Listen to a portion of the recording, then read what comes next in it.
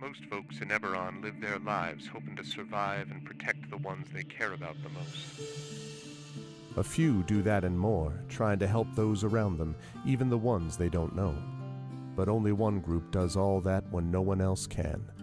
The King's Citadel, the ones who do the job no one else can do. Eberron, the Shield, a star-forged Aegis whose strength lies in the defense of their companions and their will to keep the Citadel and its missions safe no matter the price, even when that price must finally be paid. Merime, the Sword, a Kalashtar bard whose dreams predict doom and disaster, and who has touched the mind of a god. Her skill in battle, insight into the hearts and minds of those she encounters, and love for her sister in the Citadel is more necessary than ever, if her divinely touched spirit does not waver. Tantan, the Brain, a dragon-marked human artificer whose jovial demeanor conceals a deep curiosity, razor-sharp intellect, and long memory. He knows what he did for the last war, and he knows what it did to him. And now that he has returned to the site of it all, deep within the ruins of Seir, he knows how much worse the next war will be, unless he can stop it. Nisiana, the Heart, a dragon-marked halfling healer whose love for her sister is matched only by her desire to help and heal the members of the Citadel. She's grown wiser and more wary, and has learned that at times harming matters as much as healing. Can she keep hope and the King's Citadel alive? Rowan, the Wild Card, a human wild magic sorcerer who's played a dangerous game for most of his life. He's gone all in to save his friends, but for the first time he's learned they're not the only ones sitting at the table. Can he break through the shadows of his past and finally call the bluff? These 5 elite operatives came together to aid the salvage outpost of Salvation, where the Grey hovers nearby, a threat and a promise. With the Oracle of War, they found an artifact powerful enough to end a war, or begin one. They traveled to Sharn's City of Towers to unravel the Oracle's mysteries while stopping assassination attempts from the terrorist organization known as the Emerald Claw.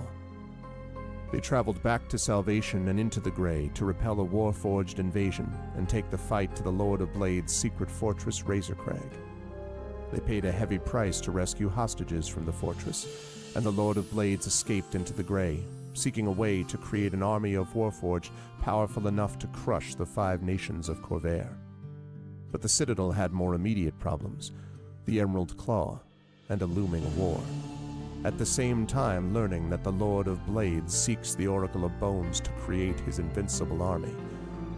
Now the King's Citadel is in a race against time to unite the 5 nations and stop the Lord of Blades before he can turn his full might against all of Corvair.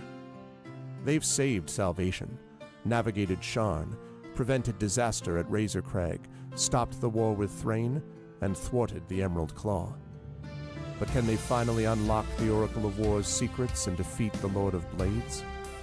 Only if they remember that in the end, all they have is each other and the King's Citadel. Long live the King. Welcome to Eberron. Welcome to Corvair. Welcome to the final season of the Oracle of War.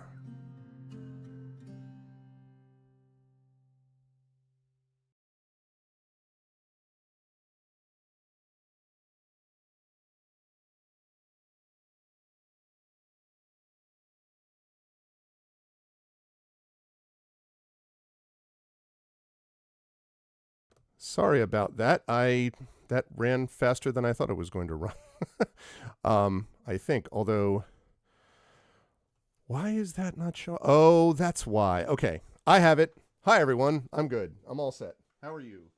Everything's good. Good to go. All part of the plan. Welcome, everybody. Welcome, Armanot. Sorry that I was a little discombobulated because I had to run downstairs for something, and I thought I had more time, and I guess I didn't. But I'm back, and welcome all of the lovely Armanauts, to a Saturday night stream. It is June 20th, 2026, and it is time for the final episode, technically an epilogue, because we already did the final episode during ArvCon, but this is our post-mortem episode of D&D with Infinity Beyond Eberron Oracle of War. In case you're interested, that is day 93 of D&D with I&B, Eberron Oracle of War, which we are calling a look back at the full campaign. You're going to have an opportunity to be able to ask some questions tonight, to ask some questions of me, to ask some questions of the players, to kind of get a little bit behind the scenes and go, so what were you thinking about when you did this? And what were you considering when you did the other thing and all that kind of stuff? We're going to talk about highlights and all that kind of thing, and it's going to be good times. And I'm going to try to run through this large campaign because, as I have already mentioned to the players, as of today, it is June 20th, 2026. And the first day of this launched on June 12th, 2021. So it has been literally 5 years as we finish up this campaign completely. It was a 5-year campaign to go from level 1 all the way up to level 20. And it was awesome, and as we'll talk about tonight. Before we go any further, though, just a couple of reminders about ways to support the channel. If you have not done so already, please follow the channel. If you have not done so already, please consider checking out our YouTube with !ArvTube, and please do follow me and subscribe to me over there. It's free for you to do that, but really helps us out. Discord is !ArvCord. You can hang out with the Arvanauts in between streams.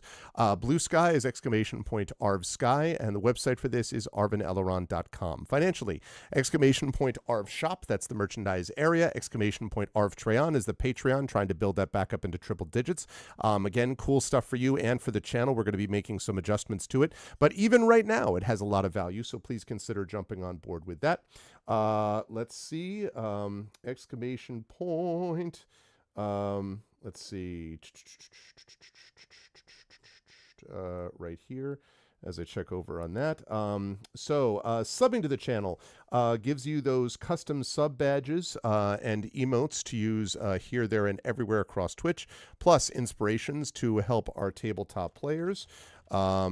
And as I write myself a note about something, as that is subbing to the channel. On the publishing front, Icarus, my graphic novel from Athos Arts, Library, that's my Tales and Tomes, The Forbidden Library, my 5e adventure and sourcebook from Alligator Alley Entertainment, Greyshade, that's my Greyshade IP, Greyshade Renegade Heretic, the Grey Assassin Trilogy from Athos Arts, available at that link. You can also get the audiobook of Greyshade Renegade and Heretic, available at the Greyshade link, and you can also pre-order the tabletop role-playing game of Greyshade, which is being designed by our very own Brandon O'Brien and will be coming out from Alligator Alley in short order, so you can pre-order that right now.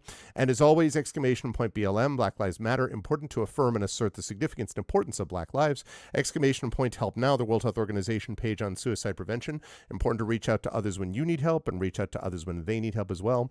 And Ukraine, UKRAINE, to help the people of Ukraine as they fight back against an illegal and illegitimate war with bravery and courage. And we send the message, we'll do so for others in that situation in the future. If we have not already done so, please consider as well the checking out BLM, I said that already, Ukraine, I mentioned that, but also the people of Minnesota, Minneapolis specifically, our love and thanks and care to them, as well as the people of Memphis, as well as the people of Newark, New Jersey, fighting against occupation, federal occupation and invasion, and doing so, again, with bravery and courage, and doing so with love and care. We have huge respect for all of you and what you are doing, and we are winning this fight bit by bit, step by step. Despite the painfulness of all of it, it is making a difference, so please keep it up, and thank you for all that you do. Quick note on schedule, we've got this going on tonight, depending how long we go. If it ends early enough, I may try to get in, squeeze in one more James Bond session tonight, 007 First Light, we'll see.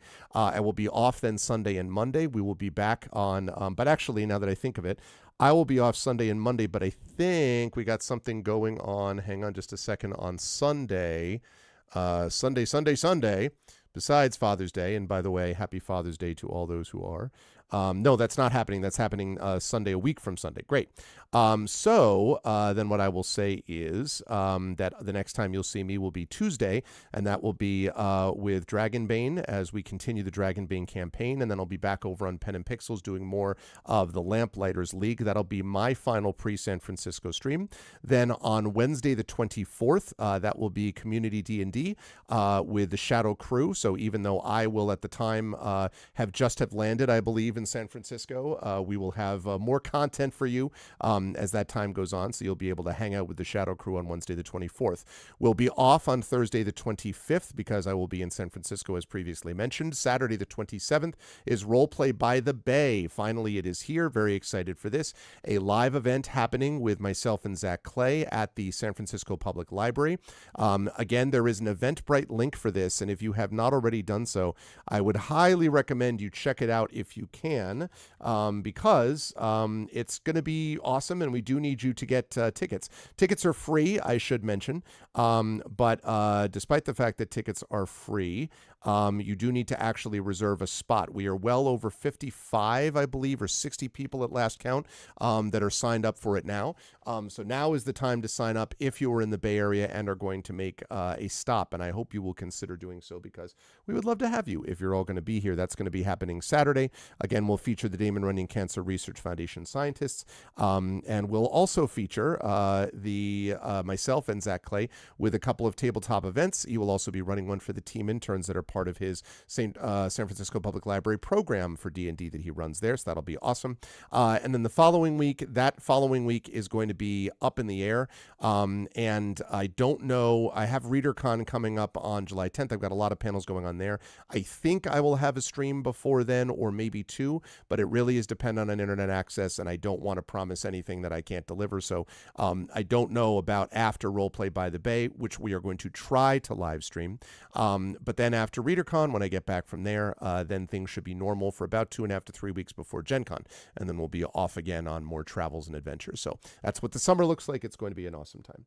But right now, I am going to unmute myself and apologize to anyone that I interrupted because I could not hear them. They've heard that before. And then I'm going to unmute them. And last but certainly not least, I'm going to head over to reveal to you the crew. And they are all here. They are all here, even those who are currently away, in distant environs like Columbus. Even people who are as far away as that are still here with us right now and are breaking across, are stretching across boundaries to do it. It's pretty awesome. Somebody turned 12. Yeah, exactly. Yes, I have. I am super excited to Stop bring this crew in. her, sir. And I am grateful to those who have made time for this, including those who are not here but still made time to do this anyway. So, first of all, I will start with the gentleman bottom left of the screen, which, as I mentioned, I am looking forward to actually meeting in person for the first time in a week in the Bay Area. It's going to be a good time, and that is good friend Trent Sparks. Trent, it's good to see you. How's everything with you out on the best coast, I guess, the West Coast? How's everything with you these days? You work. Yeah. Yeah. It's here. Yeah.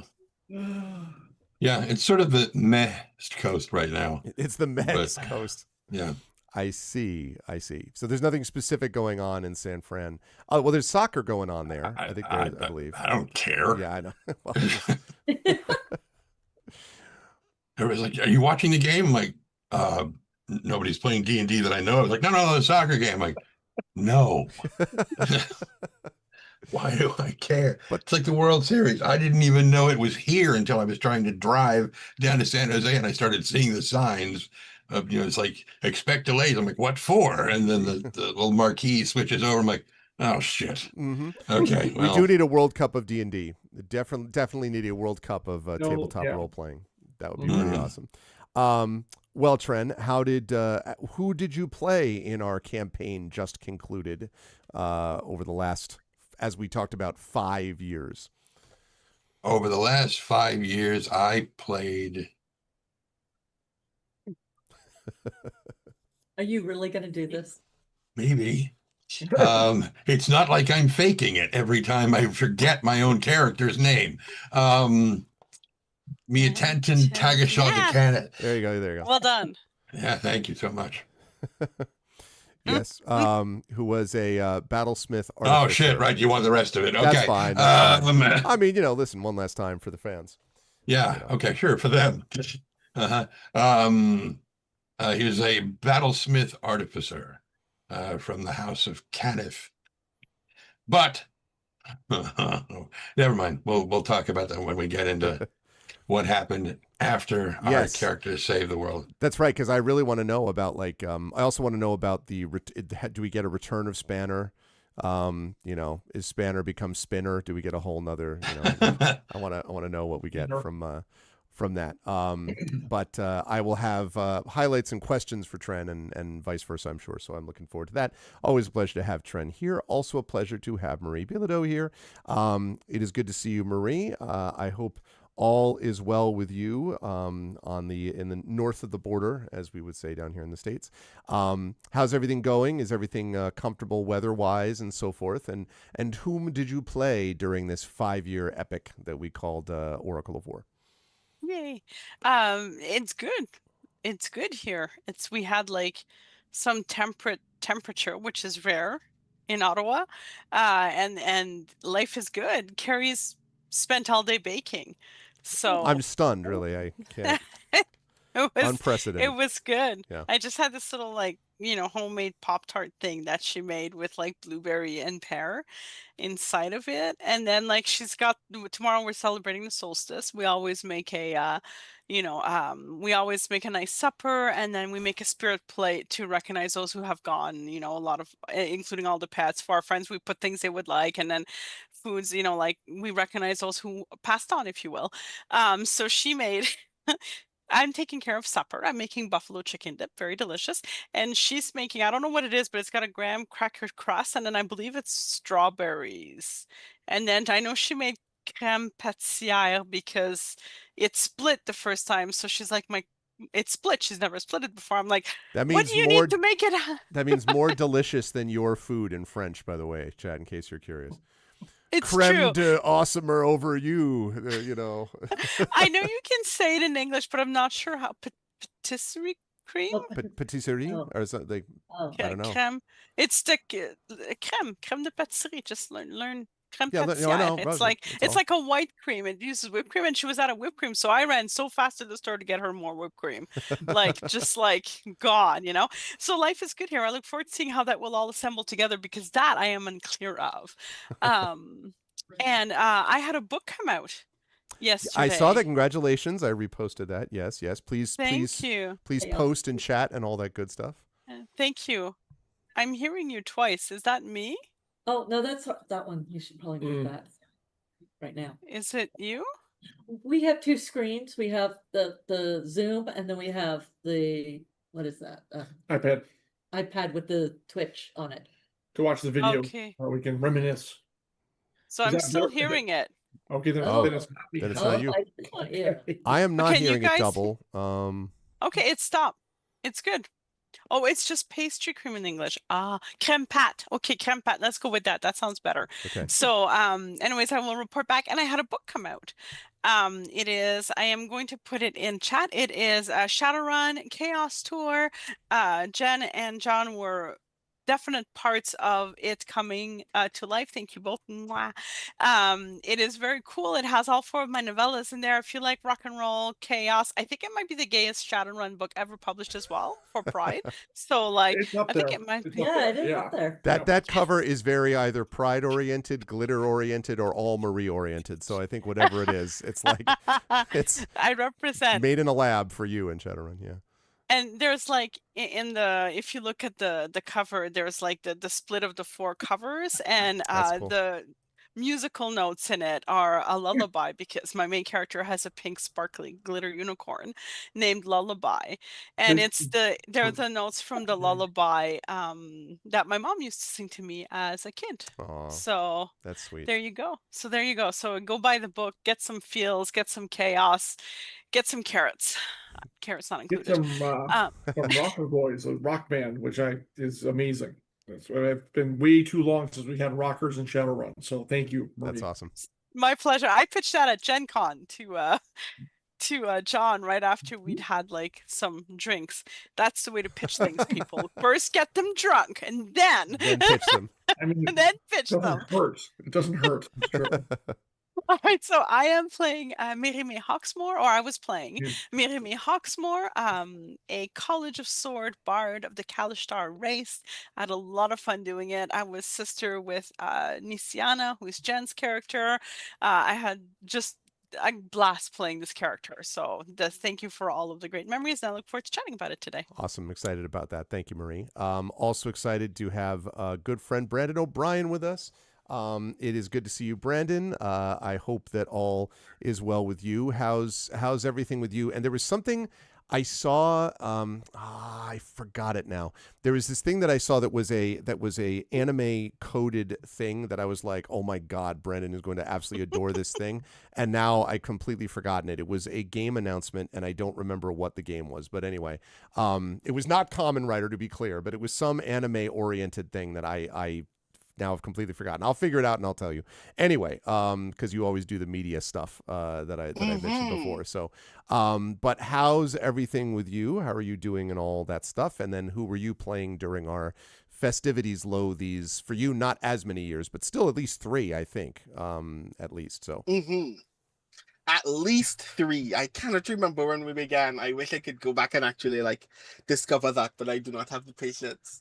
But yes, things have been going well for me. I am at this is the point in the year where I'm like, okay, I should start freaking out about convention travel now, because if I freak out now, then maybe I'll actually solve the issue of actually arriving at conventions later in the year. The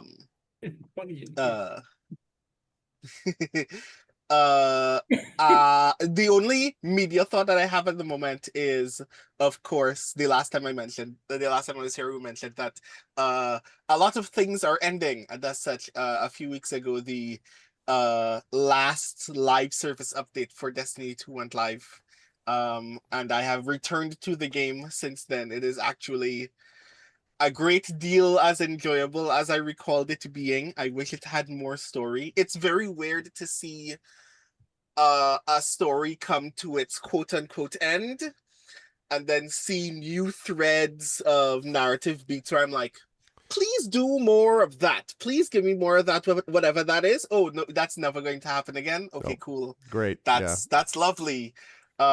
Introduce a character and have them have the most traumatic experience of their life, and then come to me personally and thank me for assisting them in resolving these incredibly traumatic experiences for them, and then have them be possessed by a god of the universe and tell them at one point we're gonna have to fist fight. Cool, and that's never going to happen now. Okay, grand. Thank you. It's on brand for them, though. Honestly, it's on brand for them. Like, that's when they give the story. They're just like, oh, you meant this. Okay, that's all, though. We're not going to do any more. I mean, I was actually going to joke that this is, at this point, if you do in fact want to actually be able to consume all of the story of Destiny 2, you can do that for like $30 now. It's just you're going to be playing for a lot of hours, but that's a thing that you can do now. But yes, I have been relishing, enjoying that, and also kind of accidentally being like, this is, I think, the one fandom thing I've ever experienced in my life, in the things that I actually enjoy, where a community of fans have come together and went, we are going to annoy people into ensuring that they understand why we actually appreciate this franchise.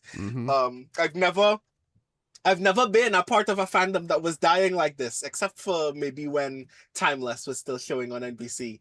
Oh my God, Timeless deserve better. It reminds me a little bit of like just an MMO, like I remember Dark Age of Camelot when I played that, and which is still sort of stumbling along, I guess. But my friends of mine and I that played with it joked about like they kindly compressed all the servers into one server, and we were like, and the 1,200 people left in the world that still played are like huddled together watching the sun go down over the horizon for the last time. It was something else, I'll tell you. But anyway, yeah, there is something special about being in a fandom where things are technically coming to a close and then discovering that this is the moment when everybody has been is expressing exactly how deeply they cared about that thing. Yeah, So yeah, it's one of the few rare joys of fandom in an age when often the internet is really bad. So yeah. Hi everybody, I'm Brandon O'Brien.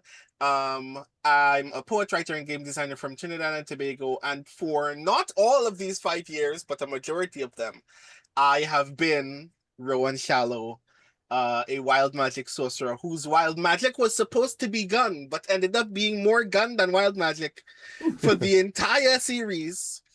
With some but I had notable a great deal exceptions, of though. fun. Some With some notable exceptions, but like I think in the totality, we only actually had a surge twice, and none of them were like deeply upsetting. I think 3 times, but yes, that was not. But yeah, it was not Like particularly. all of them were like really helpful, even the time that we No. Are you forgetting Baby Illyrian?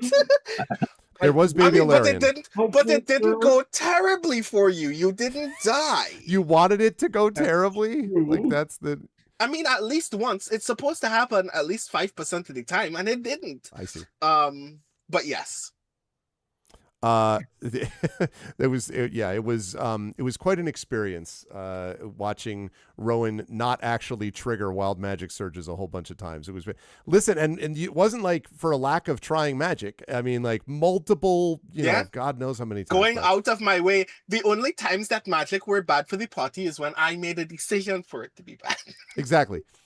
Which is where we got some of the casting fireball in a 20 by 20 square. Yeah, exactly. Or the slogan of, you know, best bad idea we've ever had. A lot of that was inspired by your presence, I think. So yeah, but it was a pleasure, and I'm excited to talk more about it tonight.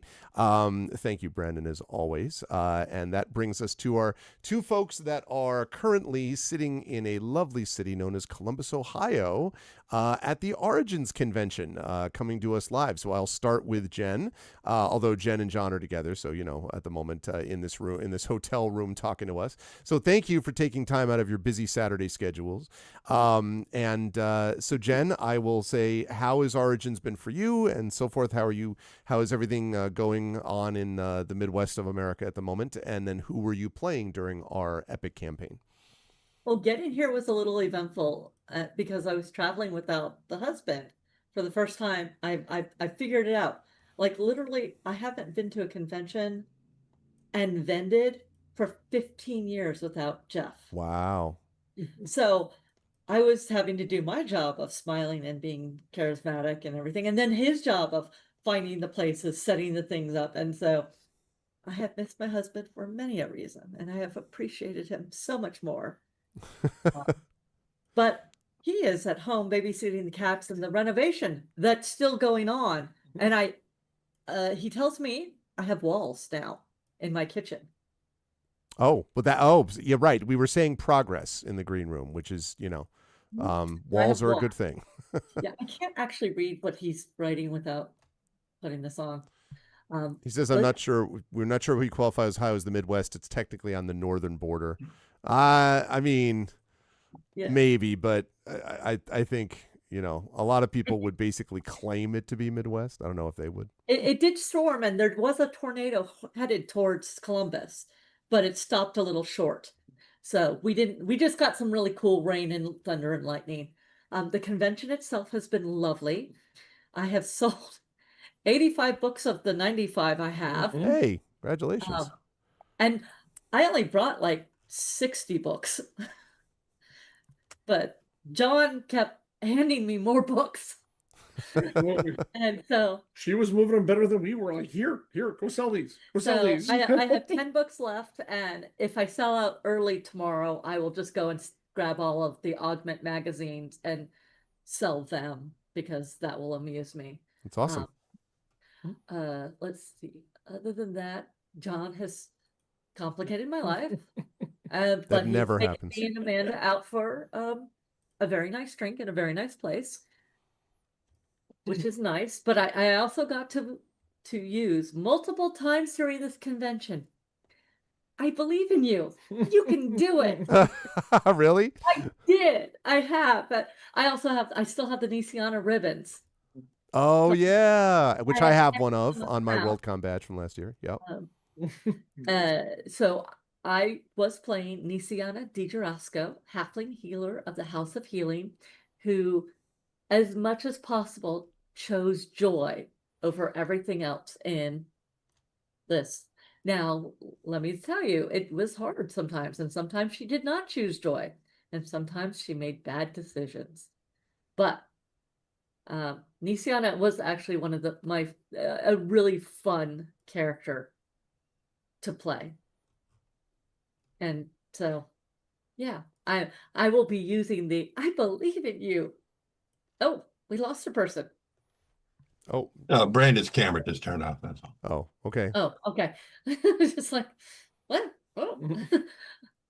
There, back. But you're muted, so You're muted, but that's okay. you No, were I, muted. Oh, there you are. that's not the right microphone. What the hell just happened? Okay.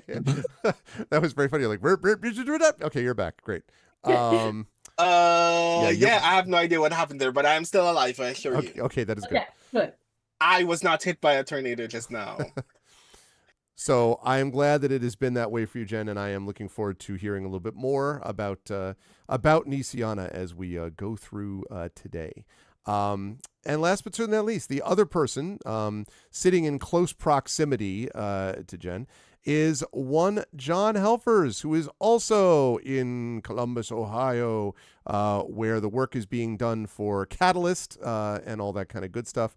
So John, how's Origins going for you? Have you brought has Catalyst brought its epic inflatable mech that it often brings, or like any cool stuff like that? Or are you just selling games out the door? Like how's it all been? And also, who did you play during our big campaign?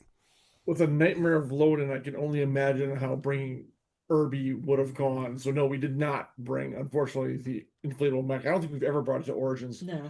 It's You did once, I'm almost positive, because I remember seeing it. It's possible. Yeah, Very a few years possible. ago, maybe. And then I think we got shut down probably by the union or the city or both. Who Oh, knows? okay. They tend to look askance, that kind of thing. Didn't they just have a pride parade? They Yes, did. They always do. Just put the Irby in the pride parade. What's the big deal? That's true. That would be awesome if we could do that. That would be. So an awesome is much larger. Never mind. Sorry, go on. So yeah, load-in was a nightmare here. Gamma, the Game Trade Association that runs the show, has suffered an 80% turnover in staff over the past 2 months. So that's fun. Ooh. But once we got everything straightened out and didn't leave the convention, everything's been going swimmingly, more or less. But it's been great fun being here. I really enjoy Origins a lot because I get to see great people like Jen. We sold a lot of books to people. We've sold a lot of games to people. It's actually, we're doing better than last year already, and it's only Saturday. Nice. So it's, yeah, and we know the new president of Gamma very, very well.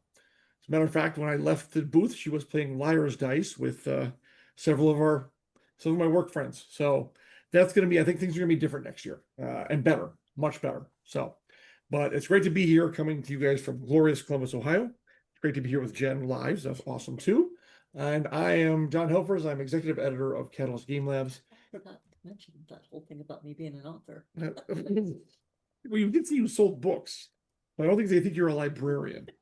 Yeah. Anyways, I played Alarian, the Starforged Aegis, which was just an incredible experience. This whole playing with everyone here and Arv for the last 5 years. I can't believe it's been almost exactly 5 years. That's incredible. It's just amazing. So we'll go more into that as we go forward. So yeah. Good stuff. I am excited for that, and I am going to make this work, I'm going to head over to the map because I'm going to show folks the first ever map that we had of Salvation, which was at the beginning of the campaign. And I thought one of the things that I wanted to do is what I'm going to do is intersperse. What I was planning on doing was chatting with each of these folks and then going through some of the different sections of the adventure. But I think what I will do instead is I will intersperse a few of those things. And so I want to start, I think, by just looking at and then asking questions about a few of the opening sections of this campaign. So the campaign that began, as I said, all the way back back on June 12th, 2021. And it began with part one, which was called the Nightland. And this was where the party first went into. In fact, it's even before they get the Oracle of War. And this was when we were playing with Rob, who had the character of Yana, who was a shifter. And the group went into the Mornland, the morning, for the first time to rescue a salvage crew.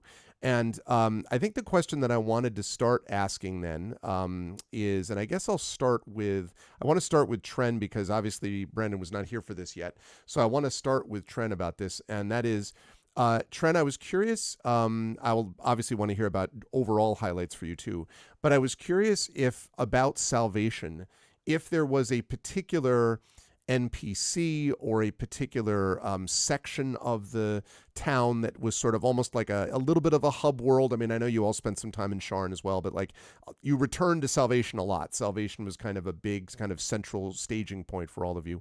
And I was curious if there was something that stood out to you about Salvation, place or facility or person or moment, was defending Salvation. You had to do that once or twice also. So I was curious if any of that stood out for you as we get started here. I think large portion of it, and there's differences, what stood out to the character versus what stood out to me. Okay. For me, the bazaar was probably the biggest thing. It seemed like that was the location of the greatest density of possible RP to evolve. Yeah. Just because there were so many people going in and out and things changing hands. If anything was likely to happen, it felt like it would probably happen there first. Second, and more so for Tanton, was the lightning rail station. Yeah. In part because he's an artificer. Of course, he is going to love the conductor stones and the trains when they're in, because that's really cool stuff that he likes, and it's neat, and he wants to see them and talk to the engineers and be like, have you considered this? What about this? Blah blah blah. I think those would be the two big things.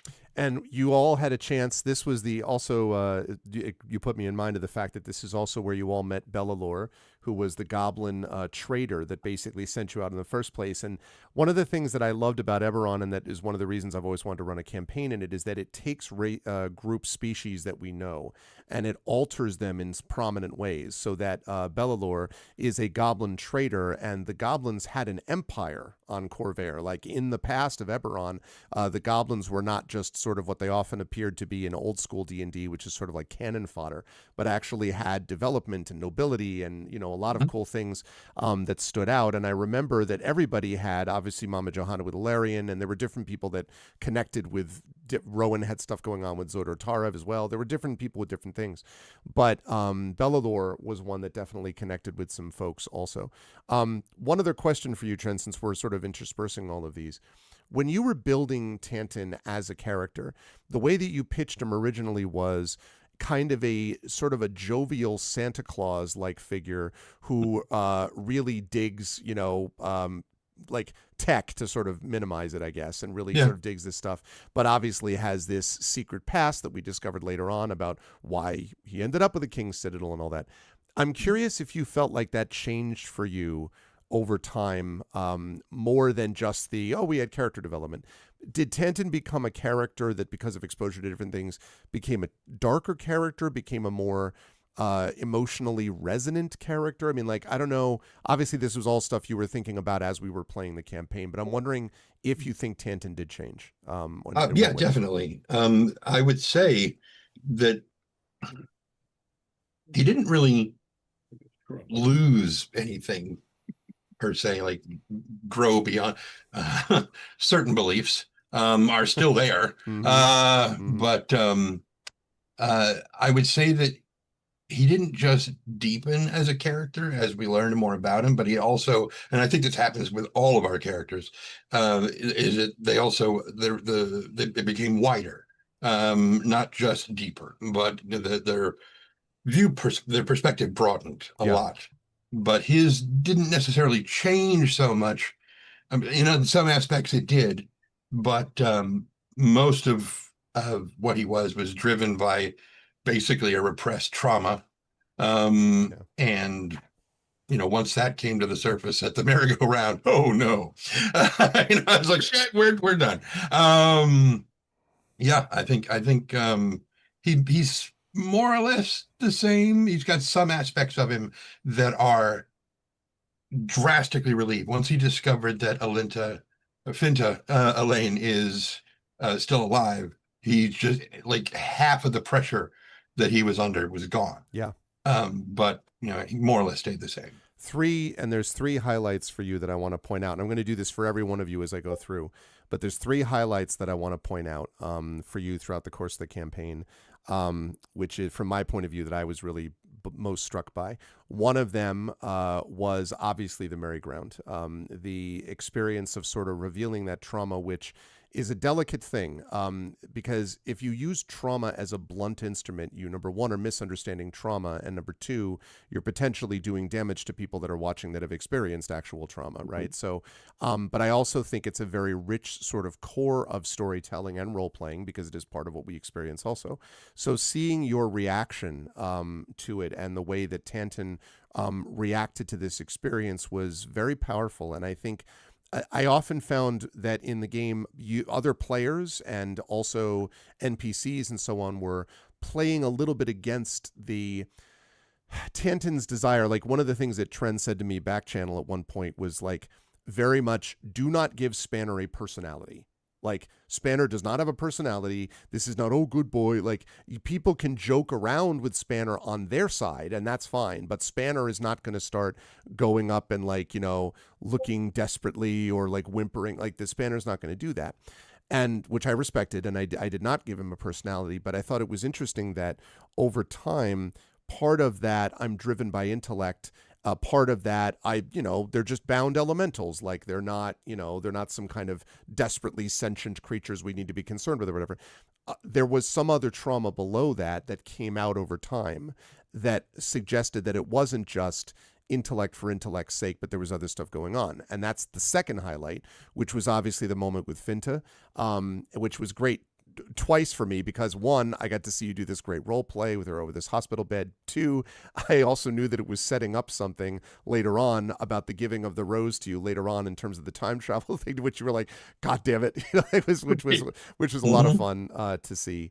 So there was that. And the third one I wanted to mention just briefly, because it was just such a powerful visual for me, is you standing on the ship in a section that we'll talk about later as a spy and chucking plates to see if they get out of the field of magic. Right.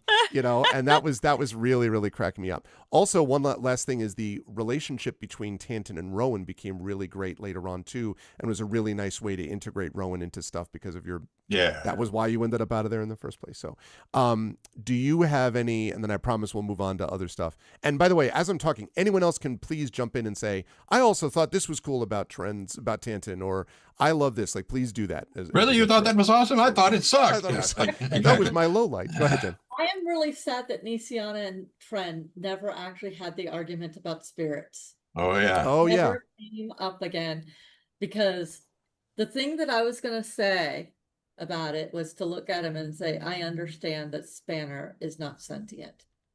I understand he is a construct, and he does what he does because you tell him. He doesn't have free will. Spirits who have free will deserve to be free. Now, Tanton's response to that would be, and yet you call him he. He would say, yet you call it he. I do. I give him the animation. And if he had the ability to be free, then you and I would be having that conversation. But I am sorry we never actually really had Me that. too. Oh man, I was looking forward to that so much. Yeah, there was so much good stuff that was coming up in this. It wasn't like you didn't have a lot of pretty serious major combos with each other, but there was a lot. Marie, you were going to say something about something. Oh no, I was in complete agreement. Okay. I loved all of I think that was part of the strength of the role playing, though, is nobody forced something that didn't feel like it belonged in that moment. And I think that's what made the strength of the role play as well. Even though we missed some stuff like that we would have loved, if it just didn't work into the story, like it wasn't forced. And that was beautiful too. I think that made the characters stand out on their own. It's true, and that's the benefit also of having time, which Mhm. is why a big campaign like this, a big meaty level 1 to level 20, gives you a lot of time to do it. And it's also why I was glad that you were all working together as the King's Citadel, because it meant you all had different motivations, but you were drawn together, through common purpose, and that was pretty cool. So I will come back, Tren, with some other stuff, and please tell me your highlights too. But I'm curious about that. So we had Salvation that we had here as part of the Nightland, and the Nightland also introduced a few other people. We introduced Mother Johanna, which turned out to be a big character in particular for Alarion. And John, I want to come to you on this. I'm curious about what it was about Mother Johanna that you think spoke to Alarion, or that you found interesting, that you sort of grabbed onto, because that and Zodor Tarov, but Zodor Tarov was kind of a mix with a couple of you. Mother Johanna was very distinctively someone that Alarion connected with, and I wondered what you think that came from in your mind. So that was completely unplanned. Alarion has a very neutral view on religion. They respect other people's beliefs, like Nisiana's, of course, especially given what she can and did do during the campaign. But they don't feel, pulled toward it or to explore it or to worship or anything like that. And the way our view described Mother Johanna when we first met her was this cleric who seemed already defeated by everything she was trying to do in Salvation. And when I created Alarion, you and I talked about their background, because I wanted kind of a traveler wayfarer, because they've been all over the continent and they've been here for 100 years. And one of the things I said is I treat my companions as if they are puppies, and I want to take care of them and make sure that they are well cared for. And she just became one of them as well. And they wanted to do whatever they could do to help You her. treat us like puppies? That's what it says. Like well-cared for pups. Okay. And let's face it, at times I think every one of you qualify for that. Some less than others. No, some more than others. I absolutely was a puppy. I was awkward and all over the place. And it became this kind of running thing every time we'd come back, or when we fought those the bounty hunters, or the guys that, like, we were about sixth or seventh level. Yeah. And the church got mysteriously damaged. And we fixed that. And it just became this thing where they would have this relationship. And for a time, I actually gave serious consideration to, I said, would Alarion actually dual class to Paladin? Which that would have been interesting. Done. Yeah. But ultimately, I decided I wanted to take the Aegis class as far as I could, so I didn't do it. But there was a while where I thought that could happen. So it was just a fascinating relationship too. We like Garunda and got along with them, but that dichotomy of the religion and this big star, you pop in and every time here's some gold and come on, buck up and do the right thing, and you can do it. It's kind of became her cheerleader in a way. It was terrific, and the role playing again on your part too, as you're juggling all these characters, was wonderful, and we got to see her kind of transform. And I like to think that Alarion played maybe a little part in helping her maybe even get her faith back a little bit. Oh, undoubtedly. And I think for all of you, the characters that you connected with were deeply influenced, by stuff that you folks all did. And in fact, I just realized I didn't move. Well, most of you are not in Roll20, so I guess that's fine. So I will then move us to the section that we called the Betrayal. And the reason I'm coming here is this is still in the Nightland. We're not going to spend a ton of time on every module like this, but this was the introduction. And the reason I'm showing you all this map is that the Betrayal, is where Nisiana first found out that she was going to be a target for a lot of this campaign. And everyone was like, oh, shit, I guess he's not joking around, because Nisiana, I believe, went down. And there were multiple opportunities at that point for everyone. So I have two questions here for folks, specifically for Jen and for Marie. First, for Jen, I am curious about how you felt when you realized, And also, side note, this is also where you first met Erulin Karnak in person, essentially, who became a big time thorn in your side for the next 19 levels. On and off. Like she would disappear and come back, but the point was you're always like, God damn it, they're here again, like a cockroach returning. But I wonder what it was like for you, Jen, as Nisiana, realizing that the healer was going to be a major target because these people knew their stuff and they were not going to just let you sit in the back and calmly heal people while the tanks go up front and, none of this Holy Trinity stuff. We're going to go after the healer first. So I'm curious about how you felt about that, experiencing it. It was a really interesting moment of shock. Yeah. Because I had played healers before. I didn't play them because they didn't get attacked. I played them because I liked being a support character. And I think at one point my first thought was, that's not fair. And then my next thought was, oh, that's so cool. Oh, shit. Oh, I'm really going to have to worry about this. Okay. And in a way, it was very Nisiana. Mm-hmm. Because, I guess she might have heard about maybe sometimes they attack the healers. But I don't know if anybody said, no, they focus on the healers. So it was very much a 2 arrows to the chest, and it was just kind of like, what? And that was a change for her as a character, but it was very internal. Mm-hmm. It was almost like the line where the shit just got real. Mm-hmm. That was kind of where that was with Nisiana, and because I was just like, wait, nobody ever attacks the healers. Why would they attack the healers? Well, now we know that why, and I found it really interesting. Especially coming from a necromantic order like the Order of the Emerald Claw, which at the time none of you really knew anything about, except later on it would become this massive you had basically 2 bad groups you were worried about. One of them was the Lord of Blades, and the other one was the Emerald Claw, whose motivations sometimes intertwined and sometimes didn't. But you were dealing with both of them, and the fact that the Emerald Claw was sort of like, yeah, we like the bad old days before the morning and all that stuff, and you're like, yeah. And so I really enjoyed the fact that everyone really came to really hate the Emerald Claw. It was just like, these people need to effing go. I was a big fan of that as it was going through. So my second question is for Marie and Jen, but it was about Merime and Nisiana, because obviously one of the continuing campaign highlights was the idea of having these 2 sisters, one of whom is essentially an adopted sister that's self-adopted, like more or less just showed up and was like, I'm going to do this.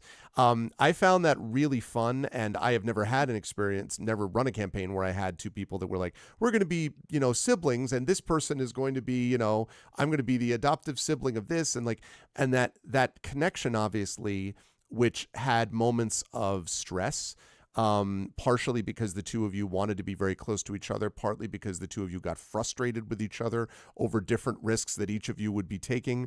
It tended to be probably a little bit more Nisiana with Merime than the other way around, but Merime also a lot of times was like, I'm going to help Nisiana, and Nisiana like, what are you doing?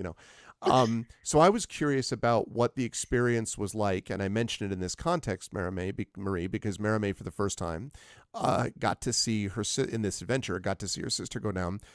I'm wondering if you think that had any impact on what Merime did with Nisiana going forward the rest of the campaign, and for both of you, what it was like playing sisters in this. So we could start with Marie, I think. It definitely had an impact on Merime because, like, for her, she was on the front during the war, and then her sister was back in the camps and in triage and stuff. So her sister to her was safe. And then when they joined the King's Citadel together, it was like, well, now we get to do this together, but the war is over. So, we'll do adventures together, see new cities, buy some ribbon. It's gonna be great. Yeah. And then at that point, it's like, it was the first time where the stakes were really starting to show their head. Like, this is getting really serious. The Emerald Call is rising again. We're the King's Citadel. This is our job. But also they're targeting my sister. So for Merime, it was very much like, oh my God, this isn't correct. Like, this isn't good. And then part of it was like, did I bring my sister into like something she won't survive? Like, I don't know how to deal with that. And It did change the way she approached things. If they hadn't targeted her sister so much or her house, like some decisions that Remy made, I think would have been very different. But because she knew that her sister was a target, then she was very self-aware. That's why she always stepped in front of Nisiana. That's why she tried to convince her sister not to necessarily be 30 feet from her even. But the sisters, I think, and Jen and I, like, because we played together before and we trust each other as players as well, we could discuss some stuff like, where are you hoping to go with this, or what are you doing with this, right, to kind of keep some guidelines kind of a little bit. Yeah. And we already had set the guidelines. These are the things we're doing, these are what we're trying to accomplish with siblings. So Hmm. we were both kind of playing with it quite a bit. But it was interesting because at some points that was the first time there where we both had to ask ourselves the question, what happens if my sister dies? Who do I become as a character, right? Right. Like, Yeah. so that was interesting. Yeah. It's terrifying as all get out, though.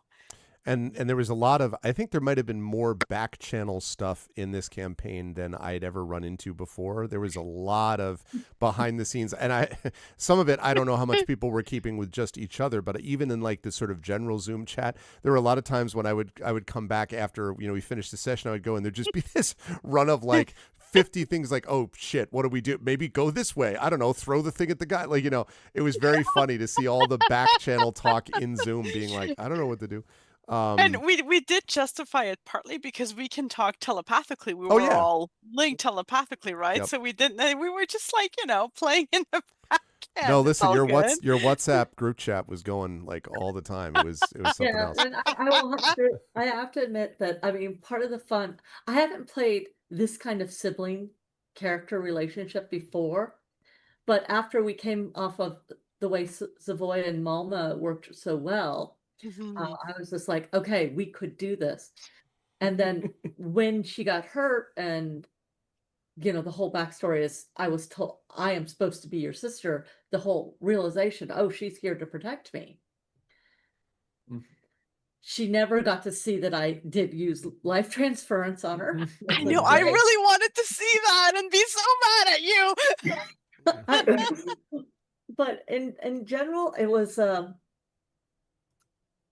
was really nice to be able to trust her. And when either of us totally screwed up and did a thing that we shouldn't have done, because we both did it, the other kind of stepped in and kind of protected and corrected at the same time. Yeah. But gently. It worked so Yeah. well every time. Like, I don't It know. was- I find it worked well. I thought it worked really well. And it was Jen, stop talking to me, but no.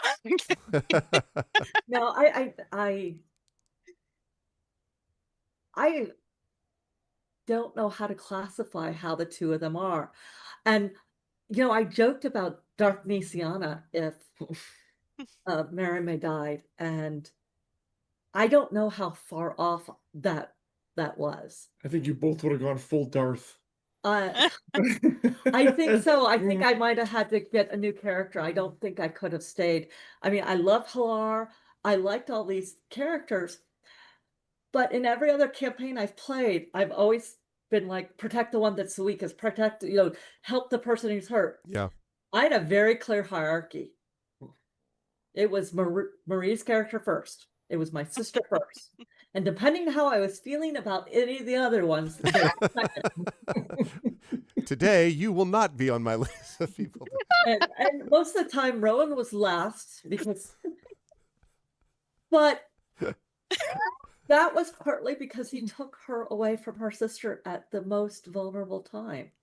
And it was the one time I got divine intervention to work to go back and save her sister.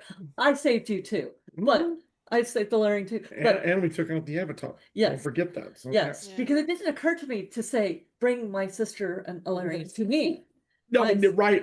It said, don't set me to 5 feet within them so I can take them with me if we need to go. And that, by the way, was a major highlight that I had for you. And of course, the divine intervention, which I had not ever seen work before, worked in this case. That was actually, I honestly think there were a couple of sections that I want to say part 18 things looked very dire. But I actually think the ones where you all were in the most trouble was probably the encounter with Spinweave, because the magic stuff, the anti-magic stuff and everything put you all in a world of hurt. And honestly, I don't know that I think if the divine intervention had not worked, I think someone would have died. I don't know who exactly, but I think the fact that you came back put them in a good position. And I saw that and I was like, listen, I report, you decide. Okay. Like whatever, like I'm going to run with it. Because the Spinweave thing, and I think all of you also, and I know part of this, Jen, was the whole, I really was trying to, play down the whole spider thing for reasons we've discussed. But I think that was the one that it felt to me that many of you can tell me if I'm wrong, felt genuinely terrifying. It was something about, absolutely. and it was the nature of the creature itself that was sort of like, was sort of indifferent to your existence. It wasn't even like, I hate you and want to kill you, like, the Lord of Blades does, blah, blah, blah. It was also more of a sort of like, all I do is eat and consume knowledge. Now I will do that also. Like, very Shelob-like, actually. And there's something to be said for something that's not just ambitious for its own sake, but it's just like, no, I just want to eat the world. And, that in this case, eating knowledge and consuming knowledge was a big part of it. So one huge highlight obviously was the divine intervention moment. And the funniest thing about that is I had to make the roll, and you guys saw that it worked like 10 seconds before I did. I remember your face. It was great. And like, for Merime, like that was a great moment altogether, because she thought she was gonna die. Like, she's like, there's no way I'm getting out. Like, me as a player too, I'm like, okay, goodbye, Merime, this is gonna be fun. Like, we had a good time. But when Rowan took them out to the, like, when she asked Rowan, please get my sister out, and you did it, like, for like Merime at that time, Rowan's esteem went like straight up. It's like suddenly Rowan had good judgment. Suddenly Make Rowan that was what on you my will, shit right? list. Yeah, and it's funny because one The sister was one like, thank time. you. Well, what's funny about this, what I was thinking about this, Brandon, for you, is that as we're going to be jumping around a bit to talk about these parts, but I always felt your play of Rowan reminded me very much of Drunken Master Kung Fu, and my specifically Kung Fu Theater, right? In that I think that Brandon mechanically played Wild Magic Sorcerer absolutely brilliantly. Like the figuring out when to use points at what time for what things under what circumstances felt like chaos was generally very effective while still maintaining chaos, right? Like even that moment of teleporting out was enormous because like, if you don't get Nisiana out, then Nisiana doesn't have a chance to ask for divine intervention, and none of the rest of this happens. And that's just one of many examples. So I think you did very well, Brandon, in creating this thing that was absolutely chaos and that absolutely was Rowan making, in quotes, bad choices, but always, I think, with good ends in mind. I think there was always you always had a theory about how this could actually work, even if it felt like, but that seems crazy to do that. Yeah. Yes. But in the way that you were developing it, I felt there were a lot of times where that was the only way that something like that was going to happen. So, anyway, I did want to throw that shout out because the whole intervention thing was very important. So that was Nightland. And that we had a lot happen. I want to make one quick point. Oh, please. Yeah. And it's about the betrayal and the battle there too, because that was really tough for all of us. And I think, correct me if I'm wrong, weren't we only like second level there? You were or third. No, I don't think you were third. Oh. I think you would have I been think we were second. second. We hadn't got our subclasses yet. Yeah. We hadn't the True, third level 'cause- powers. Oh yeah. Yeah. And oh, man. what I wanted to say was, like you said, it was a moment of shock, and I think it was shock for all of us because there's kind of, correct me if I'm wrong, I haven't done a ton of D&D DMing. There's kind of the unspoken rule that you sort of take it easy on the characters for first through third level. But so they get to third and like, okay, now we're Arf clearly was not doing that. Very clearly was not doing it. And that was like, oh, set the tone early, people. Set the tone early. Yes. And very much like we're like all kind of that was our oh shit moment, like you said. Like shit just got real. Yeah. Like, okay, he ain't pulling any punches here. Because you weren't. I think what was it? You and Jan went down, and I was like at one point, or maybe I went down too, I can't remember. Yeah. We almost had half the party wiped out at second level. It was that bad. It's a bit of a risk too, and not just because of the whole potential of losing characters early. There's a bit of a risk also in that what you don't want to have happen is for players at that point to become discouraged or to think like that DMs are out to get them. And which is one of the reasons why I wanted to do it with this group, which we all knew each other, we have all played with each other and have known each other in other contexts, and so there would be a certain level of trust there. Because the other way to go is if you get through something like that, you do first of all, you're like, oh, okay, so this is all real now. And the second thing is you're like, F these people, like whoever did this, like these people. And that was what I wanted, right? I wanted you people to be like Emerald, this son of a, I wanted people to be angry at them. And I wanted you to feel like you were elite operatives that could overcome obstacles like this if you built allies over time, which leads me to one of the most important NPCs we had in the whole campaign, and that was Hilar Brasal. The interesting thing about Hilar is that Hilar originally stemmed from something I had asked Marie about, which was sort of a backstory character that would tie Merime, someone that they knew. And the campaign itself suggests something about some random person that you said, and I'm like, yeah, whatever. Anyway, let's talk about something that the players actually care about, and that the characters care about. And so we came up with Hilar.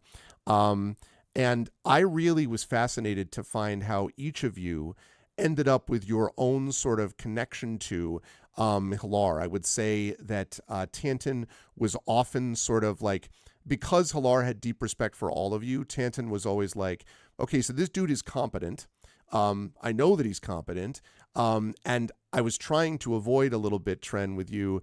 I did not want a repeat of the Fifely, the dude from the Harpers situation, because I didn't, Leonin, because I did not want, and not because that was great. I love that, but I didn't want a repeat of that interaction, because I wanted the anger that Tanton was going to clearly possess or whatever to be directed elsewhere, and to sort of be like, listen, I don't know what your bosses are telling you, but at least I can trust that this guy knows a little bit about what's going on.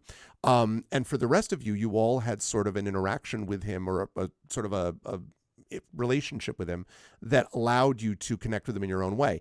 John, I think Ilarion had a very sort of tactical respect for what Hilar was trying to do, so you would often talk about things like that. Nisiana, you would sometimes, I think, talk with Hilar about what you were expected to do, and you had divided loyalties a bit because you were thinking about your house. Tanton didn't have to worry about that, because Tanton was like, I kind of am trying to forget about my house a little bit, whereas Nisiana was very much working for the house and also working for the King's Citadel. Rowan, you were brought in later, and so a lot of this was sort of Hilar vouching for you based upon the testimonials of the other four, especially Tanton, because he knew you and then came to respect you greatly. And then obviously, Merime, you actually fought with this guy in the war. So having that NPC as a grounding person and also kind of your handler, sort of the Charlie for the Charlie's Angels, if you will, that became sort of an important point for all of it. So I just wanted to throw him out quickly and ask if any of the five of you, if you had thoughts about Hilar one way or the other. And if the answer is, yeah, he was cool, we could move on from that. But I didn't know if there was any things where there was a highlight where you're like, I thought this was cool, or it was interesting to have Hilar there, or what you all felt about that. So just... I actually really appreciated that he respected us. It was nice to have kind of a boss who believed in us and respected us, and it wasn't like the shouting police captain who does things. Right. Turn all your badge in, that type of thing. Yeah. You're busted down a patrolman, rookie. Yeah, it was a really interesting how that relationship developed, and like you said, differently for everyone. And by the end, I think Ilarion and Hilar viewed each other almost as equals in a way, considering what they both had come from different backgrounds during the war. Right. And yes, it was. You're absolutely right, Art. It was a very kind of a tactical, strategic relationship that they would bounce ideas off each other that way. And they have deep respect on both sides for that one. Yeah, it was interesting to do it. It also gave me a chance to do a little bit of a southern accent when I was just speaking in the video, and I appreciated that. Anyway, okay, so as we moved on to later sections of the campaign, things accelerated, and it would not be reasonable for us if we did not talk about the Fireweave Bazaar and the section that we called Voice in the Machine, which is where you first met the Oracle of War. Now, two things I want to note. First of all, pour one out for the pseudo Drake. I know that was a real loss. I did think several times, Trent, about if there was a way I could figure out to, but then I was like, I'm kind of shoehorning it. If I'm like, he returns, but I was like, it was tempting. But here you got a chance to, first of all, wander through the Mournland. And by the way, I loved how all of you interacted with the Mournland, which was the gray just sort of flat out sucks for a variety of reasons. And part of it is that you never knew how your spells were going to work, and everything was like confusing, and there were all these visions and whatever. But it also led to us getting fan dice. So I just want to say that that was huge because we got those awesome dice from Light and Passion based on the inspiration of you fighting something in there. Cool. It was super, super cool. Yay! Yeah, I love those. It was so cool. But when you got to the Fireweave Bazaar, you had a chance to actually find the Oracle. And I'm curious for any of you, and this not Rowan yet. We will get to Rowan quite a bit in just a minute. But for the four of you, when you first encountered it, what were your sort of views of like the Oracle of War? Like, did you?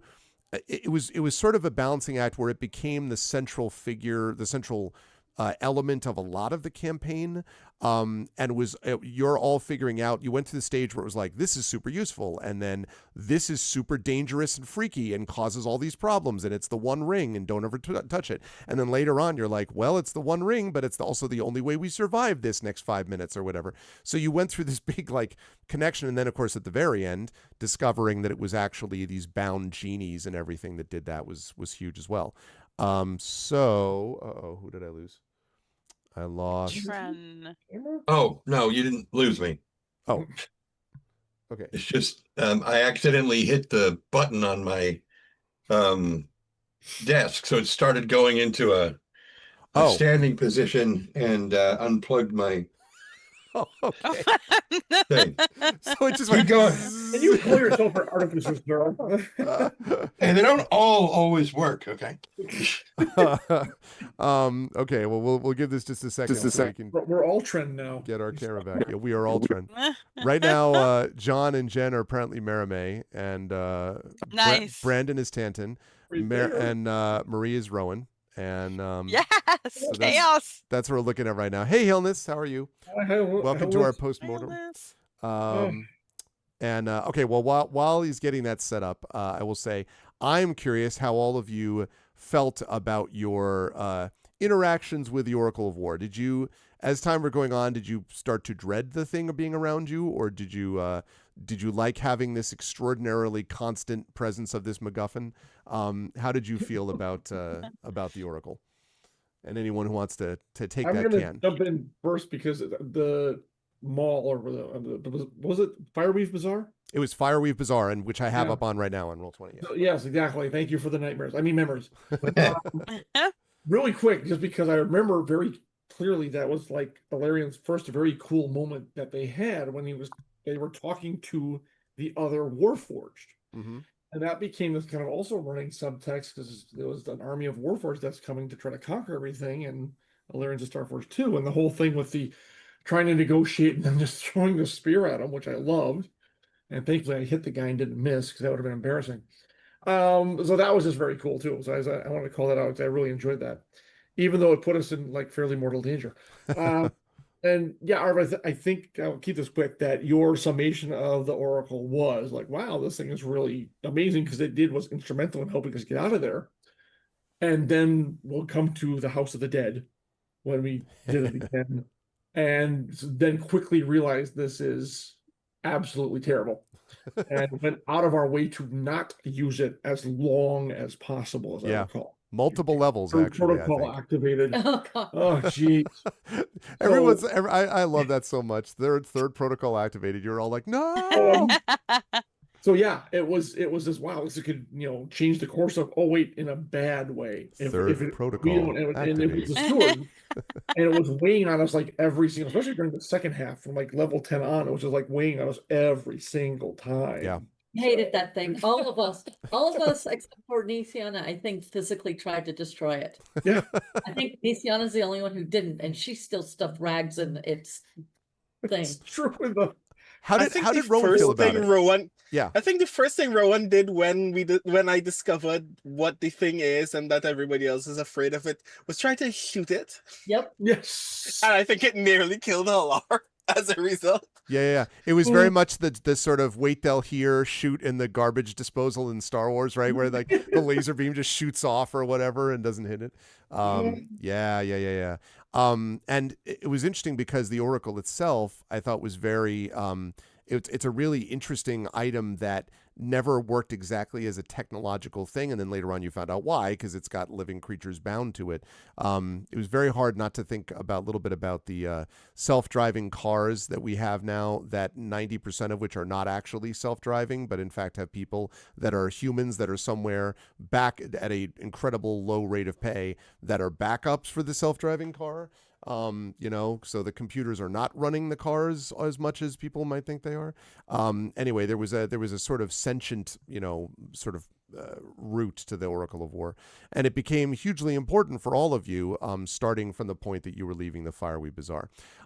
So yes, we should get to then, moving swiftly on, we should get to one of all of, I'm sure, your most fond portions of this, and that was Where the Dead Wait.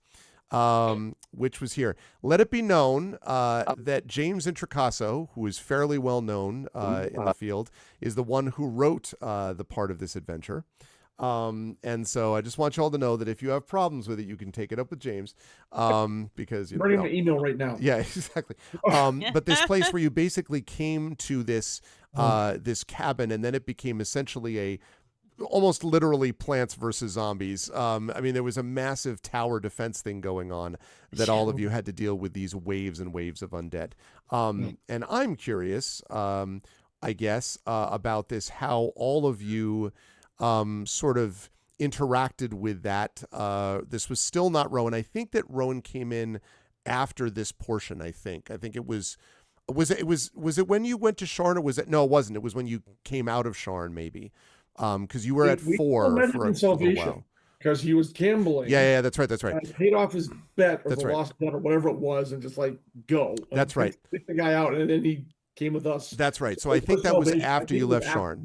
Okay, that was all right. So then this was this. So this was the sort of hardest core, like heaviest combat section, definitely to this point.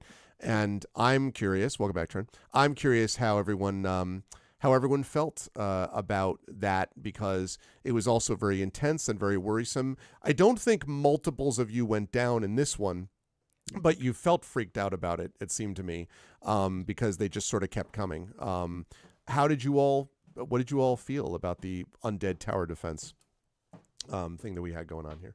It wasn't that was the first time I used Turn Undead. Yes. I believe that's right. I think we were 5th or 6th by that time. Yeah. I recall, I don't think we got a lot of rest between the bazaar and this place. Yeah. So we weren't feeling too thrilled at you, because you kept pushing us forward. And then we're stuck in here, and I think we were all like, we had just come out of the battle with the Warforged, so we're all like low on hit points and spells and everything. And you're like, oh yeah, let's shove you into this house. So and then you just kept it coming and kept it going. And we knew, well, I think we suspected it, or we knew it was the Oracle's fault for sending out the signal, which is crazy. So the whole thing, it was a nightmare. It was absolutely nightmare. That was one, I think even more than the Warforged, that was one I wasn't sure we were all going to get out of there in one piece. That's when that really started. I think I thought that Tantan was going to die. Because Yeah, he kind of got separated. Yeah, that's right. There was a multi-level aspect to this that we were trying to run, and like we never do that. Yeah, that never happens ever. Oh my god. And this is also where I remember Spanner becoming a bigger part of the sort of combat picture, because Spanner did a lot of stuff that was separate from all of this, and so that was interesting. And it may also have been where Nisiana and Merime became sort of wanted to bedeck spanner with ribbons and so forth, while Tanton was like, stop treating him like a freaking construct. Yeah, I think that was like one of the first real times he also like interspersed himself with protected me and Merime. Yeah. Yeah. I got really dirty in that house. That's what I remember. Like so dirty. Because Like you there were was doing that some- investigation first, remember? You were like I searching through was. it. Yeah. And I did a pretty good job of it. You did. But I got so dirty. Like so dirty. And it was Yep. It was That was good. Mermaid's nightmare, clearly. I can It's still filthy. smell it. Yeah, it was something, I'll tell you. Armor's hard to wash, even with prestidigitation. having escaped all of that, you came back then to Salvation in the part of the adventure that we called the Third Protocol, where it turned out that the Oracle of War was also calling upon these assassins. And that was interesting because that was a whole cat and mouse thing. And one of the things I liked about that was that when you came back to this place, you were, and I'm trying to remember, I think this is where you were setting up traps and things like this. And I think this is when you did meet Rowan, and ended up, because Rowan was part of, ended up being part of the ones training some of the like irregulars or whatever, like the village militia, basically at this point, which is where we brought Rowan into the mix. So Brandon, I wanted to sort of bring that up and ask a little bit about your introduction to this crew, because there were, first of all, I'll throw a couple of major highlights out. The introductory scene with you, where you've got the gambling thing, you're in the tavern, you've got all of the people around you, and then Tanton sort of is doing this like, well, I know this guy sort of thing. And everyone's seeing the kind of sort of card shark gambler type that you would be, and setting up a particular then vision of it. I mentioned the idea of sort of setting the tone, but in your case, it feels like Rowan's tone was set up a little differently, and I know this was on purpose, to where he eventually ended up. And so I was curious about that. So first of all, highlight, I really loved that opening section because it showed us so much about what Rowan was going to be. The second one that I wanted to mention was that I loved the interaction that you ended up having with Tanith de Fjarlin from the House of Shadow. Those interactions that you had, because one of the things that it felt like to me, some of that RPI was just like, sign me the hell up for that, because you did, I think, such a good job of, it's as if you were talking about, I recognize that you were talking about secrets and shadows and that whatever, and like that's something I could get down with and be comfortable with. And at the same time, you also felt there was a mutual, let us call it a connection between Rowan and Tanith that could have been explored further. I kept some of that maybe off screen more than I should have. But the thing that struck me about that, though, was that despite all of that, at the same time, Rowan is also, it seems to me, developing in a different direction, where Rowan is sort of, on the one hand, coming to terms with what his past is and whether he wants to continue it. And I think you did in some ways want to continue to be the swashbuckling, like roguish gambler type. But at the same time, you also sort of ran into these people that you spent the first half of your time with being bemused by, right? Just being like, what is with these people? What is wrong with all of you? And then later on came to it where you were sort of like, these people, they believe in something and I have to believe it with them, because like otherwise nothing makes sense at all. Like I might as well go along with it. So I thought I really loved the complexity of Rowan's character and how it was interspersed. So two big highlights for me, and there were others, but please tell me what you were thinking about. I'm curious about being interconnected with the party as you came in, and if there were highlights for you as Rowan developed throughout the course of the campaign. So Rowan developed very interestingly for me as a character, because I knew exactly a handful of very strong things about Rowan when we began. And then, while those things are still true, very few of them matter at the end of the story. Yeah. Like the way that Rowan's character progresses is not that those things no longer have meaning or no longer have value, but they've kind of shifted value through the experience of being with the King's Citadel. And one of those things was a severe distrust of people who are not from Salvation. Because look what Breland is doing to Salvation. And here are people who are being represented, who are representing the king himself. And I'm like, well, if I don't accept your help, these people are gonna die. But I don't like you all, and I don't trust you all, and I don't trust the soldiers in the giant blimp outside our city even more. So I don't like this. I don't like this engagement. Like, Yep. I was planning to reveal like several sessions later that I would have done something very terrible to actually betray the rest of the group out of frustration about being partnered with them in the first place, because why are people who are representing Breland even in my company? And then things started happening. Like, the progression of action was such that Rowan had no reason to doubt that these people were actually noble. And then that got to the other part of Rowan's characterization, which is no one on Earth is truly noble. Everybody is in it for themselves. There aren't actually good people in this world. Yep. So you do what you can to survive. I am doing what I can to survive and giving whatever I can back to Salvation in the ways that I can. And here are people who are so noble that they're actually naive to a point. So noble that at points you have to go, you can't just tell people the truth. No one will actually help you this way.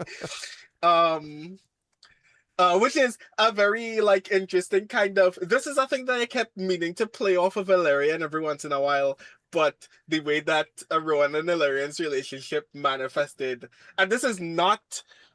I'm sure this is not like John's like natural doing. I'm sure John didn't actually think this is the character beat that we're going for, but the relationship between Illyrian and Rowan just naturally manifested as mildly hostile. That I just left it that way. But here are the two people who are on the continuum of quote unquote adulthood in this group. One is genuinely noble and good and wants everybody to do the right thing, but thinks that they are fragile and unnecessarily reckless. And the other person is definitely chaotic good at best. The unnecessarily reckless one, yes, exactly. Who genuinely thinks that people who outwardly express undeniable goodness and nobility, in the wake of undeniable violence and corruption, will always be used and taken advantage of. And we are trying to save the group in our own ways. Well, the other thing I wanted to say about that quickly, Rowan fell afoul of characters at various times in the campaign for you were doing things for the right reasons, but with results that annoyed or frustrated people. So like the time that you killed the goblins in the cellar, right? And Nisiana was like, what the, and had this sort of like talk down with all of this. What I thought was interesting though, was that there was also the undeniable like effectiveness and talent, drunken master stuff that I talked about before was hugely important. But also I think, at a certain point, Rowan became kind of the face, in quotes, of the group. And I mean like the A-team style face, right? Like the person that was often spoke for the party and would like do, would be the one to sort of be the lead deception person if need be, but for good reasons. But also was the person reminding them, if Nisiana was reminding everyone about the mortal cost of things and about the importance of having faith, and if Maramé was reminding everyone about the importance of like the picture of dreams and visions and thinking about what the future may hold, and if Tanton was approaching things from an intellectual point of view, at least to begin with, and was talking about sort of the technological stuff we had to consider, and if Illyrian was doing it tactically, Rowan did a lot of the sort of what the human cost was, right? Like the people that you connected with, that Rowan connected with in the village, these sort of irregulars, as we talked about, the Baker Street irregular types that ended up working for Rowan, the fact that he lost some of those people, obviously the support of the people of Salvation, as you just mentioned, like there was a very human element to Rowan that was, I think, important for a group that otherwise could be like, we're super special forces, and like Rowan was always like, yes, and since I didn't come up with the rest of you to begin with, let me remind you that, I was thinking about like the Avengers destroying half of a city, right? And being like, whoops, like there's a human cost to what we do, and we need to prioritize that on some level. And all the four of the others were all noble and willing to do that. You were the one, I think, who was able to remind people at times that mattered. The sort of mortal cost of what was being done. I'm not trying. The human is too speciest, but you know what I mean. Like the humane element, I think, to all of it. So it's interesting that you made the Marvel comparison, because while this is not obviously one-to-one, one of the things that I joke about to myself is that I am the Hawkeye of this group.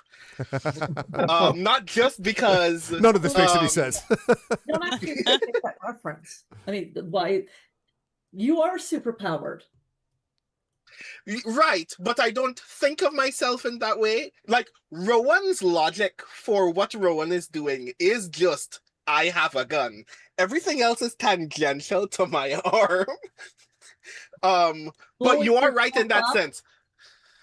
But I also mean in the sense that, like, everybody else, as far as Rowan is concerned, is someone who is trained to do this kind of thing. People who are more or less like have gone through some manner of this kind of work before.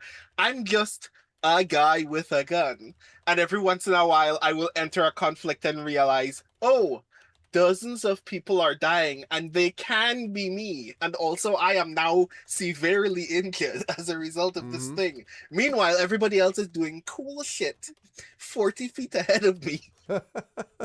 This is Mr. Wall of Fire. Right. Yeah, and all I can do is shoot things and blow things up.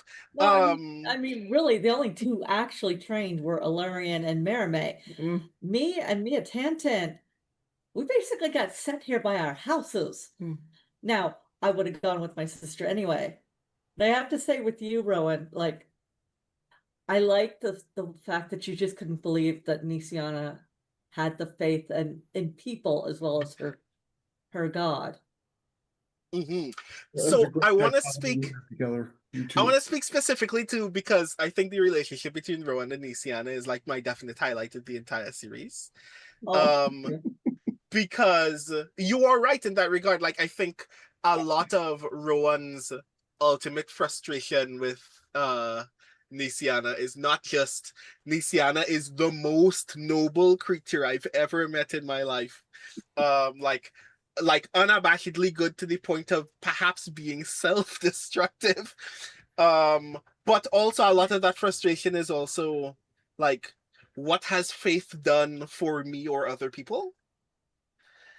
And entering this space where, okay, I can see what it can do. Why hasn't it done those things for other people before?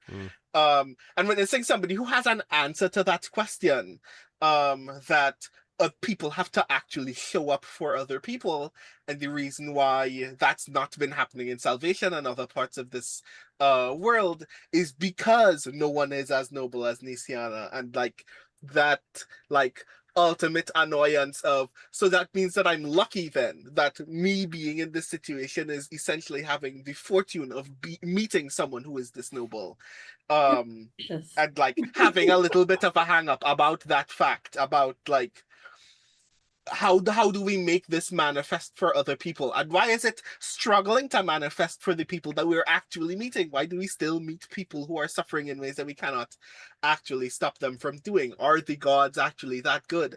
And I can't, like, the entire last session was a blur to me, so I can't remember if I actually did say this or not, but I was saving for the entire end of this campaign to be able to just look an enemy in the eye and admit that I have no faith in Eberron still, but I do ultimately have faith in Nisiana for those reasons. Yeah. I'm actually kind of glad you never told Nisiana that, because she yeah, he'll never tell you. You'll never know. Aghast, because she's done some terrible things and would not consider herself noble like that at all. So yeah, no, I like the relationship, because once she understood who Rowan was, she's like, "You're the shadow we need." Yes. Eberron put you in this place because you're our shadow. We need you. Mhm. And that once she understood that, she was like, "Okay, you're one of mine. You're one of my puppies. Mhm. I will keep you alive, even though you're constantly blowing yourself up." Let me ask Tren if the connection that you came up with along with Brandon about having forged his weapon, and basically made the gun thing, the gun arm. I'm curious, Sunshine. I'm curious how you felt over time, because it struck me that there's a little bit of there's sort of a cue element to that, and that you're sort of like providing gadgets, but you also were sort of essentially you vouched for Rowan at a certain point when the others were like, wait, what? Like, and Halar was willing to go along with the recommendation of the group, but he was not going to override everyone and go like, I think you should take this guy. Like, so I was curious about how you felt that worked out in the end, Trend, like having that connection one way or the other. There are moments in life where everything just comes together in a perfect sort of synergy. Yeah. And it was kind of not back channel because we weren't in a Zoom call, but it was backstage in the Discord, talking with Rowan and coming up with, wait a minute, what if Tandon built that arm?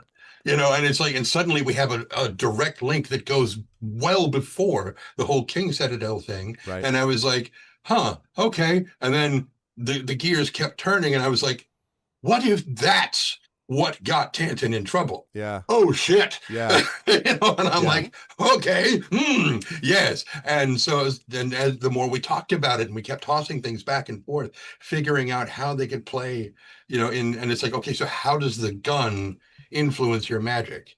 And, or whatever, because I think it was with me that in that conversation where, you first, Brandon, said, my magic is gun. And I was like, okay, how do we work this? And there are times where I wonder, is there some higher power that is bringing all this shit together in just the, nah, it's us. It's all us. So it was great that you guys decided to have that tie, because I wouldn't call it, my relationship with Rowan was mildly hostile, but Alarian was definitely exasperated that it's like, this is the guy you guys want us to work with. And if you hadn't had the tie with Tanton, who by this time Alarian had come to know well enough and trust well enough, like, well, if he vouches for him, then I have to go along with that. Right. I have that. Yeah. Okay. Because the vote might have come down to, can we find someone else, really? But Tanton had the relationship, like, okay, if Tanton was able to do this for this person and saw something in him, then surely there is something in there to see. So absolutely. But that bemusement at the beginning definitely went both ways. Yeah. Because just he couldn't believe that we were the people we were, at least for Larian, had a hard time, like, this scoundrel ne'er-do-well gambler guy is supposed to help us do what now? And it didn't ever come out. They felt very kind of stuffed it all down. Like, well, Halar says okay, and Trent says okay, or Tanton says okay, so I'm gonna just go roll with it. And that made it really nice to kind of play off our different characters and how they advanced through the rest of the plot and the rest of the story. Yeah. You were down one team member and you had the choice between James Bond or Parker. And everybody else chose Parker. That's right. Parker is so awesome. Yeah, like, well, that absolutely. But yes. Also, I do want to speak to the relationship between Rowan and Tanton as well, because one of the other things that is keeping Rowan in this party is a sense of not necessarily obligation, but a sense of recompense to Tanton, because even though I don't know most of the like house level stakes of what happened, I do know I rushed into an artificer's shop one day asking for someone to make me a weapon. This is the first person who's ever like met me just before, like, in the way that I imagine that story in my head is that I would have just recently lost my arm at that point. And I'm here essentially robbing a guy of both a precious item and labor, one of the most selfish things that I've ever done to someone who is not actually a mark. And then I ruined that person's life. And now that they're in my life again, I'm like, there are not a lot of debts that I owe, but I do owe a debt to Tantin, and I have no idea how to pay it back because I'm not a good person. Yeah, it was great to see that connection with everybody. We then left Salvation and we went to Sharn, but we took a little bit of a historical detour first. This was a strange adventure, this one, but I thought it was interesting, and you all did very well with it. This is a Century of Ashes, where you went back in time, you might remember, for a brief period of time to play characters that sort of set up a little bit of a Roland Karnak with the crystal skull and all I that did stuff. not do that well with that one, as I recall. Yeah, that was not easy. But it was fun because it also set up a kind of historical context to what you would then discover, and then set you up for Sharn. Most of the time, like if you were just doing sort of the tourist area of Sharn, and you were just like, what? Or I should say of Eberron, sorry. You would be like, well, you just do stuff in Sharn, and then that's all anybody does is that, and Eberron's got a lot of different cool places to go. But obviously, this time we had other things we were looking at, so it wasn't until part 5 or 6 that we actually got into Sharn, the City of Towers, and then you got a chance to sort of see about the class distinctions, the class structures, you had a bunch of people that you ended up meeting down there. I don't know if any of you had remembered characters like Ivello de Madani, who was this half-elf inquisitor. You met Zelmar, who was a sage who was interested in the Oracle of War, and of course, most notably, you met Flamewind here, and Flamewind, of course, became pretty prominent later on, this Gynosphinx. At the time, Flamewind was not actually Flamewind had not, well, what happened with Flamewind had not sort of come to pass, but we did have this sequence where I believe it was Ilarion and Merimee are trying to basically battle a bunch of these people, including a Rakshasa, when they are well under-leveled to do it, by the way, because you're not intended to sort of, so you're dealing with that. At the same time that Tantin and Nisiana and Rowan are trying to get to the area, and like Nisiana's like, go faster. And like there was a bunch of like Nisiana and Tantin and Rowan trying to get to help Merimee and Ilarion. And Merimee and Ilarion are like trying to fight this off on their own. I believe Ilarion went down at one point. He did. Yeah, they did. Yeah. And the stairwell. Yes. And and then I just talked my way out of it. I was like, hey, dude, I'm just a freelancer. Yeah, you're a freelancer. Like, Yep. Like, we're cool, right? Like, call me if you need me. Goodbye. And the other thing that this also introduced to us, by the way, we had started hearing a little bit about it before, but this is where we really got into the Draconic Prophecy. And the thing I wanted to say that was cool about that from all of you was that the Draconic Prophecy had all of these predictions about the future, which were essentially accurate, except the way that they're worded, not unlike the horoscopes you read in the newspapers, was so vague that a lot of times people were like, so maybe that means this, and like, so then this person becomes the most important. And what it meant was, and this is certainly what happened with Flamewind, that there was so much obsession with the meaning of the Draconic Prophecy that we were sort of forgetting about the on-the-ground problems of the Lord of Blades, the on-the-ground problems of the Emerald Claw, the on-the-ground problems of everyone else who wanted the Oracle, like the, political problems between, between Breland and other countries and so forth. So the Draconic Prophecy became an interesting introduction. I think Merimee had an interesting interaction with these two, because Merimee obviously was having these visions about this. And two things I wanted to bring up as highlights for Marie here and for Merimee. One of them was just a sort of brief moment. I loved the ribbon shopping moment with Nisiana and Merimee that happened in Sharn. It was a ton of fun. It was lighthearted and was sort of an example of, like, in a big campaign, this has to happen too, to kind of give everything else a little bit of weight, and to make the other things matter, frankly. But that was just a little bit.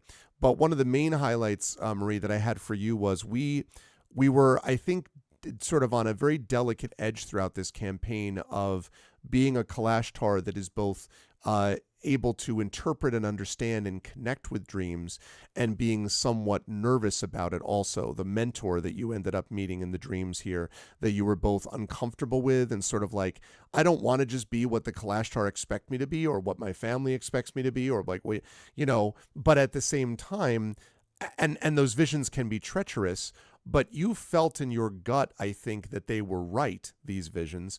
And so one of your jobs was, how do I gently guide the party along the path that I think is right, without being like, look, I'm a Kalashtar, okay? I know this, don't step to me. I know what visions are. Like you were not that kind of a character, and it wouldn't have necessarily been effective, but it also wasn't the way that you wanted yourself to be. You didn't want to just be like, I'm a Kalashtar, so listen to me for that reason. So I thought you did a very good job in trying to sort of role play with all of that. And one of my most memorable moments for you is the moment where you're meeting your mentor in the Glade dream, which I believe happened around this time, and the vision that you got from that, and both your anguish in a way at how you have to connect with your family, your heritage, and so on, and also how you preserve what is necessary to be with your sister, your family now, and also your responsibilities to the King's Citadel. So you were balancing a lot, and Merime covered that over with, I'm doing all this cool,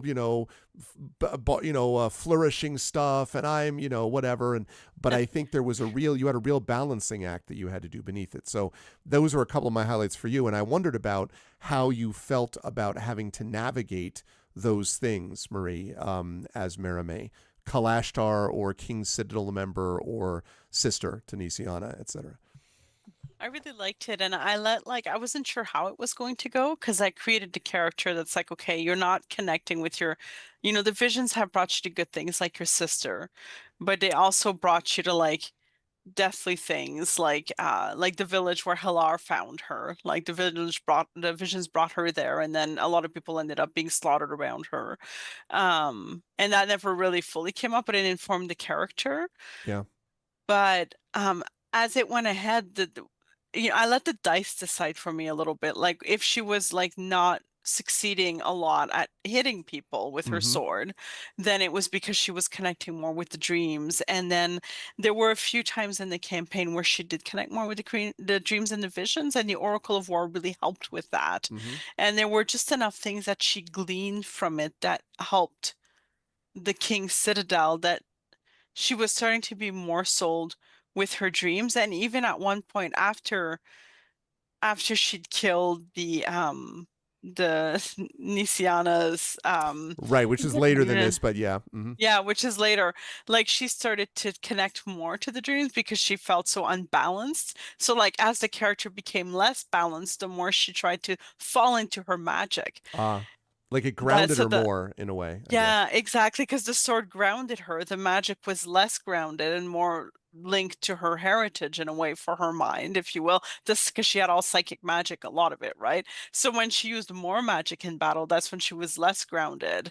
And when she would use her sword more, that's when she was struggling to ground herself, where she was more grounded. Yeah. That's how I played her. So by the final battle, like, which I know we'll get to later, but that's when she had found that mix between the two. Like she had found her footing there. And so I thought she was more effective as a player, because I did play her like she would be like where she was mentally with those visions, Yeah. which was a bit tough to play at times, but No, it was interesting. yeah, for sure. And I thought, I trusted you as a good role player to be able to manage that. The interaction that you had with Hilar actually fairly late in the campaign, where he was talking about his daughter and about that stuff. You also, I think, managed that well, having gone through your own doubts about how to manage who you are now and who you were before. That was something you were capable of doing now in a way you wouldn't have been maybe, level 3, 4, 5 or whatever, right? Exactly. And that's what I loved about such a long campaign too. It's because you do get to grow your character in certain ways that you don't foresee.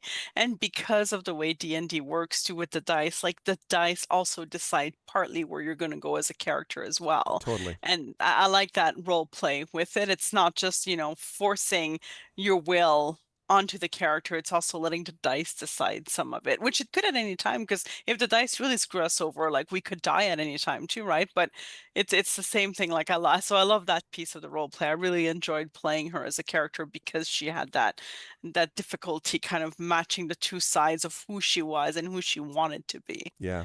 And that life, and, we're describing sort of a balance of life also. I mean, this is how, you can either try to force your river through a particular channel, or you can flow with the river of what life does. And I think people who flow with the river tend to have a better time because Yay. they're more capable of being resilient. So, I but can say yeah, go ahead, Mary John.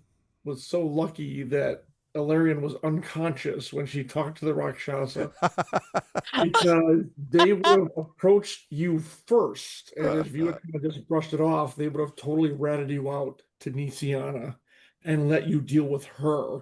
Talking about, well, yeah, I'm freelancing now. I could, call me if you need something, because they would have not been happy with you at It would all. have been an interesting conversation, but remember, she grew up with her. At the same time, she's talking about working with pure evil.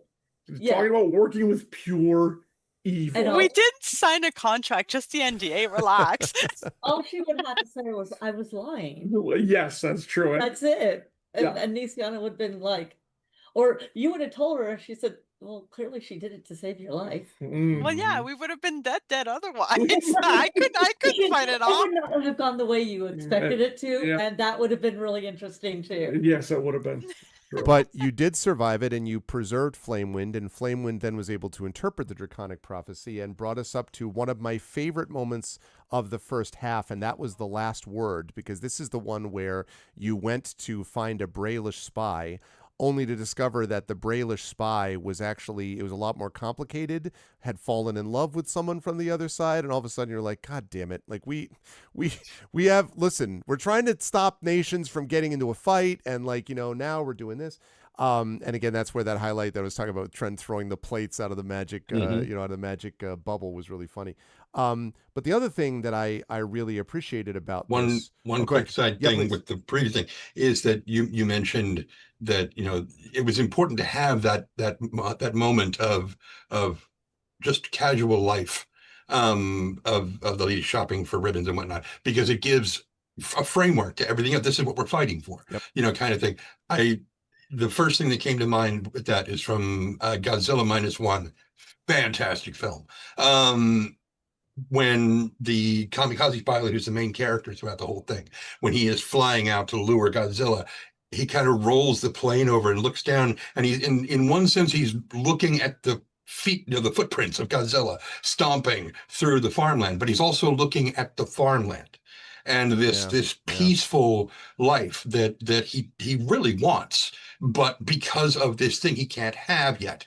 And that was one of the things that it reminded me of, and I just wanted to mention. Yeah, absolutely. And that's a good one. And by the way, is what all best war stories are sort of, and not just war stories, anyone who's ever served that I've ever heard from or read about or talked to directly have said that they were thinking about what they had back home. And in some way, whether misguided or not, depending on the circumstances of the military adventure. But the point is, that's what everyone I've ever heard of, part of what they have in the back of their mind is home, even if it's I'm getting a salary to help the people back home or whatever, right? Like, and to echo back to something even earlier, in real life military, it is very common to shoot at the medics. The medics, you shoot to kill. Everybody else, you shoot to wound, because it takes two people to carry a wounded soldier. Yeah, that's right.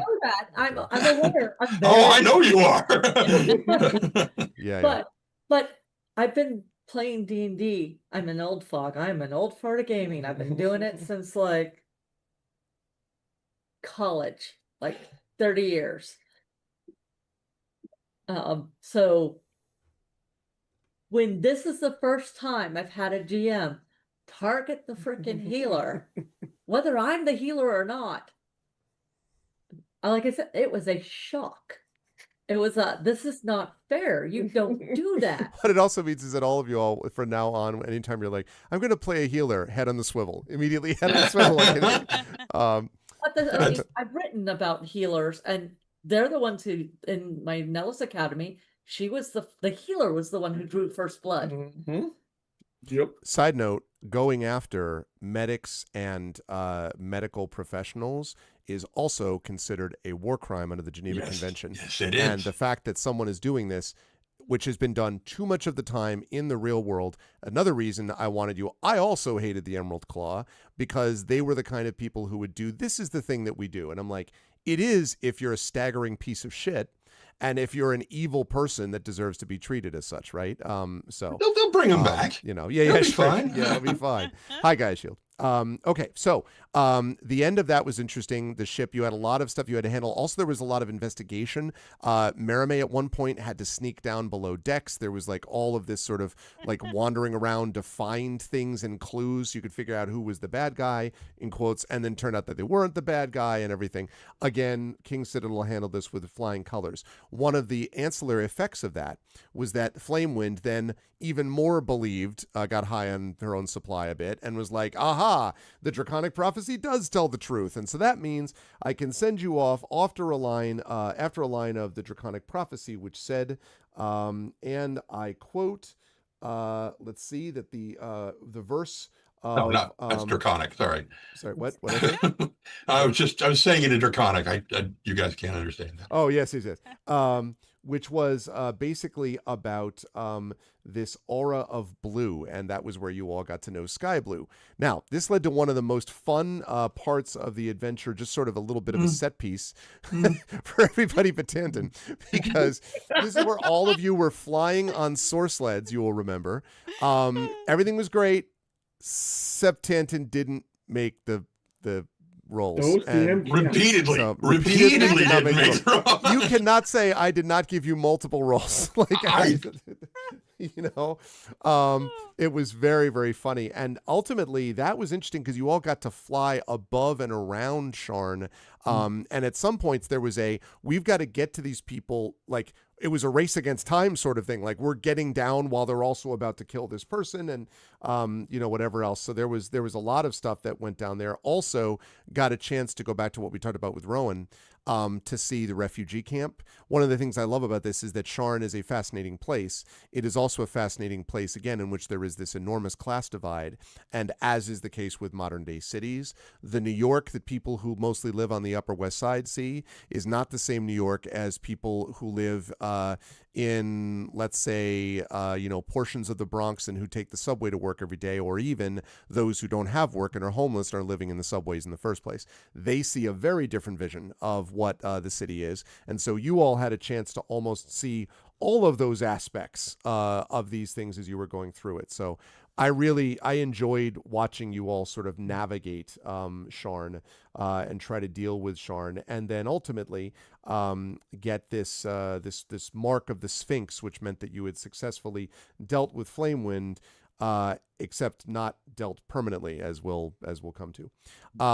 So you want to say something, Trent, before I jump on to there was a point, if Nisiana and Tanton had their conversation about elementals and whether they were sentient or not and whatnot, if it had happened in Sharn, he was going to take her down to the cogs, because he's been down there. Yeah. And there are a lot of bound fire elements. He would have taken her down there and said, free them right now. Every one of them. Destroy this city. Yeah.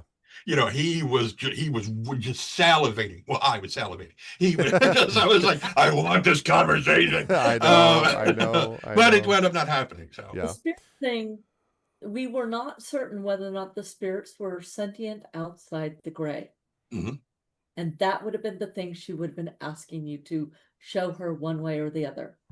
And then she would have had to reconsider her thoughts based on the fact that there is no such thing as a person not being hypocritical. And Nisiana hasn't quite reached that.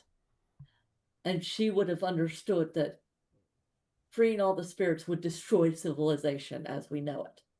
Whether or not it deserved to be destroyed. So that was the thing that would have been part of that whole discussion. So that would have been great. Go ahead. You were going to say, John. Thing in the last word when we were at the party doing the whole spy mission. But I really liked that Alarian, there's a saying that the rich declare war and then the poor go off to fight them. Yep. And that was very, the moneyed people talking about this thing that Oh yeah. would probably not affect them at all. And Alarian had you gave that chance to tell them that this is not what you think it is, where you sit with your brandy and your cigars and you're sitting in your armchair where you're making money off of war contracts, and these people are going off to die for what you on your whim, technically. And I thought that was a really powerful moment for Alarian to tell them that, this has consequences. And a war that you think you can just so airily wave away has consequences. And I really like that part. Yeah. And the fact that we succeeded in the mission after the complications too, but I really enjoyed saying that. You rolled with the punches, but I also agree with that. There's a sequence in the wonderful film Sherlock Holmes: Game of Shadows where you get to see Jared Harris playing a brilliant Moriarty. And there's a sequence where he's sitting there talking to Holmes, is very towards the end of the film, and he's saying, I like Switzerland. They respect a man's privacy here. And he's talking about this money that's been set up. And essentially what he says is they're going to do it anyway. Like, they're going to get into a war. They're going to kill each other, but they'll be using my bullets instead of anyone else, as if that's the answer. As if the answer is, well, it's going to happen anyway, so I might as well make money off it. That is not the answer, to be clear, right? The answer is not, therefore I'll make money off it. First of all, it's to deny the bullshit of inevitability of violence, which is not true. Secondly, it's to deny the fact that you have a moral responsibility in doing that, right? And so, which makes it especially delicious when Holmes reveals to him, like, that you had a lot of money. You don't have as much money as you think you had anyway. But regardless, that sequence is a little bit of what I was thinking when you gave all those speeches, John, with Alarian. And actually, Alarian, so I want to mention next, as we get to the sequence that we then did with Parliament of Gears. The food on the boat was good, though. Yeah. That's food true. on the boat was I really emphasize that quite a bit because I wanted everyone to know. But we went in Parliament of Gears. We went into this thing called the Conclave, and we discovered that this thing, which had been partly worked on, I believe we had said by Tanton, not this specifically, but like things like it. Yeah. That a few things were important about this, and one of the things that was important was the fact that it was not a monolithic, hey, all the Warforged feel like the Lord of Blades do. In fact, there was this whole counter-resistance thing called the Parliament of Gears. You had a chance to meet Clock, who was really interesting, and I think, Rowan, were you the first one, I think, to meet Clock, if I'm not mistaken, Brandon? I think it was Rowan that met Clock, because you backed into his lab. I can't remember if it was you, or if it was, I think it was you. I can't remember if I was alone or no, not. it was Rowan. I think it was Rowan, because you backed in and you're like, and like Clock does this whole thing and you're like, oh, okay, maybe there's other people. So I think all of you did very well in trying to invisibly move around this place that if you are discovered, it's going to be really bad. But also it gave us a chance to get an understanding of Alarian as a Skyforged. And this is where I wanted to give a couple of these highlights for you, John. So one of the highlights clearly came, I think, in the interaction that you had with the strange giant-like spirit in the battle against Flamewind, in which you basically more or less sort of said, listen, I'll do what you want. Like, more or less agreed. Wait, hold on. Aren't we skipping ahead a little bit here? We are. But I'm coming back to this point in a minute. I'm making this point in a minute. All right. But you set up for that, I think, in part, that moment. First of all, that moment was great because there was a lot of sort of processing through Alarian about what this means and what the implications are, and not just maybe tactically, right? Second connected highlight to that is, in my mind connected, is what happened very late in the campaign when you discovered that your Starforged, creature had been almost maybe summoned and not just, arrived here randomly. So there was that. But the reason I'm connecting that all is that I think some of this journey began for you, correct me if I'm wrong, in the Conclave, where you began to do this stuff where you basically agreed to be a kind of sacrificial lamb. First of all, you were the Chewbacca being led into, through the Death Star, right? Where like everyone's like, oh, this guy. Yep. But then secondly, you got to meet a lot of Warforged that had basically been tortured and imprisoned. And to me, it felt like for the first time, Alarian was getting to see the sort of the experience of being Warforged and being misunderstood as being just a slave rather than an individual creature that has sentience, agency, value, and is or is not being treated that way by the people around them. In that sense, the Lord of Blades became, and I'm using this very advisedly, as much of an overseer as the creators of the Warforged were in the first place, right? And you could sort of see that from a distance, it seems to me, John, as a Larian, but also in this moment up close, where you literally had one of the restraining bolt that had been put on. You were talking to Commander Reeve. You were put literally in this, and I have this up on stream right now. You were put in this sort of jail cell, basically, with this electrical perimeter, and there's like, multiple chairs that all of these creatures were sitting in. And you even did, I believe, a little bit, as I recall, of sort of like, do you all know what you're doing here? Like, do you know what you're fighting for? Like, what this is for? Not necessarily convincing them, but at least sort of making them think a bit. I was reminded again of end of the Jason Bourne main films, anyway, the Jason Bourne the Bourne Ultimatum, in which he basically says, "Do you even know what you were here to kill me for? Look at us. Look at what they make you give," which is a callback to the first film. That reminded me a little bit of your speaking to. I know they're not Starforged, they're Warforged, but still certainly cousins. Speaking to them in a way that maybe the others couldn't have done because they're not, Warforged light or related or parallel. So I'm curious. So that was a highlight for me. Those three things to me, sort of in my mind, created a bit of a continuum. I wonder how you felt Alarian developed over time. So yes, and the commander in there, when he got in Alarian's face to kind of cut him off. So, and that Yeah, was Captain Reeve. to him about, your failures are not my problem, basically. And if there had been more time, I think Alarian would have tried to, but the bolt made it very difficult, of course, because it governed how they thought and acted and did everything. But yeah, that was a really powerful scene because they would have liked to try to free them if possible, even though it would be very difficult. And that was not the mission, though, unfortunately. Right. And this is one of the adventures where I regret that I don't feel I played Alarian quite correctly. Because when we freed the prisoners, Alarian let them sacrifice themselves so they could save the rest of the party.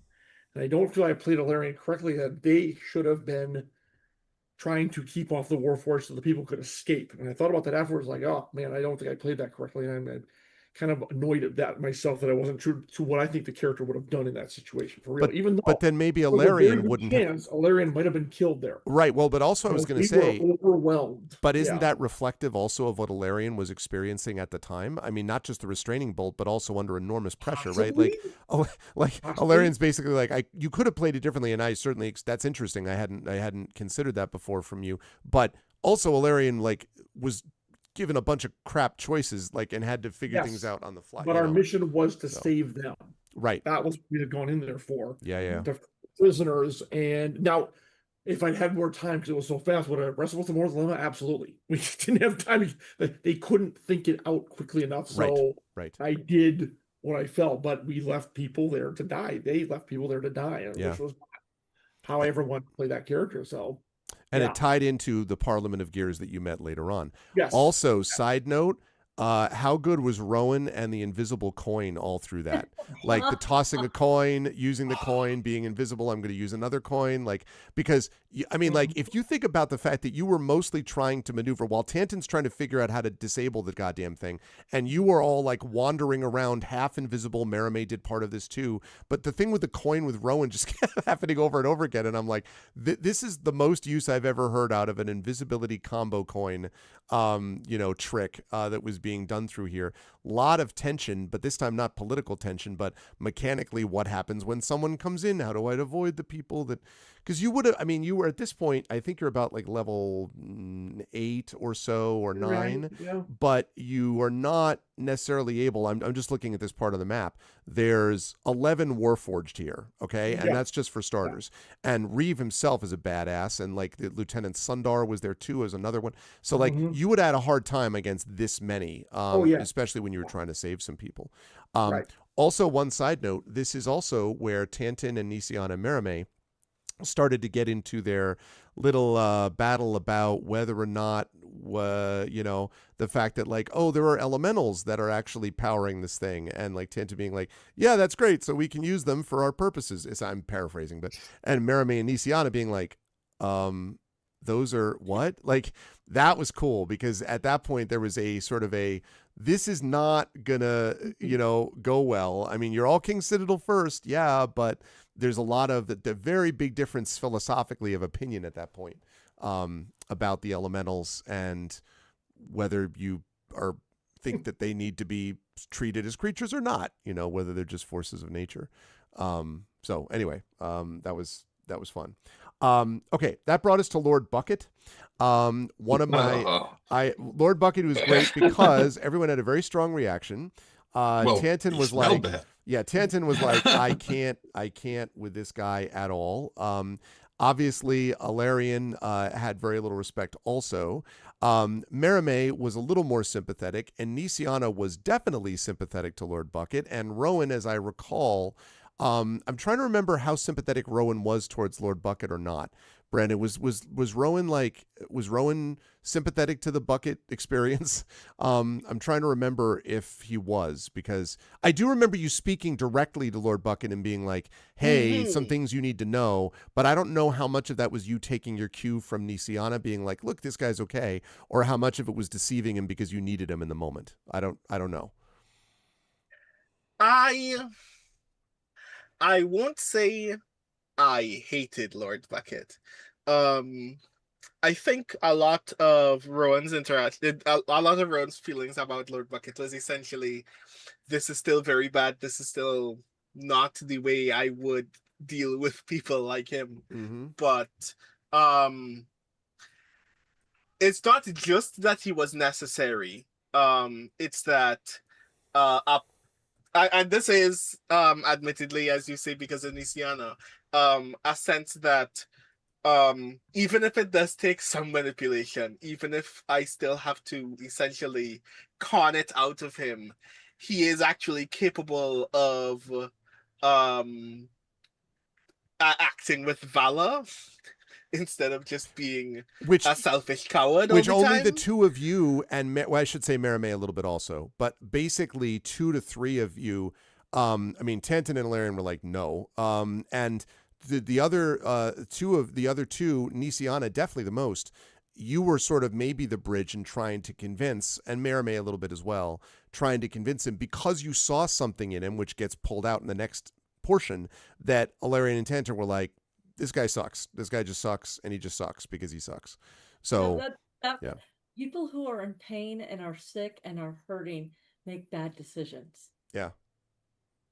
And she saw a person who was suffering. Yeah, you want to do the whole cure disease thing a lot with him too. Yeah. And it helped him. And then I'm like, I think you're actually cursed. Like, and so you need to, like, someone has literally put a curse on you. You're going to have to talk with somebody. Mm-hmm. So, Arv, yes, what was Lord Bucket's condition? Yes. True condition. It was the armor, as I recall, because he wouldn't give it up. Well, now that it is over, yes. I'm curious. So the general was dealing never paid. He was suffering essentially from dysentery.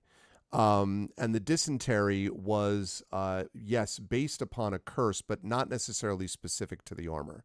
And the curse that he had, which had been cast on him previously by a subordinate who basically was pissed off at the way he was being treated, meant, and without Bucket, whose real name was Tyresh, knowing it, he then suffered from it, and as you say, it sort of made him. It didn't give him sort of humility. It sort of made him more pissy, I guess, Jen, to your point. And he was already. The thing is about him. He had been promoted too quickly. He wasn't competent, but he wasn't an absolute buffoon, and in particular, he wasn't bad per se.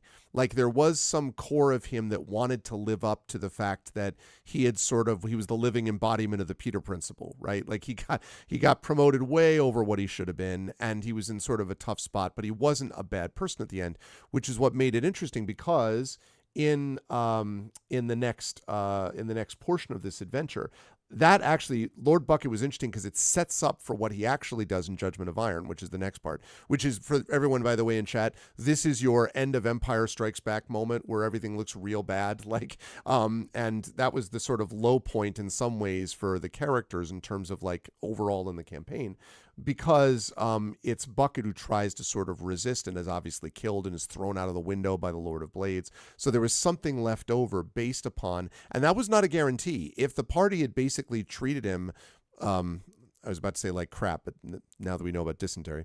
Anyway, but if they had treated him in this way, his reaction to it would not have been, let me be valorous at this moment, right? It probably would have driven him more into isolation, and he wouldn't necessarily have done what he did. But even though it didn't feel like a victory to the party, the reality is that there would have been a good chance that a lot of the soldiers, the rest of them, would have been killed and destroyed and everything else, and things would have gone really bad if they had not had a couple of people to slow things down, right? Like, as bad as Empire is, were it not for some of the things that happened, none of the characters would have survived, even though they all paid a price for, as far as they went in Empire. So your compassion, I guess, those of you who did that, to Lord Bucket actually made a difference later. And I do want to say about Judgment of Iron that I really loved seeing all of you go through it, because the experience of, there were a couple things there. One, Rowan saving Tanton from an elemental without Tanton being aware that he did it was a lot of fun, because that was one of those ones where I was kind of like, and I don't know, was there a moment where, I do think there was a moment where Rowan mentioned this to Tanton, not at the time, but much later. I think Rowan at one point might have said something like, I did save you from an elemental, and Tanton had no idea because, Tanton was busy trying to figure things out in the base. I tried to stop and got run over by. It was one of the big ones. Yes. Mm-hmm. And the one that had sort of broken out from one of the forges and all that.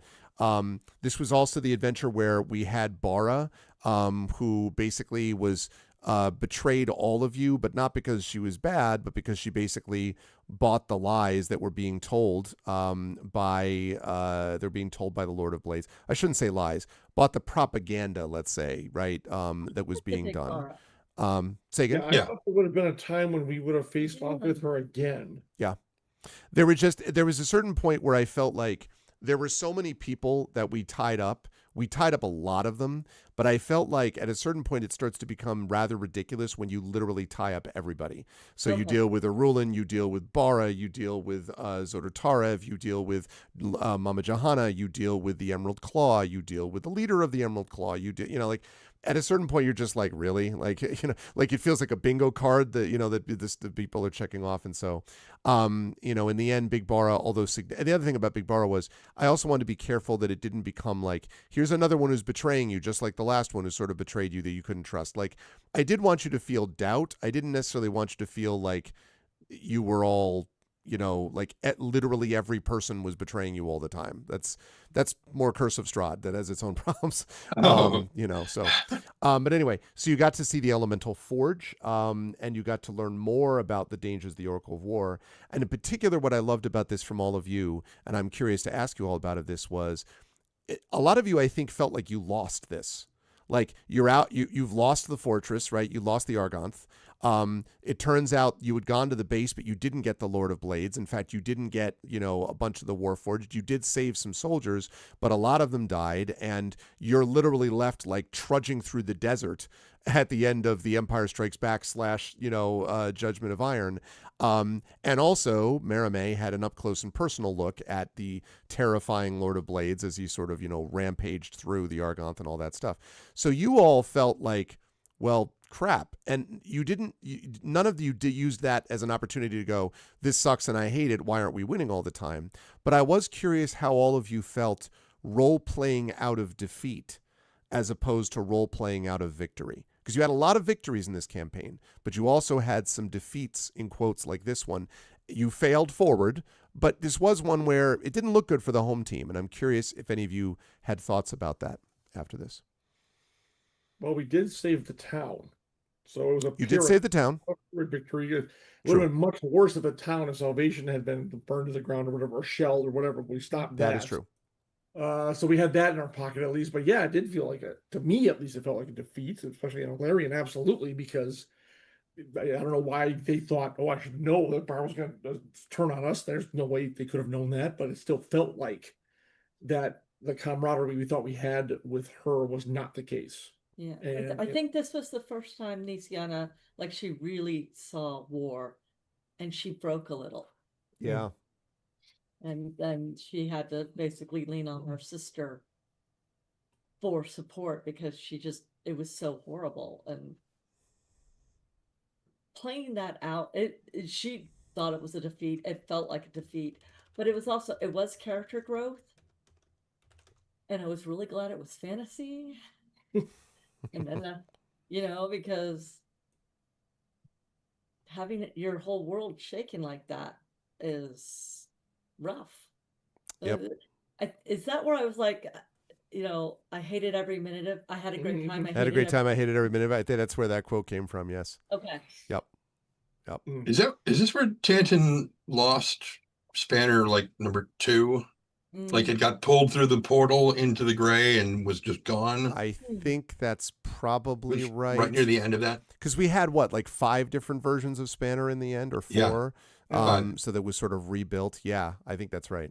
It's like, but this was the first one he lost. That's right. He didn't get any of those materials back. That's right. Yeah, we have to quote everything based on it's like AD or BC, and this one is like AS2 or how many Spanners that we we actually accessed that in.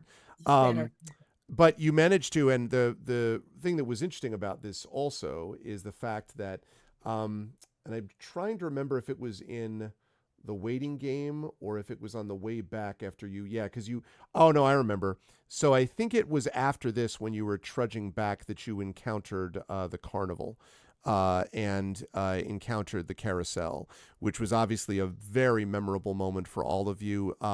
It gave you an understanding of the extraordinary trauma that Tanton had experienced that he hadn't expressed before.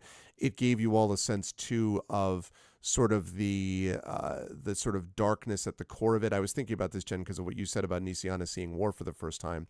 Nisiana had obviously treated people who were through trauma, but having someone that you care about, that you're close to, who is then finally revealing the trauma that they have, that is a very different sort of thing, it seems to me. And there was an intensity, obviously, about that. Again, as I said before, I wanted to be careful about the revelation of that trauma. But I also thought it was important to do it. I do not want to do, either in my writing or as we're playing games together, I don't want to do war stories in which it's all lots of fun pushing pieces around a map. Because this is not the fundamental point of what war is. It's a reason why you want to avoid it in the first place. You can have fun with tactical sort of stuff as well, and like that's important to do. But I think losing sight of the cost of war to the people who fight it and the people that are affected by the fighting around them is a mistake, and especially in a group that has this level of experience. And at this point, I felt everyone's chemistry was good enough that we could go through and do something like this, and it gave a lot of then weight to the campaign going forward. So that was a big moment, and I will tell you all that the carousel stuff and the stuff in the gray was pretty much all me. Like that was pretty much 100% me.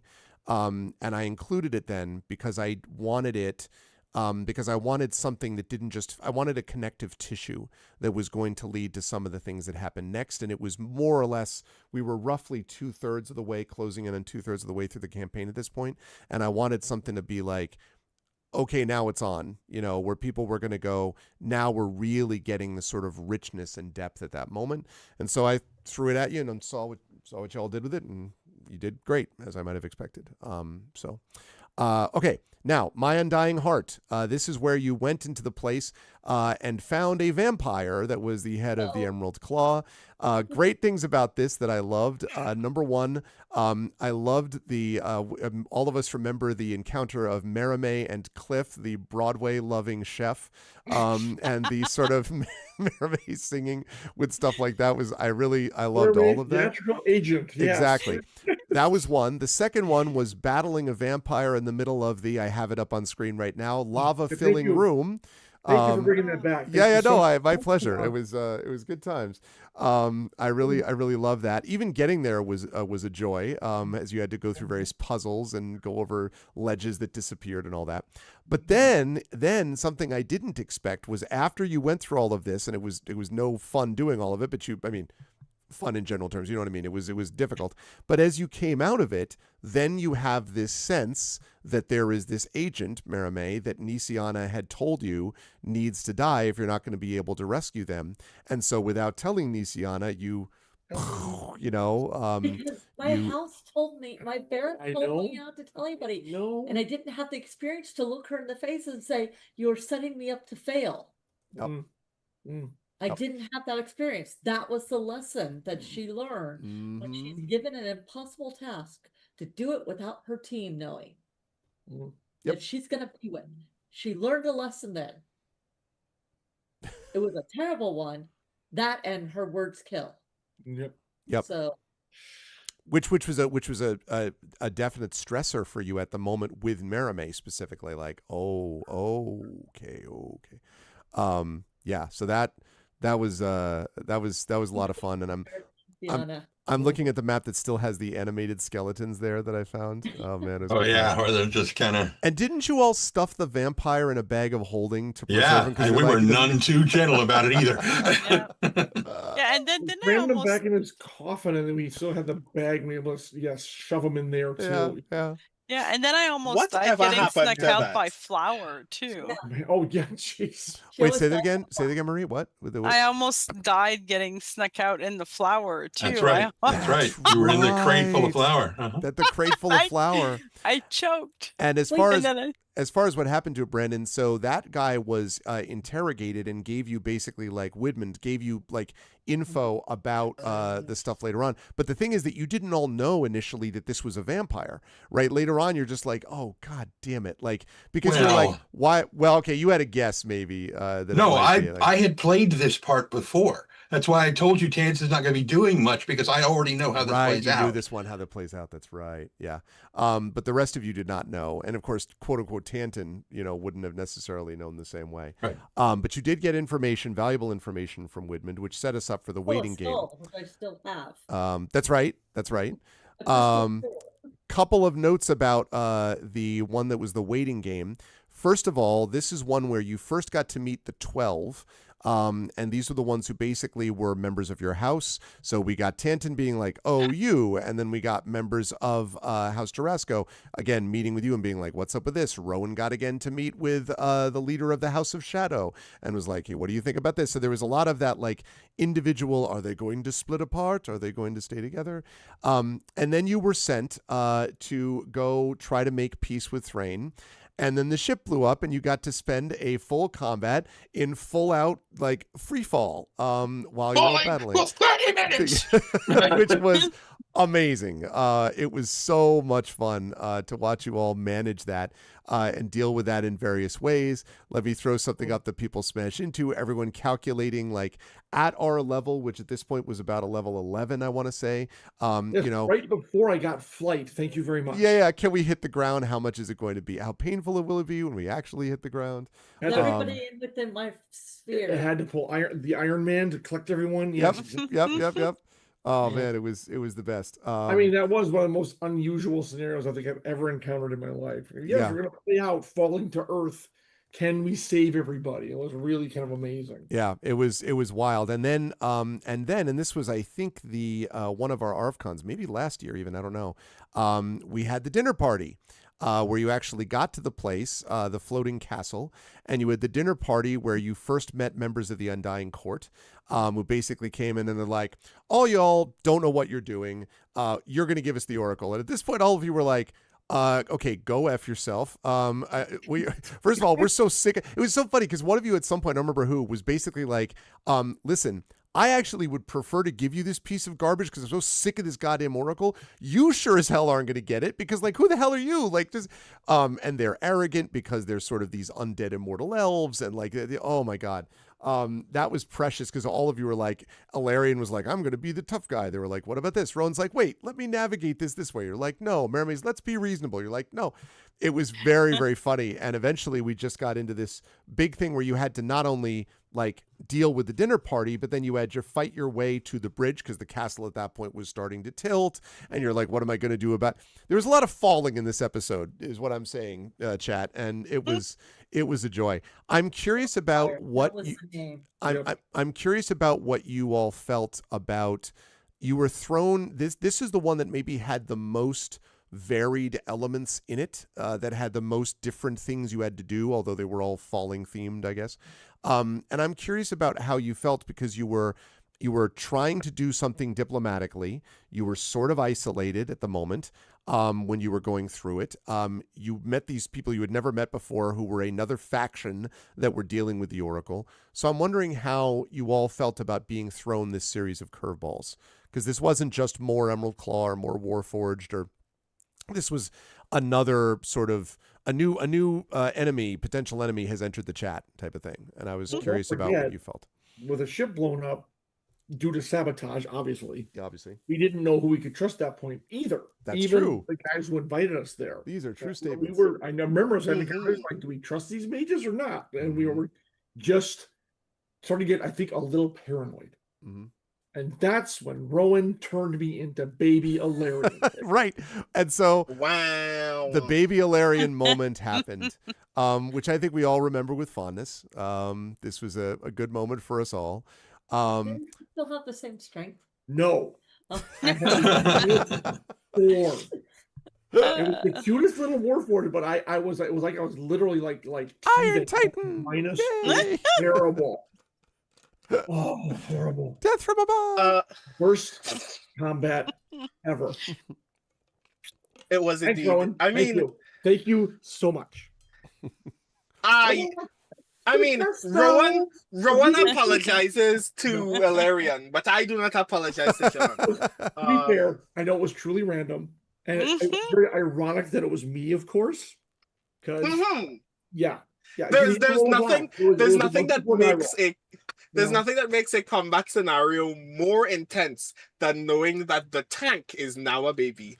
The smile that spread over my face when I rolled on the net Librum of random effects on that 10,000 or whatever the hell it is thing, when I rolled that number, cannot be put into words. It was true joy, really. And the one time that the net Librum actually gave us absolute mirth instead of just helping me solve problems more.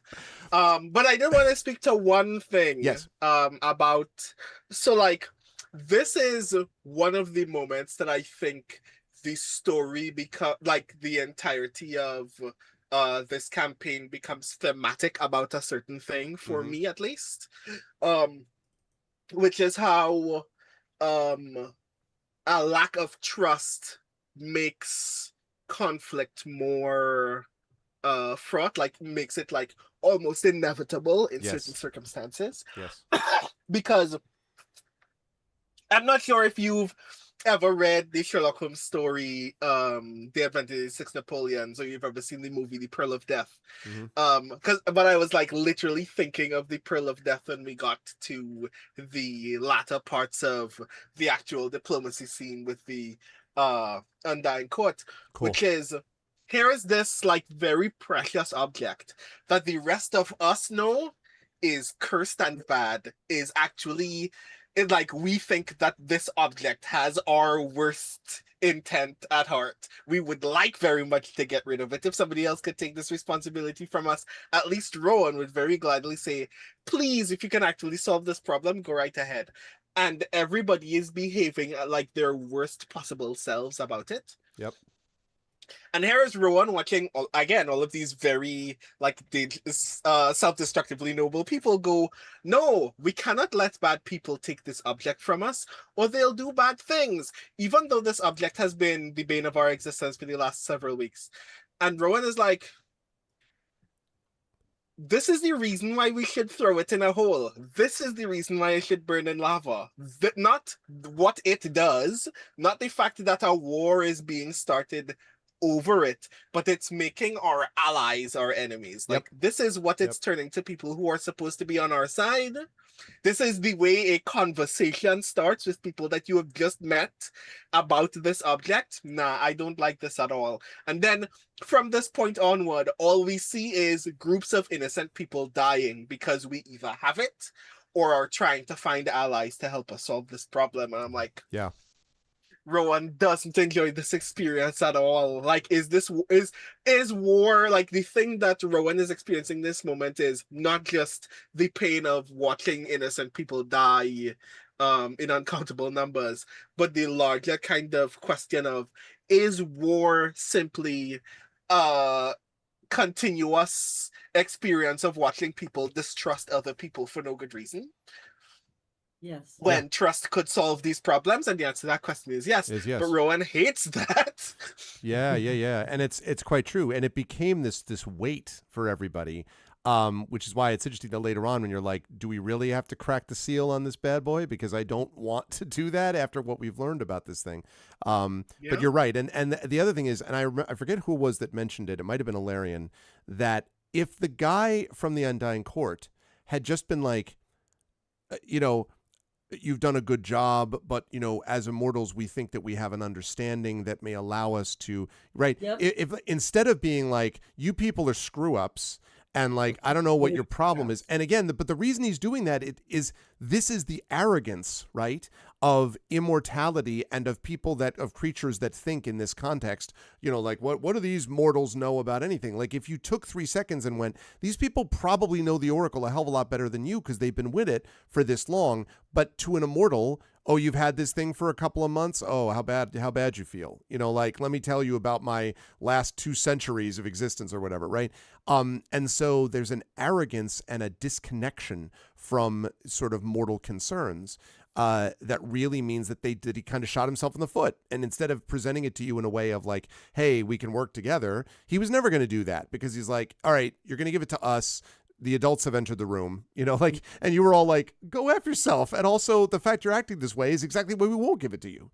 So. And then the first thing that he does is start an actual fight. And then we're like, well, of course we're not going to give it to you now. You're trying to kill us for the thing. Exactly. Yeah, he started Stonefire, right?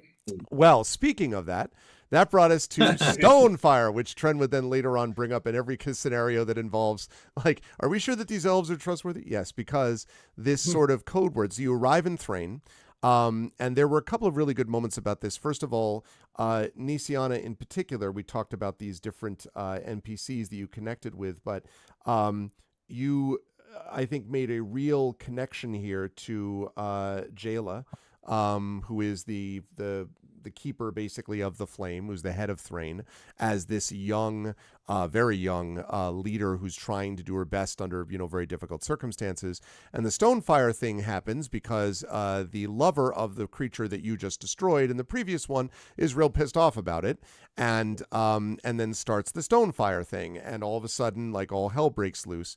I really enjoyed, first of all, as I mentioned, Nisiana connecting with this keeper, and with all of you realizing you needed to preserve the keeper, both because I think, on some level, some of you sort of admired what the keeper could represent, but also, like, you were sent here to prevent a war. Like, if war breaks out between Thrain and Brayland, with everything else that's already going on with the Oracle of War, with the Emerald Claw and with the Lord of Blades, you're not going to, the Five Nations are not going to survive that. Like, you've got to somehow stop this war from happening.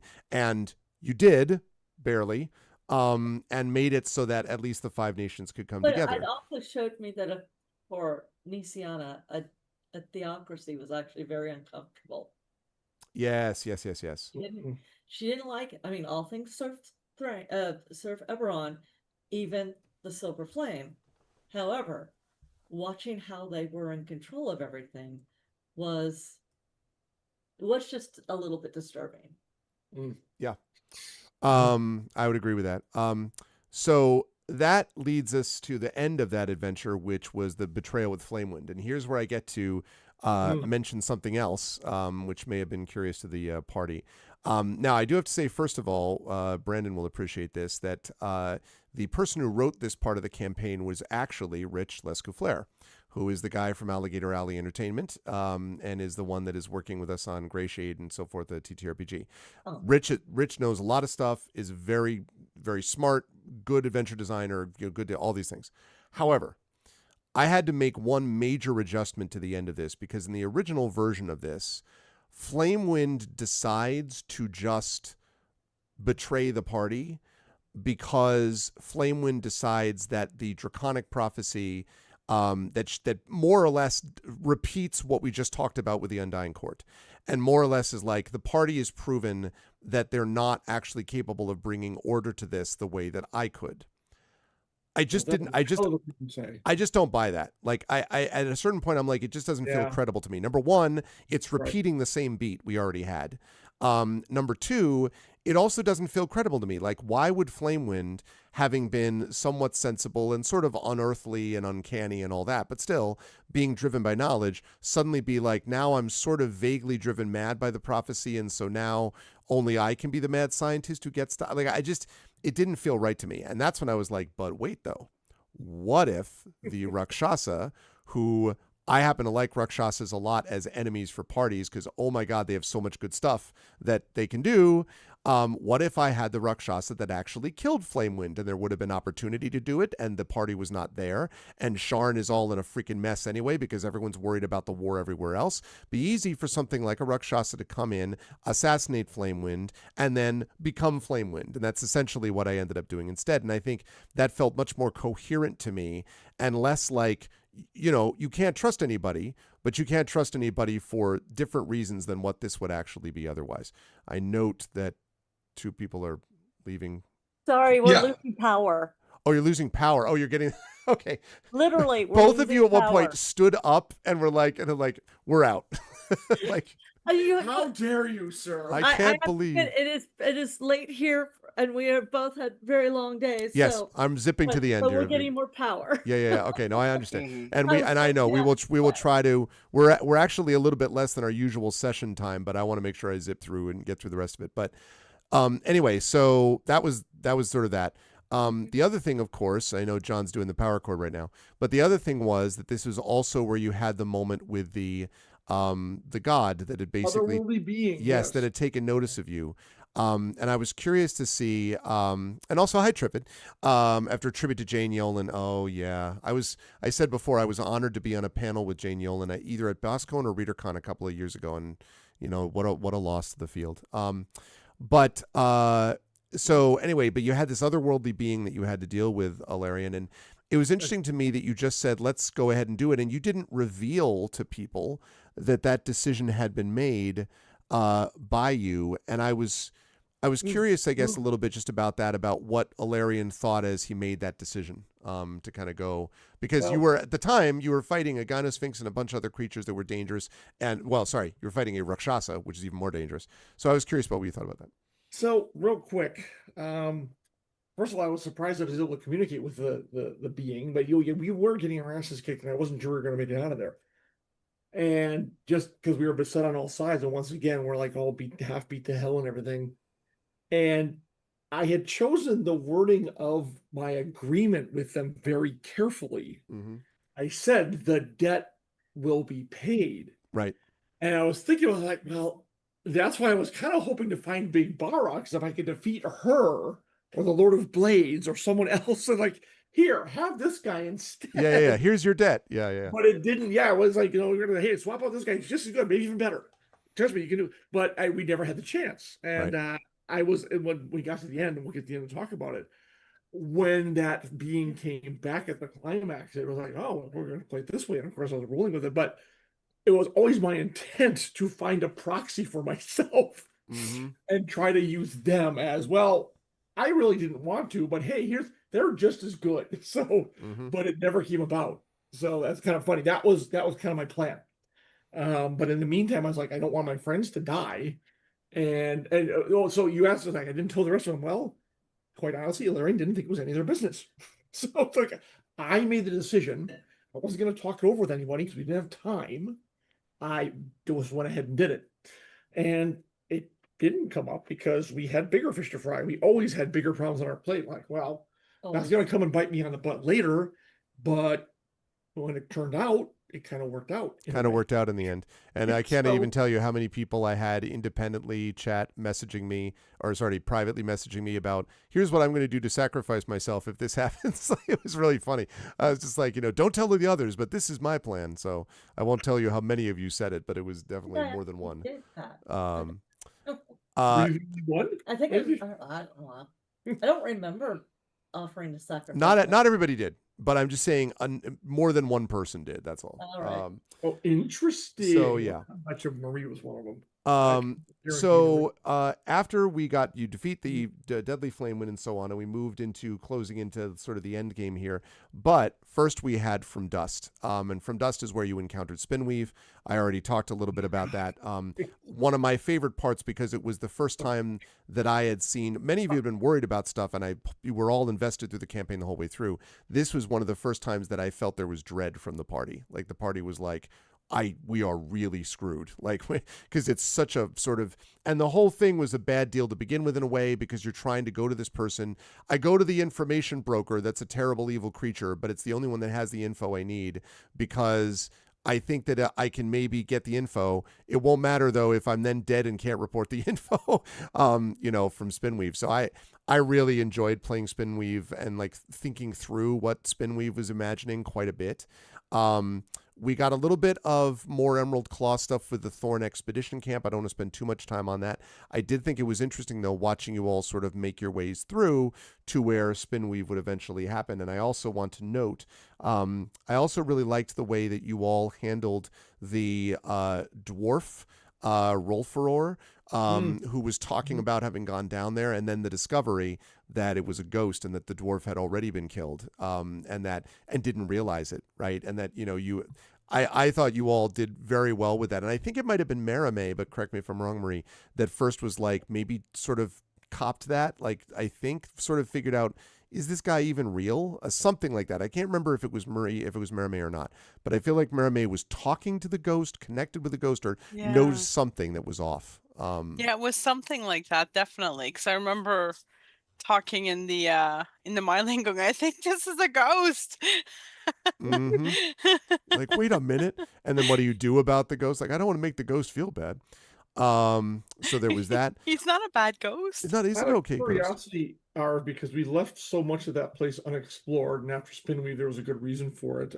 I'm just, one thing I thought was interesting about this campaign was previous ones of yours have been fairly kind of low on the loot level, which is fine. It's DM plays how it is. I wonder did we leave anything in there behind that we didn't find that might have been helpful later on, something powerful or whatever, because it's a high level dungeon. I was just curious. There was 3 rooms, and we're like, get that. Yeah.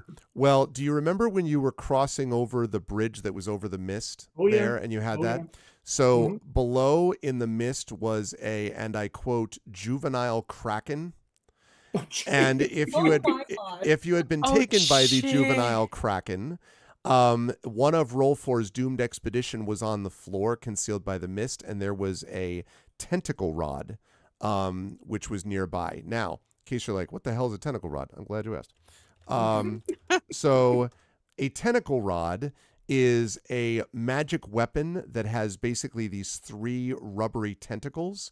And when holding the rod, you can use an action to direct each tentacle to attack a creature you can see within 15 feet. Each tentacle is +9 to hit and deals 1d6 bludgeoning damage per tentacle. And if you hit a target with all 3 tentacles, it has to make a con saving throw. And if it fails, speed is halved, disadvantage on dex saving throws, can't use reactions, and can take either an action or a bonus action, but not both. So you could basically like tri-part hit or 3-part hit. I was really, that would have been a fun one, and that's a pretty decent size one. The other one was, do you remember the creature, the sound of the yes. That was a gibbering mouther, and I've never seen anybody. I've never seen anyone run into one, and I really was like hoping there would be. Which is basically just this creature with flesh, teeth, and eyes, which is being tormented by a bunch of Darrow, these like evil dwarf creature things. And so, if you had defeated him, there were a bunch of diamonds and things that surfaced to the surface of the liquefied flesh of this creature. It was kind of gross, but it was a part of me that was like, this would be fun. The whole adventure is semi-gross, I mean, is what I'm saying. So yes, there were a few things that were left behind. So if we had made enough noise in the tunnel or the bridge room, the Kraken would have You almost did. Then it would have... Okay. Yeah, exactly. So it would have been... And yes, you're right, Trevor, that is a drow weapon, yeah. Okay, so you escape Spinweave, which brought us to Dream Eater, where Jen got to live out her dream of riding dinosaurs, is what we got here. the whole campaign and that I had never expected about Nisiana. She drove into the gray. She loved the source sleds. She rode dinosaurs. She was like, give me a vehicle. It was Disney World. It was Eberron Disney World is what we got here. I think she was a cleric. She was a cleric rigger, clearly. Yes, that's right. That's right. Yeah. And the interesting thing here was, first of all, we had the dinosaurs. I really loved this because you got to see the halfling barbarians and like things that are just not part of, again, sort of exploring different aspects of Eberron that are different from what you would expect. But also because you got to fight essentially a dream skeleton of an ancient red dragon. Like fighting an ancient red dragon in a dream was awesome. Like I was really having fun watching you do that. And this image that I have on the screen right now of you facing this skeletal dragon, but because the world of the dream world and this world has become so, the line between them is so thin, the veil is so thin that you can like fight, you have to fight the dragon in that dream, or the dragon could literally like remanifest in this world. Was very neat to watch you all deal with that. And it's an ancient red dragon, so you know, and you did manage to defeat it. And again, it was also, you needed that to be able to stop the veil from closing, but also to gather information, which led you to your final stages about where actually you were going to, you know, find this thing with the Oracle of Bones, where you were going to find the way into the Dolor. This is the one where we had to protect the shaman, right? Yes. Yeah. That's right. Yeah. While the So- shaman was doing the ritual. Yeah. Right, exactly. And she couldn't wake up, otherwise the ritual would be Yep. corrupt, possibly the dragon. And this one is one where I don't feel we cheated you, Arv, but at the same time, because of Alarian's ability to transfer damage, I felt we had a huge advantage in this case. It helped a lot. I It also helped a remember lot. my Yeah. natural 20 on the dragon, which was hilarious, attacking it from the sky. Yep. That was awesome too. But I felt that one wasn't like, it was certainly fun and interesting, but I kind of felt like we were on a cheat code in a way, because I could take damage all day and not disturb That's her. right. And it didn't bother me too much because you had all almost bought it during Spinweave. I thought it was okay to sort of have But a it's little bit fun of a break adventure. there. Yeah. It was still fun. The jungle and the creepiness and the dinosaurs was great too. Yeah. I love the jungle part was fun, bringing you through that too. It's true. Yeah. And then that brought us to the Dragon Below, and this is where we got to go back to Metrol. We got a lot of going to the sort of darkness of, you know, what Tantan was experiencing, everyone going through the gray. This was a lot of fun because all of you had to sort of deal with these like phantom armies that would appear and these weird things that were getting close to the center of where this all happened, and thus was going to be extremely, you know, problematic for everybody and dangerous. I really appreciated that. And then, of course, you had to take down Trezul, who was this sort of necromantic skeletal creature who was trying to break through again into the land of the dead, which would have destroyed everything, as you found out in the previous adventure. You were able to defeat Trezul, although it was a near thing. I believe we got some banishment in here at some point. If I'm not mistaken, there was a banishment here. It might have been the next one. And created this whole thing with the Oracle of Bones. And then we're also able to, there were also these other things of these voices that were whispering to you about wanting to be freed. And you were also, you all eventually resisted that, but there was sort of a, we can help you against this thing. And you were all like, that's danger, Will Robinson. That is not a good idea. But, you know, it was getting a little scary at times. And so figuring out how you were going to deal with Trezul was interesting, and you managed to get through it, you know, reasonably well, but at a certain cost, obviously, to the experience of what someone like Tantan was going through. Which brought us to the last portions of the adventure, starting with, first of all, the final tribute. And the final tribute was a good time, because in the final tribute, we actually got to see you all go to this village of New Seer, this town of New Seer, where these refugees were. This was where a lot of you were able to connect with, again, the reasons that you were fighting for the things you were fighting for. We talked about already the situation with Rowan, who actually, now that I think of it, had a very active adventure during this whole thing, because you had the Baker Street Irregulars, you had the Goblin incident, you had goblins in the basement. Yeah. You had Alarian doing invisible flyby from a distance, sort of like watching. You had this sort of place where a bunch of people had been killed that were the original people that were supposed supposed to be advising the prince. We had that great sequence with Tantin basically telling the prince, like, if you really care about these people, you know, we're going to actually go and do this and like see what's there. You know, so that was really interesting and became important. Also, we had Nisiana doing a bunch of CSI stuff about like, okay, listen, if it killed them, then there wasn't an antidote, then that means this happened with this. Like, so we had that stuff going on. Yeah. When I realized that, I remember asking Marie about it. I'm like, wait, if it killed it, then why wouldn't? And he did it. God damn it. Yeah. And then you all, just to sort of, you know, bring everything to a wonderful joy, got to fight. And this was my favorite combat part, by the way, one of my favorite parts of what I'm about to explain. So they're fighting this dragon. So it's this, and they already disliked this halfling who was not actually Duraz anyway, but because they found Duraz's body down a well or whatever. So it was actually Duraz. Sorry, it was not actually Duraz. It was this dragon who was, of course, a member of Dun Dun Dun, Emerald Claw. Look, it's a green dragon. But also, the first time that you're fighting it, I'm like, and then he takes a legendary action. And I forget who it was like, no, I think it was Rowan, who's like, wait, this is a lair? Like, he's near a goddamn lair? We're fighting him in his lair? Was it you, Nisiana? Or was it you, Jen? Did Nisiana did that? Oh my God, it was so precious. And then you were like, and then someone was like, and you were looking down, you're like, wait, there's a goddamn cave down there. There's a goddamn cave. That's where his lair is. And so this pleasant villa garden instead becomes ground zero for a battle against the green dragon. Oh my God. And it was, in fact, their lair. That's when the banishment happened, by the way. Yes, that's right. I got banished to the evil land. That was so much fun. Great conversation about that afterwards. Yep. Where you were being sucked into hell, basically, and you're one of the planes of hell. And Larry's like, this is great. Every part of this is wonderful. Rowan was big on this too, because Rowan on multiple times was able to hit the dragon for stuff. A lot of what you were doing, Rowan, also was positional. Like you were sort of moving out of the way of certain effects so you could hit it with other effects. This was also, by the way, at the point that I realized that Merame was essentially just a blender, a blender with glitter. There was that. And then Tantin was just like, I'm a sharpshooter, kaplow, plow, plow. Oh, I hit him again, kaplow, plow, plow, plow. Oh, I hit him again, blah, blah, blah, blah. Like Tantin had sort of sneakily made his way from being, I am a jovial artificer, to I am the demon Legolas Robin Hood that your mother warned you about. Rapow! Like just the most badass, archer. Merame was magic to my arrow, so punch. Oh my God! That way too. At this point, you all were a hugely important force, like potent force at this point. Not just because of your level, but like Nisiana's got the aura of life. Rowan is just laying down like banishment / counterspell / fires like everywhere you look.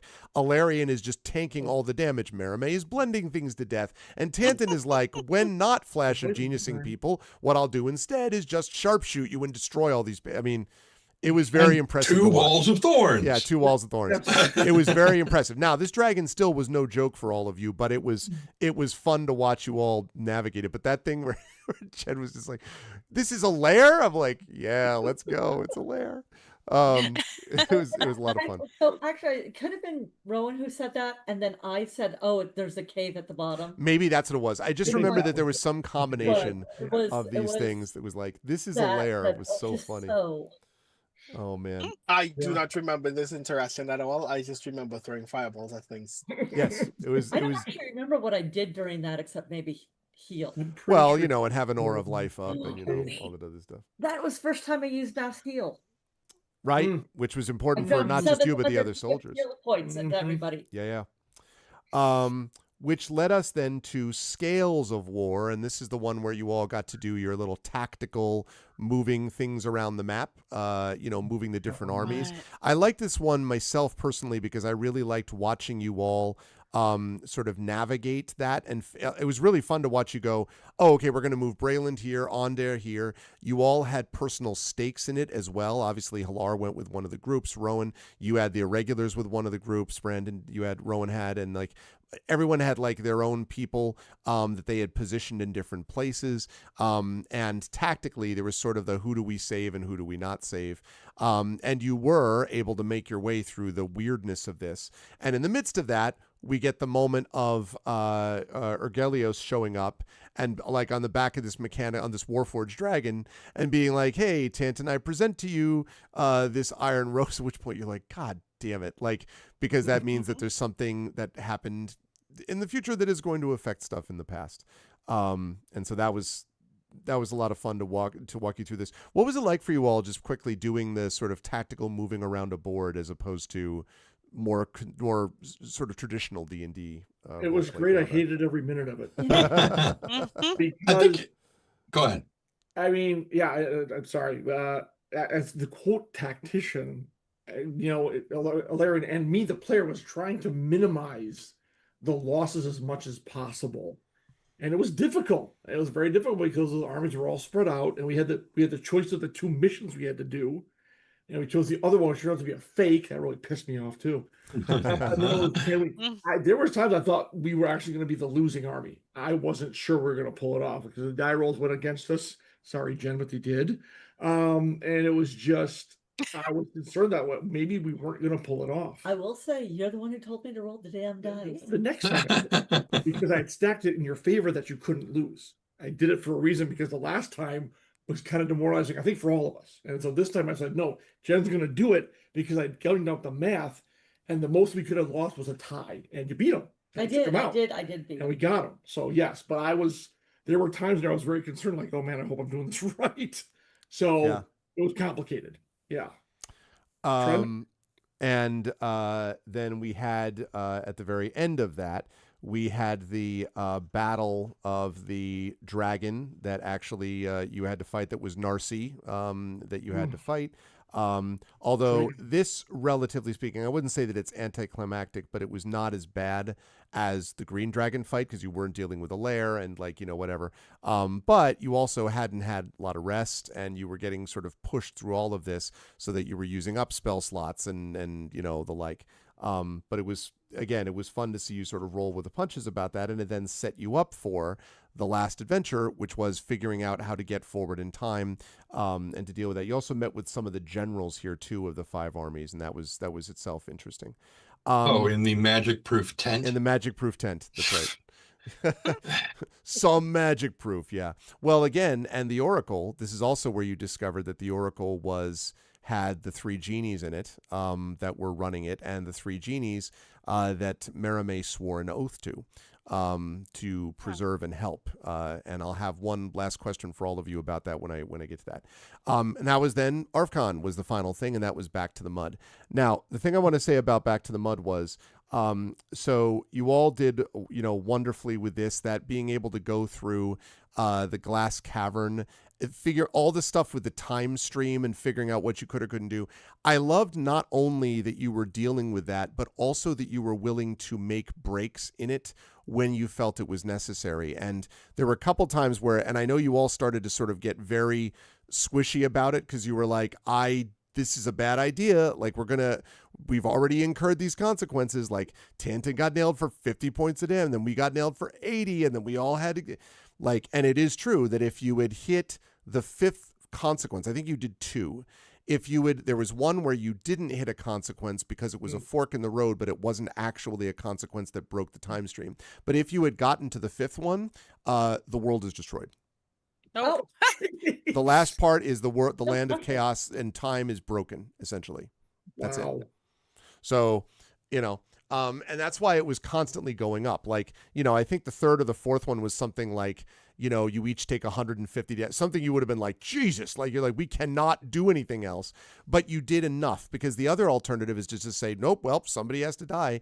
And that also didn't feel true to what you wanted to do. You were like, well, we're going to take some agency, and do that. What would have happened if we'd have let that dude die that I was like fighting so hard to save, to prove to my sister not everybody has to die? The time stream would not have been affected then, would not have been a time consequence, because in reality what happened was the Lord of Blades shows up. Aaron DeCanneth is like, but you can be with me, and Lord of Blades right through the throat, tosses him into a pool, just kills him, because he had his own guy that, remember, the guy that he brought along with him that could operate the Right. forge. So he was basically not having it. So it was actually, I thought if you would have allowed that to happen and you could have watched it, it would have been a great, like, we can work together. You know, you would have been like, oh my God, you know, that would have been a good moment in its own way. But I really appreciated that you didn't do that and that you saved Aaron and that you did it because you thought it was the right thing to do. Wait. Wait, no, Did you say Eric, what's his name, would have offered to work with the Lord of Blades? No. That he was, No, remember, okay, he had said that he was trying to convince him, don't do what you're going to do. Like, I can bring us together. I'm creating new. Let me help you. Let me basically. help you. And the Lord of Right. Blades would have been like, that's nice. You're a human. Also, no, everyone needs to die. That's not Warforged. Goodbye.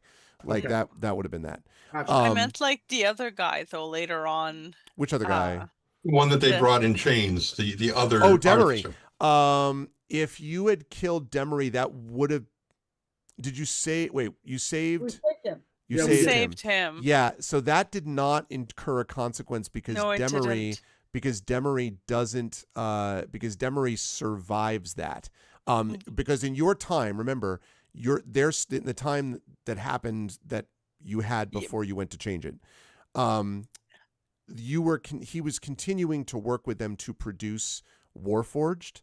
So when you saved him, he didn't die in the previous timeline, I guess is what I'm saying. If we would have killed him, then we would have incurred. Then you would have incurred a time consequence. Okay. Yes. But it also would have like undercut, you know, the forge. So I could have maybe seen that, but it would have incurred a time consequence. Yeah. Maybe a little. Yeah. So you made the right call in trying to save him. Mm. And so I wanted to ask about that from all of you, because you were obviously somewhat operating in the dark based upon, this was decisions you were making based on your values, honestly. And so I'm curious about what it felt to do that, because it felt like that part was of you one were of the like, points I'm worried where- about time, and the others were feeling about values. So Nisiana was unsure because she did not know if saving him would change the time stream, and that hurt everybody so badly the last time. Yeah. That she was afraid that it would not only hurt us really bad, again, maybe kill some of us, it might actually lead to something that would kill the rest of the war, right. and that's why she was just like, sometimes you have to let them die, even though it felt wrong to her. Right. But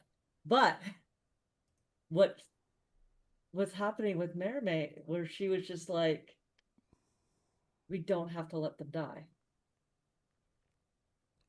And Yep. it was a Yep. exact opposite consequence of what her words should have killed at that moment, but didn't. Mm-hmm. And it actually gave Nisiana some of her faith back that she was wavering. It was really smart, thoughtful play from everybody that there was nobody was like, I'm going to do something which is idiotic. Like, it all made consistent sense, but not everyone could be right about it. And ultimately, you know, in terms of what was, quote, the right thing to do. And in a way, I want to point this out. I don't know if anyone noticed this, but really, at a certain point, all of you had a point of view that was listened to and acted upon, but not all at the same time. So everyone there was almost a push-pull thing going on, where here's where we will break it, here's where we don't break it, here's where we don't know if we break it, but this is my value. I trust you and I'm going to live with this value, but this is my line in the sand because we have to do this. Like, every one of the five of you really had moments that the party went along with, and I think you almost did it maybe even subconsciously, but I was watching it being like, this is amazing, because you all had at this point connected with each other 19 levels into this campaign. And knew about the way that each other operated. And so that was really cool to see. And then, of course, the battle with the Lord of Blades itself, which was, I think, fairly epic and led to this, this sacrificial moment that we got from Ilarion. And I'm going to ask for a post moment in a minute, but I do just want to note one thing. I had promised everyone I would say this. So originally, this campaign had 20 parts. I completely and utterly disagree with the 20th and final concluding part, which is why we didn't do it. The final original concluding part of this campaign has a group of dragons returning to claim the Oracle for its own, attacking Salvation so that they can take the Oracle back. why the dragons all of a sudden are interested in it. They tried to, they tried to set this up earlier by having you deal with like different green and gold dragons.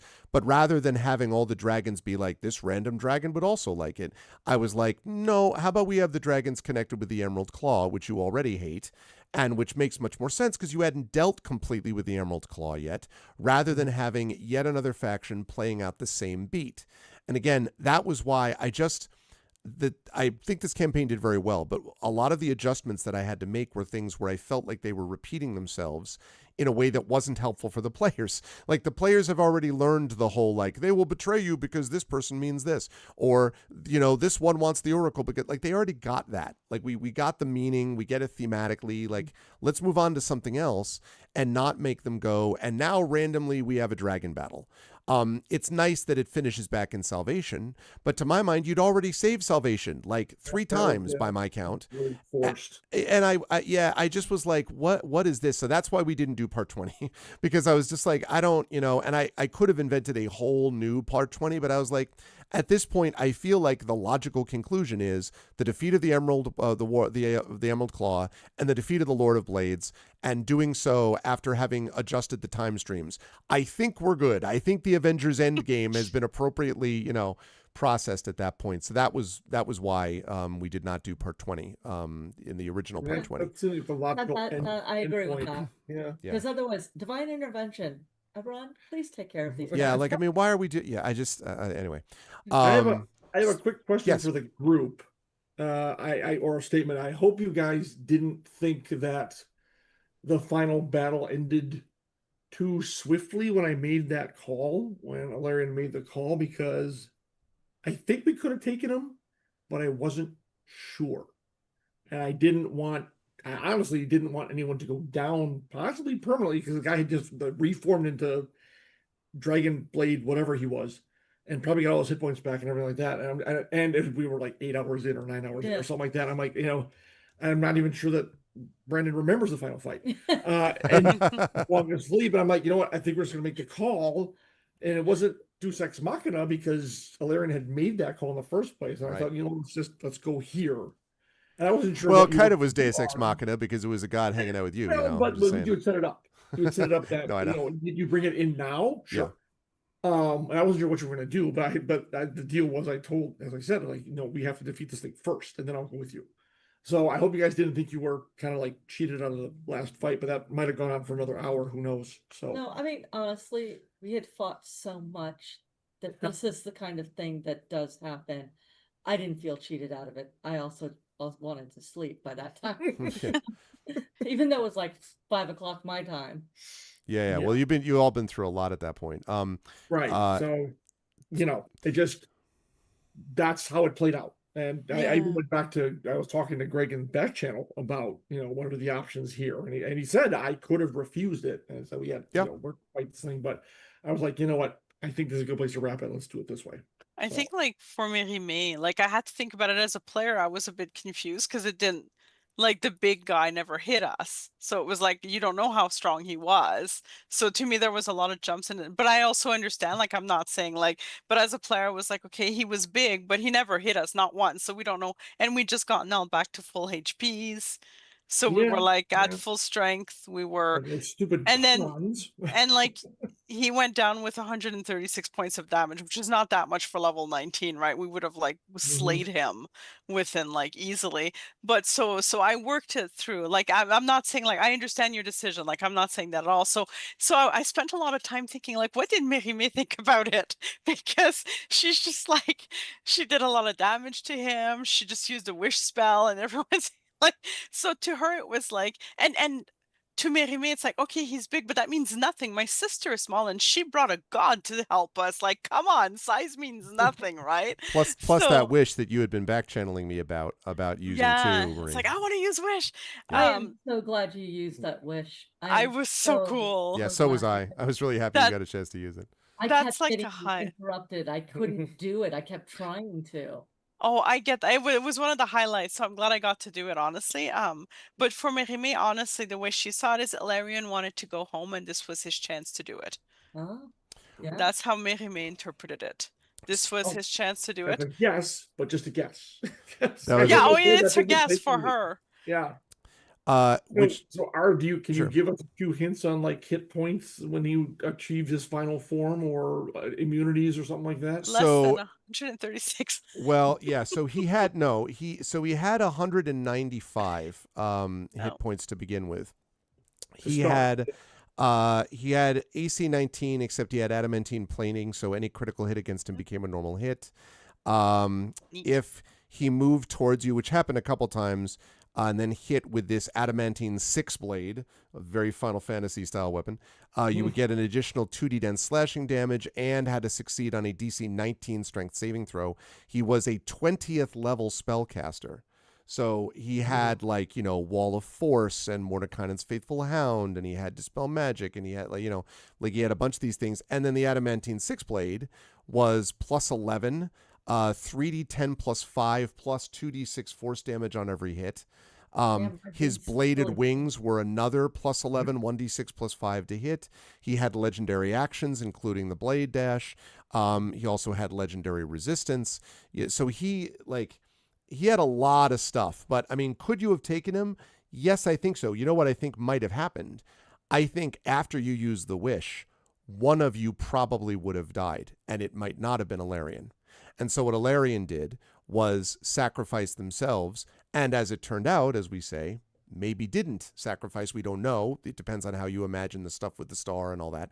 But sacrifice themselves, in a way, the ultimate protection of the party, when all of you, one of the four remaining of you could have easily been taken down. It's also possible you would have defeated him, despite all of that. I do think you would have probably beaten him in answer to that question, but I don't know that you would have beaten him without casualties. Yeah. Well, yeah, But that wish was clutch, Marie, and that's why I was glad you got a chance to use it. Me too. It might be the only time I get to use it in my D&D career, so I'm glad I got that. Thank you. No, for sure. It was really awesome. So what I want to ask everyone to sort of finish up here before we just do about 5 minutes, I promise, on the Dragonlance setup, and then we'll end. It looks like we'll end just about normal time, actually. But what I want to ask from everybody is, you all had the opportunity to... you've talked about most of your highlights. If you haven't, certainly feel free to bring up one. But we ended the campaign with you at this more or less statue unveiling of Eberron, where everyone is sort of talking to each other and whatever. But I'm curious if there is during the credits scene, the cut in to show what the person is doing now, afterwards. So I will start there with Tren. I'll start with Tanton first. What exactly would that credit scene look like for you, that post-credit or whatever, in the middle of credit scene? My personal favorite moment from kind of the whole thing, it was sort of between me and Marie. I used to do a lot more object work with stuff while other characters and stuff were talking. There's a moment where I was working on pieces of Spanner and I was setting things up, and I had a bunch of matches between my fingers, and just out of frame, I used a butane lighter to light it so they just all flared in the thing. And I was like, oh God. And I saw out of the corner of my eye, I see Marie just start cackling. And I'm like, good, get one. And that was like my favorite moment of all of that shit. And then eventually I was like, oh, this is, and I don't remember what was happening during the rest of the thing because I was so focused on what I was doing. Burning your hands. I was like, I need to not do that anymore. And so, yeah. But as for Tanton, he went back and found Finta. Yep. And proposed. And when they were getting married, Spanner walks up with the wedding ring in his mouth, and Tanton was let's go. Tanton was so frantic trying to get everything just perfect, just right, that I decided to roll the special die that Light and Passion made for me in particular, which has a fuck for the natural one. And that's what I rolled. And so Spanner walks up and he is bedecked with ribbons. Thoroughly. Of course. Bedecked. He's got a gigantic multicolored rainbow bow tie made of ribbons. It is hideously adorable. But he walks up and he stands there and he opens his mouth, and the natural one was that Tanton forgot to turn off the blades, and so it's just powder inside. It just destroyed his wedding ring, and he's just like, oh no. Yeah, I assume Finta forgave him, probably. I hope so. But the two of them went to New Seer, and that's great. They started rebuilding, helping rebuild And everything. reconnect with those people. Yeah, by the Yep. way, that I forgot to mention that cleansing arch thing was also really awesome. I like thematically and otherwise was another highlight for that too. All right, Marie, what was in the post-credit sequence, what would Merime be doing, do you think? It would be like an anime style post-credit sequence, you know? So it's like all like, you know, pastel colors, and like there's this little like slightly high-pitched song in the background. And it would be Merime probably outside, and she's been traveling with her sister, and to wherever they decide to go. And her sister is sleeping under a tree, and Mirimi is leaning against it, and she's just finishing playing her lute to sing her sister to sleep, as she likes to do. And then once she's done, she smiles up at the sky, and then she closes her eyes, lets the lute fall beside her, and her sword is leaning against a tree, but she's not holding it. And then as she drifts into dreams, she smiles. Oh, that's great. Yeah.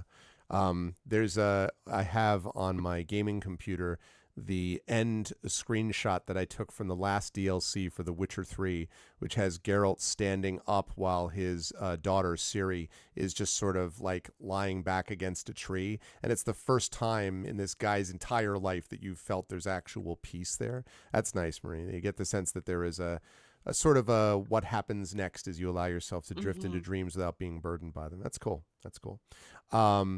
Brandon. And also, sorry, Marie, did you have one highlight for the whole campaign that you were like, this was one of my favorite moments, or not? If not, it's fine. I'm just curious if you did.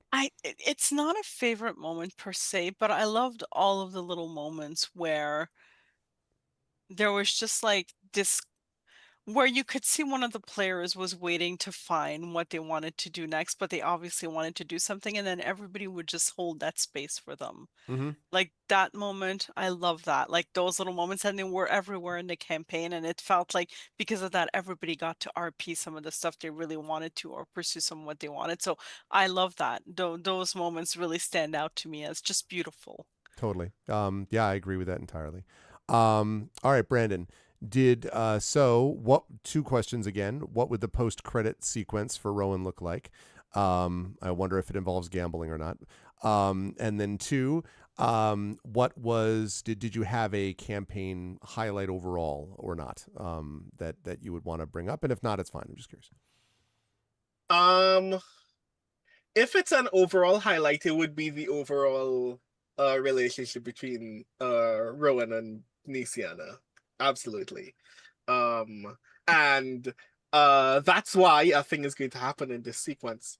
Okay. In the intervening time between the end of our quest and the erection of the Illyrian statue, I disappear. Like the crew has no idea where I've gone. And in that time, I have in very quick succession met up with Tanith Fiarlan and enjoyed their company. Okay. And then immediately went on a heist and made like 6 figures of gold pieces. Okay. And then I come back to Salvation, and the 2 things that I do when I get there are I go right back to the tavern to get in another card game with the orc that I beat the last time. Yes. I love it. But the camera focuses on my hand, noticing that I have a winning hand, and fold, so he can earn 500 gold pieces from me. No. Oh. See, and then change comes. It's funny. And then I walk from Salvation to the nearest temple of Eberron, wherever it may be. And I put 200,000 gold pieces in my arm, leave it in a collection plate, and walk away. Oh, nice. Nice. Yeah, that's lovely. A real consistency that we got from how Rowan was, how Rowan became, and really a fun character. And again, I want to give credit Oh, to and before I forget, oh yeah, the donation to that temple also comes with a letter. It says, "This is not for you. This is for her." oh nice. I really appreciate, Brandon, that you came in and settled in so well. Not that I'm surprised, but I think I speak for everybody that it was really, just one of the crew, and so you deserve a lot of credit for that.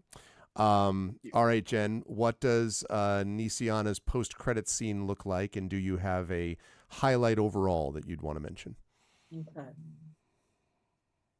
My post-credit scene, yes, I'm still traveling with my sister, but this time we're on the plains of Talantis, riding dinosaurs that are bedecked with ribbons Yes.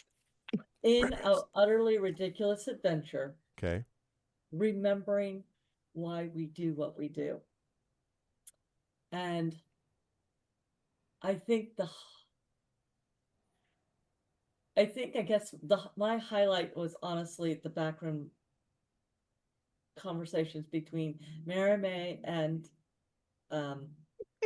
Nisiana in private. I apologize that is not a lot of things that you have seen, but it was it was part of how they interacted. They were always in each other's heads. Mm-hmm. And also, I'm not going to leave her until we deal with the genies. Right. And that is a thing. But I have one other thing that I want to give you all.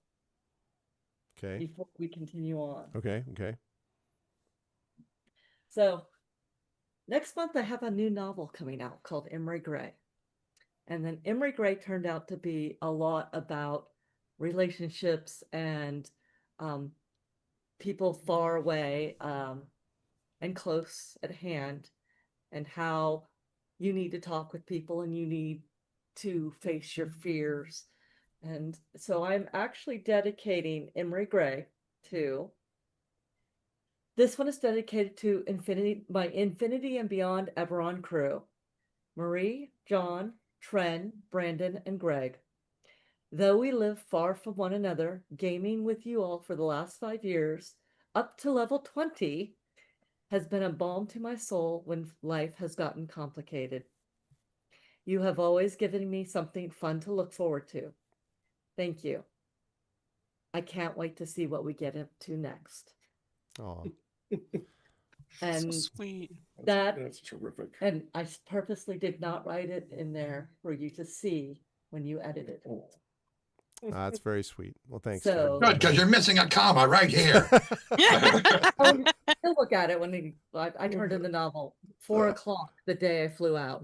Yeah, that's really cool. I have never been fortunate enough to have a dedication made based on a D&D game, but thanks, Jen. Well, I mean, there was something I always looked forward to, and thank you.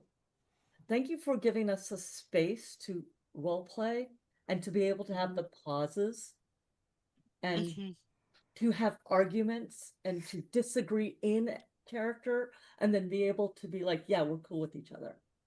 Yep. It was a pleasure. As I'll say one thank you to everybody else when we get done with that. But thanks, Jen. That's really nice, and I like that and the end credit sequence both.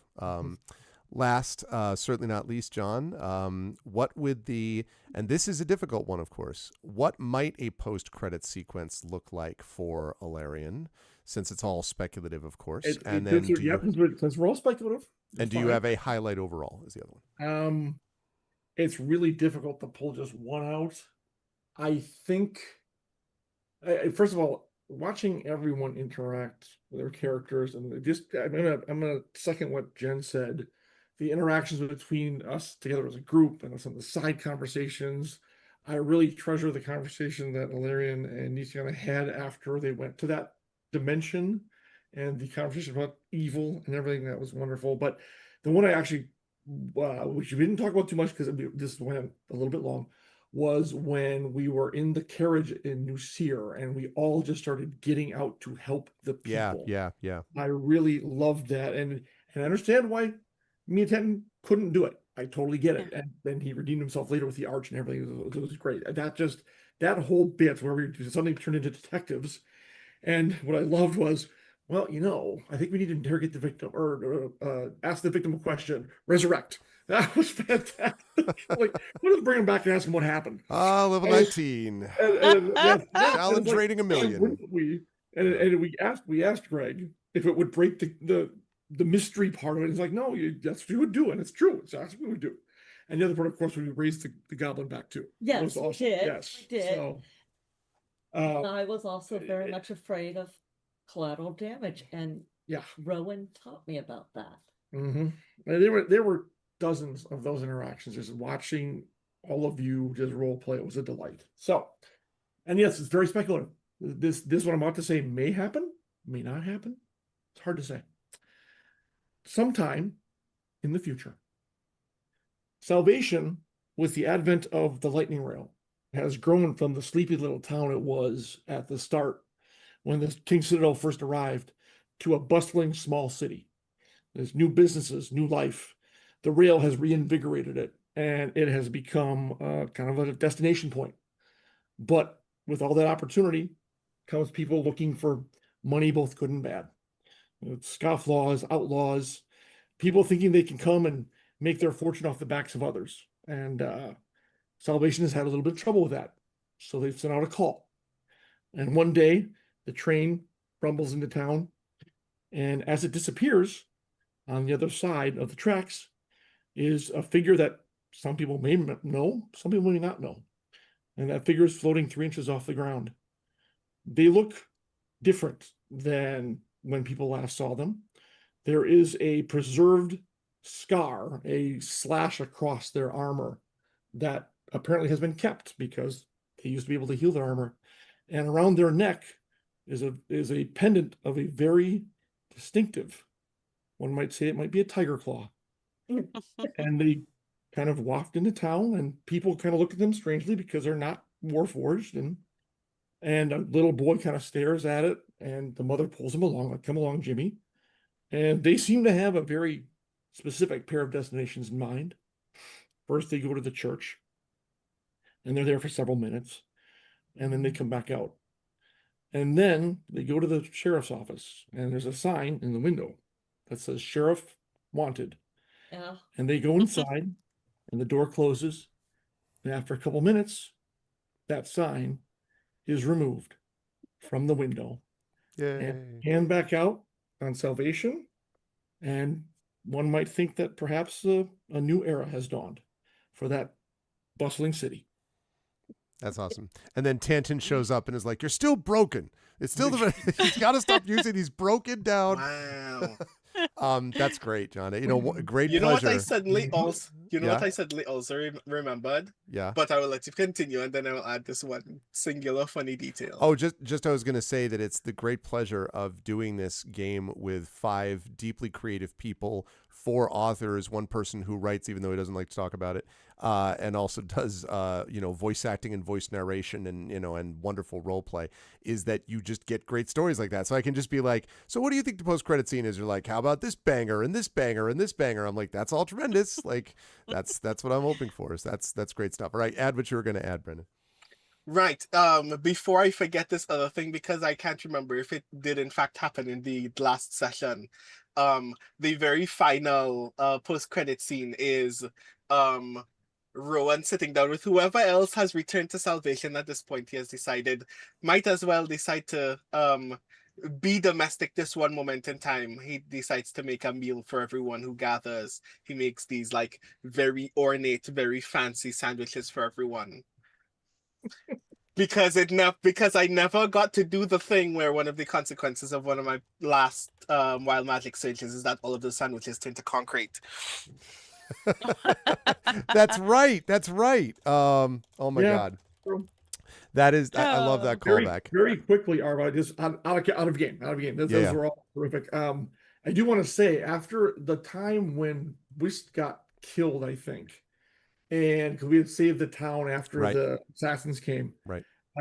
I had also, besides the paladin thing, I had given serious thought to actually writing Illyrian out to become the sheriff at that time. Oh, They interesting. would have stayed and I would have switched to a new character, but I couldn't make myself do it because I love playing the character so much and I love this party so much. So I was like, nope. As much as that they might have done it, I just couldn't do it because I wanted to play this to the end. So there you go. But then I came with the end. That's a scene. great Thank you post-credit for that. concept. It could happen. Yeah. Yeah, I know. Mhm. I love But it. I thought like that's the perfect ending point for this in my mind, especially for that character. And it's in the I love future, you that. know, like 50 years later, blah, blah, blah, or Oh, it whatever could the be. case Who may knows? be, you know. Yeah, exactly. Yeah. Exactly. Well, I will say one last comment about this, and then we'll take, like I say, 5 minutes in Dragonlance, then we're done.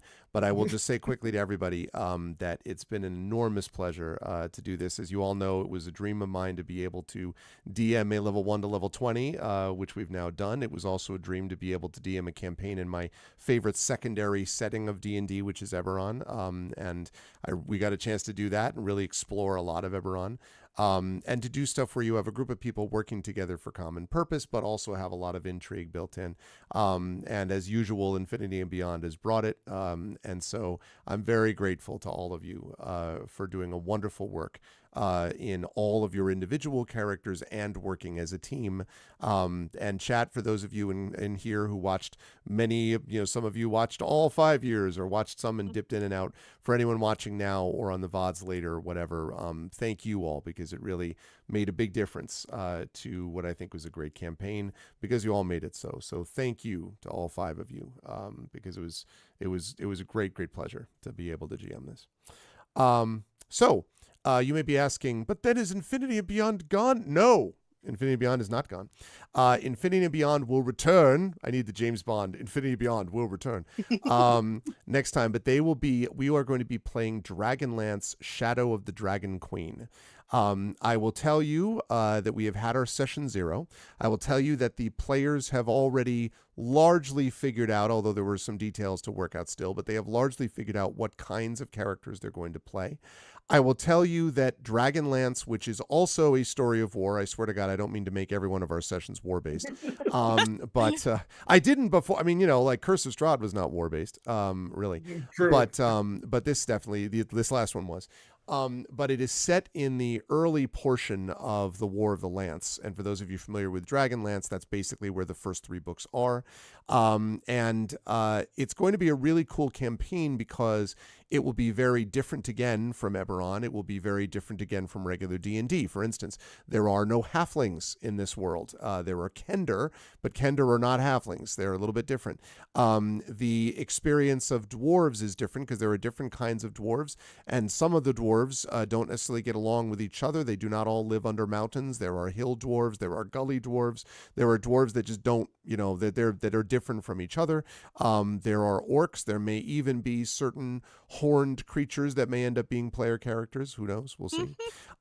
So there's a lot of different stuff that you're going to see from there. And the other thing is that Dragonlance, and I think, having read through the books, Jen and I have both been rereading these books, and I think Jen agrees with me that the books don't age well in a lot of ways. Like, there are issues with the books, and I knew that going in. But what the books do well is the books provide a real sense of place. Krynn does not feel like other D&D settings, and the experience of it, and we'll talk about this in session 1, of what Krynn is about. For example, there are no clerics as such, at least not the way we imagine them, and so on. Those differences are significant, and so it's going to be nice to play into the different world of Dragonlance, which is quite different from Eberron and quite different from Forgotten Realms.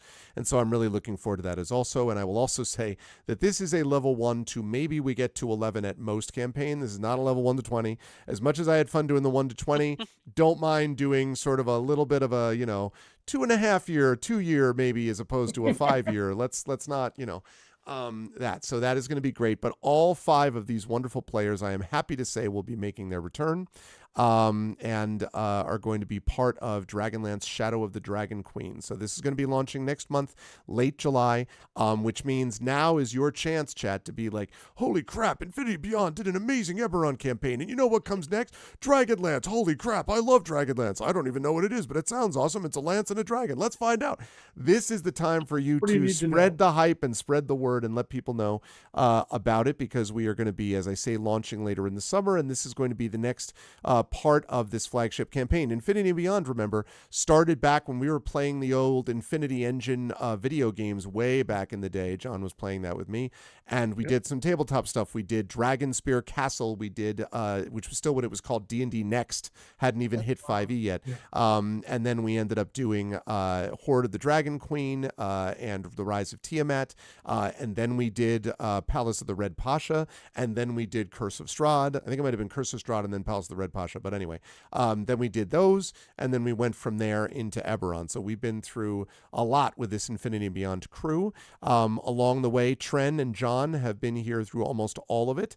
But Marie and Jen joined us after playing Everwind, joined us for this campaign and are now sticking with us, which is great. They just can't quit us, I suppose. And Brandon is also, having joined us, has also been as great. We are grateful that Brandon has accepted to stay with us because is such a fundamental part of it. And I also want to give Rob a shout out, who was a part of Infinity and Beyond for a long time too.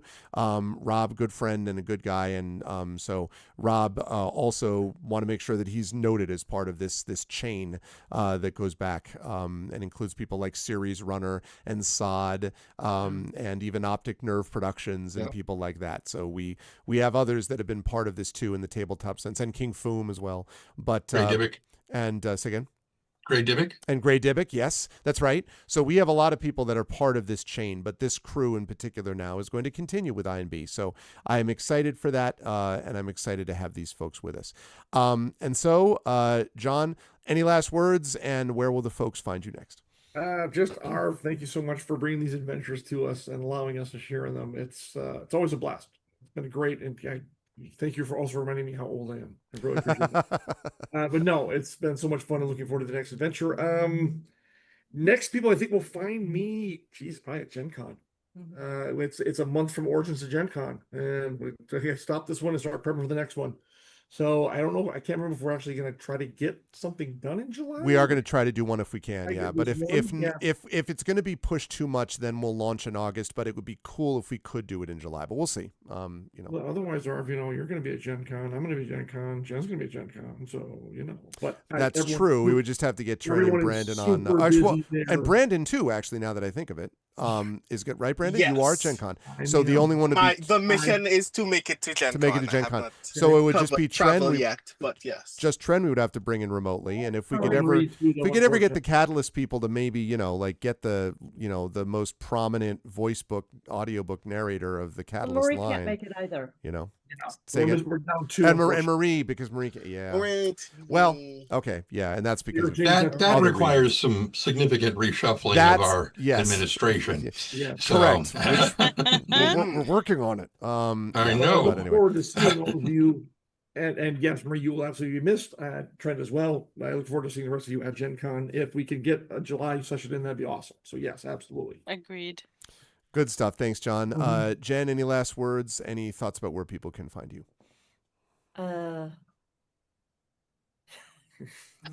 See, that's what it's like right there. Okay. Out in public where people can find me, it will be Gen Con. I know on my last Bubble and Squeak, I talked about a panel I'm doing for the autistic adults about creative things, but what any of that is right now, I cannot tell you. I will have a new novel out next month. I will also be traveling for family next month. So yeah, I'm just tired. I'm very happy. I'm very tired. Find me online at jenniferbrozak.com. Follow me on Blue Sky. Follow my newsletter. You get cat pictures. And I am told I have walls on my kitchen now. Yay! I will go home to actually having walls in a kitchen. I don't have a floor or a sink Well, or an oven or any of that, Appliances. but I will have walls. So, yes. That's Find me awesome. online. And best of luck with the kitchen and everything else. But thank you, Jen. Thank you, John. Thank you, Jen. Brandon, any last words? Where can the fine folks find you next? Greg already knows that I like playing games on this channel. I actually think that I'm doing it technically far less as a member of INB than I have been previously. And we are in communications about how to bring back some of the Yes. other things that used to happen on this channel. Yes, we are. Yep. But being a member of this crew has been amazing. I am very excited for Dragonlance, in part because I know nothing about it and I am not pressed to learn. So I'm very excited to play a character who, in a situation where I'm just figuring out what the stakes of the story are from the GM rather than being invested in everything else. Because Greg is very good at that. Greg is a talented GM in terms of, even if this is something that everyone else is already familiar with or has some kind of attachment to, not a lot of GMs are still adept at making sure that someone else can just come into the world and still be able to manifest story just by playing off of the rest of the characters. And I'm very fond of that with this crew. So I'm very excited to play someone who knows a lot of this world as a player who does not. And I expect Greg to steward me ideally. So you're doing hi what everybody. I'm also doing. What's that? I said, so you're doing what I'm actually going to do as well. Yeah. I mean, you did read some of the books though.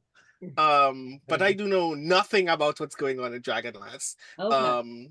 I also wrote for I did too. I see. That explains it. But yes, hello everyone. I am Brandon O'Brien.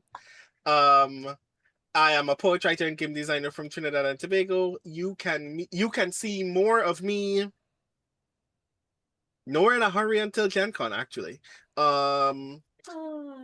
we are in a live play at Gen Con, by the way, and Greg is yes. That's going to be a lot of fun. True facts. Is that a Tales and Tomes game, or is that something brand new? It is brand new. It is called, I am tentatively titling it Publish or Perish. And so, we'll that's not going to fill us with trauma at all. Certainly especially not. the one singular academic.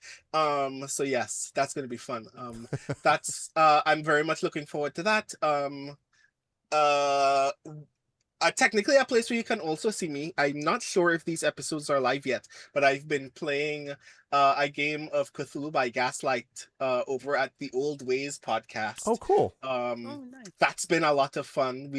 We are literally recording on Saturdays as well, so I recorded 2 episodes before we went live today, then took a nap for an hour and a half and then got here.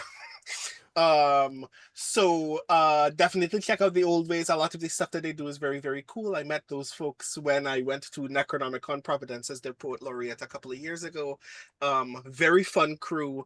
And over there I'm playing Herschel Forbes, who is a Trini expat to London in the 1880s, discovering that even though he's a very good writer, no one will give him work for all of the other reasons. And also maybe London is a terrible place to live, not because it rains a lot, but because things are always trying to kill you. So that's a lot of fun. You can find me, you can hear me ramble a lot at my newsletter, which is brandonO'Brien.xyz, which is also my website, where I ramble about the TV shows that I'm watching, have very intense feelings about pop culture, and sometimes, but haven't in a while, shared photos of the games that I'm playing on my phone, which I should have been sharing this month because the Finch app that I've been using for my productivity had a Supergirl special event this month. So now the pet that I have in the app is Crypto, and it's a lot of fun. So yes, thank you so very much for enduring Rowan Shallow. I can't wait to see what other stupid shit I do with my next character in Dragonlance. Thank you, Brandon. Always a pleasure, and it was a pleasure to have you as part of this campaign. And yes, more things to come on matters between Brandon and myself related to things on this channel. Marie, any final thoughts, and where will the folks find you next? Thank you to everyone here. I had such a great time to chat as well. It was wonderful. I think this is one thing that I will remember for some time to come and think back upon fondly. So thank you all for all of that and for being who you are. And I'm gonna be here next. That's probably where you'll see me, unless you're in Ottawa area, which I don't think many of you are. And even then, I am not sure where I'm going to be next. So I do have a book that came out just yesterday. It is very cool, very chaotic, lots of fun. It is Shadowrun. So please check it out. I just posted the link into chat. And thank you again. I there are no words. You are wonderful. Thank you. Thanks, Marie. And thanks for being a part of this as always.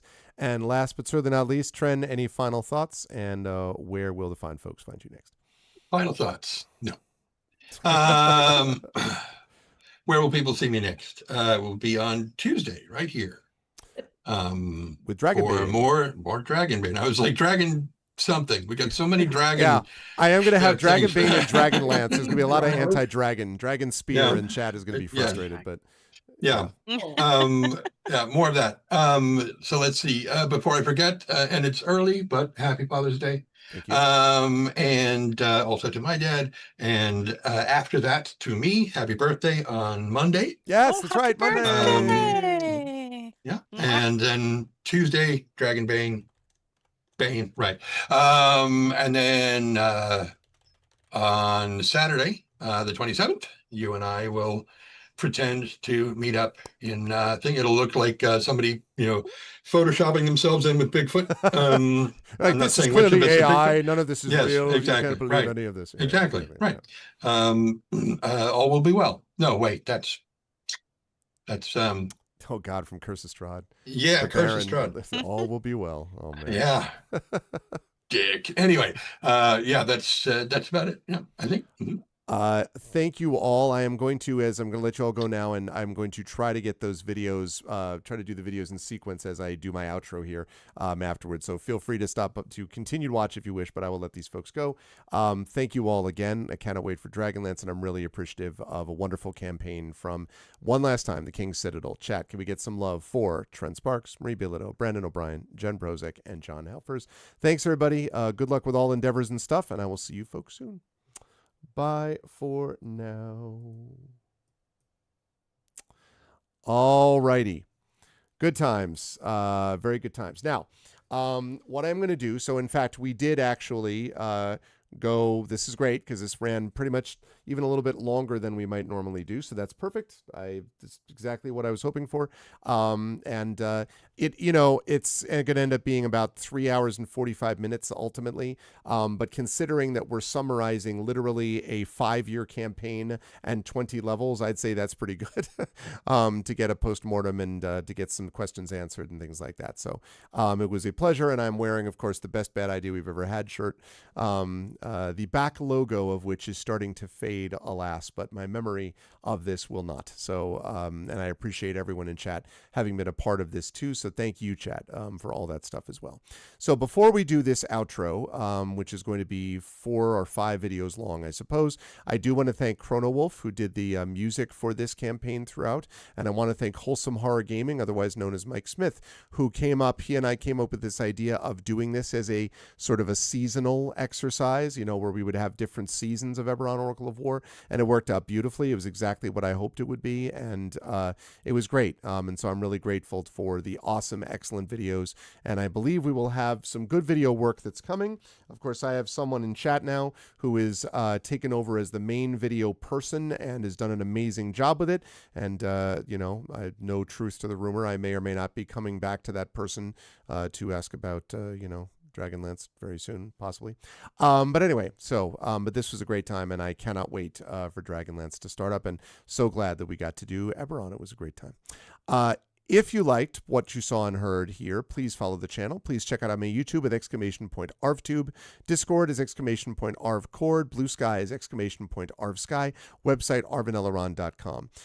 Yeah, that's good. A new video guy. You know what I'm talking? Would you have any knowledge of who I might be speaking of, Drew? Do you think maybe? Exclamation point Arv Shop is my merchandise area. Exclamation point Arv Treon is my Patreon, where you can support the channel and allow me to do things like pay for videos and music, which is always helpful. So thank you for those who support it. Please do jump on board. We're trying to get that back up to triple digits, so please do that. On the financial front, besides that, also we have exclamation point. Also we have subbing to the channel. That's what I meant to say. You get those custom sub badges and emotes to use here, there, and everywhere across Twitch. And of course, inspirations to help our tabletop players with both that and the Patreon. Also, exclamation point Icarus is to get you information about my graphic novel from Athos Arts. Exclamation point Library, my Tales and Tomes, The Forbidden Library, my 5e Adventure and Sourcebook from Alligator Alley Entertainment, and exclamation point Greyshade, that's my Greyshade IP, Greyshade Renegade and Heretic, the Grey Assassin trilogy, critically acclaimed, award-winning. You can get that from Athos Arts there. You can also get the audiobooks of Greyshade Renegade and Heretic, narrated by one Tren Sparks, about whom I have already waxed eloquent. And exclamation point, the Greyshade will also allow you to pre-order the tabletop role-playing game of Greyshade, coming to you from Brandon O'Brien and Alligator Alley Entertainment, coming very soon, so you can do that there as well. And as always, exclamation point BLM, Black Lives Matter, important to affirm and assert the significance and importance of Black lives. Exclamation point Help Now, the World Health Organization page on suicide prevention, important to reach out to others when you need help and reach out to others when they need help as well. And exclamation point Ukraine, UKRAINE, to help the people of Ukraine as they fight back against an illegal and illegitimate war with bravery and courage, and send the message will do so for others in that situation in the future. Ukraine is winning that war, but obviously at a cost, so please continue to fight the good fight, and we will continue to try to support you as much as we can. Same to the people of Minnesota, specifically Minneapolis, the people of Memphis, the people of Newark, New Jersey, all those who are continuing to fight against federal occupation and invasion and fascism, and doing so with bravery and courage. Please continue to do so. We're winning that fight as well, but it obviously continues to require all of us to keep banding together, but keep it up, and know that we see you, we love you, we respect everything you're doing, and it is inspiring to us, so please do that, because that would help. Otherwise, though, I want to thank everyone who made this an awesome stream. Thank you to Drew the Damager. Thank you to Prince Justin. Thank you to Triffity Mats. Thank you to the Rising Tides, the best mods in the business. Thank you to my Patreon supporters and subscribers, Drew, Prince Justin, Triffid. Thank you to Nonstop as well, being awesome as Patreon supporters and subscribers.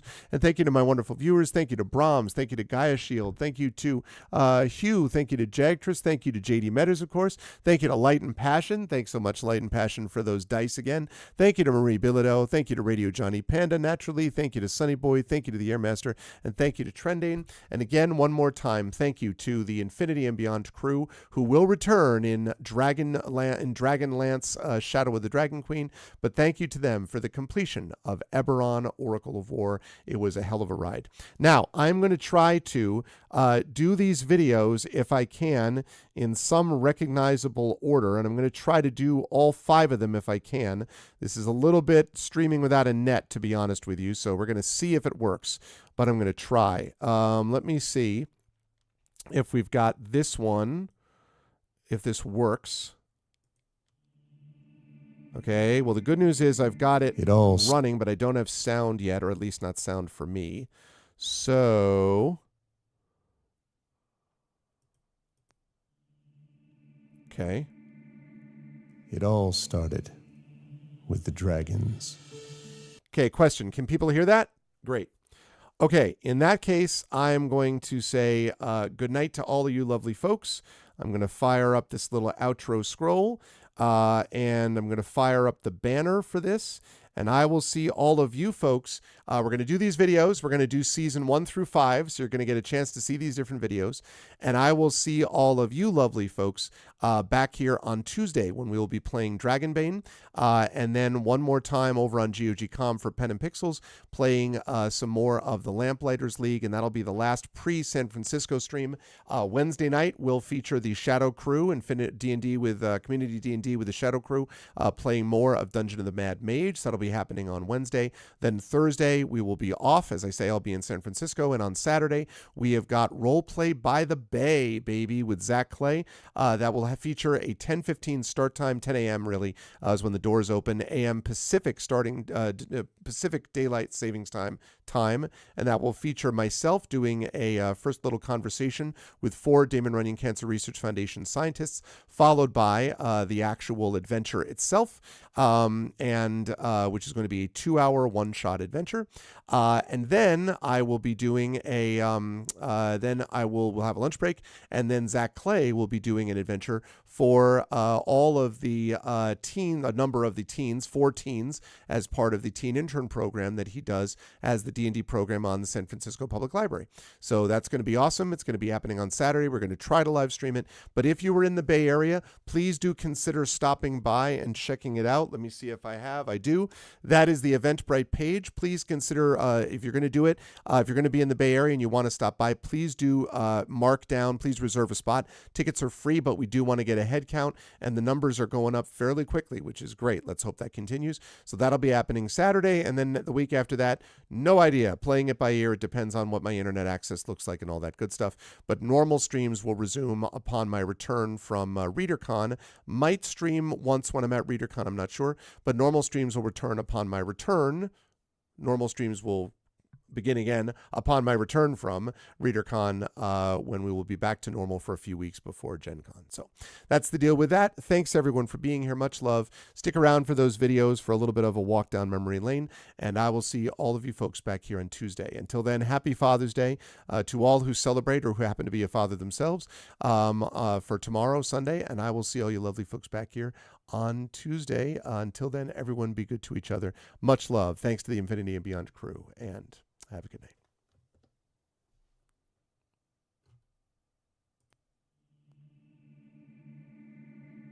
It all started with the dragons. The progenitor dragons, Cyberus, Kyber, and of course, Eberron.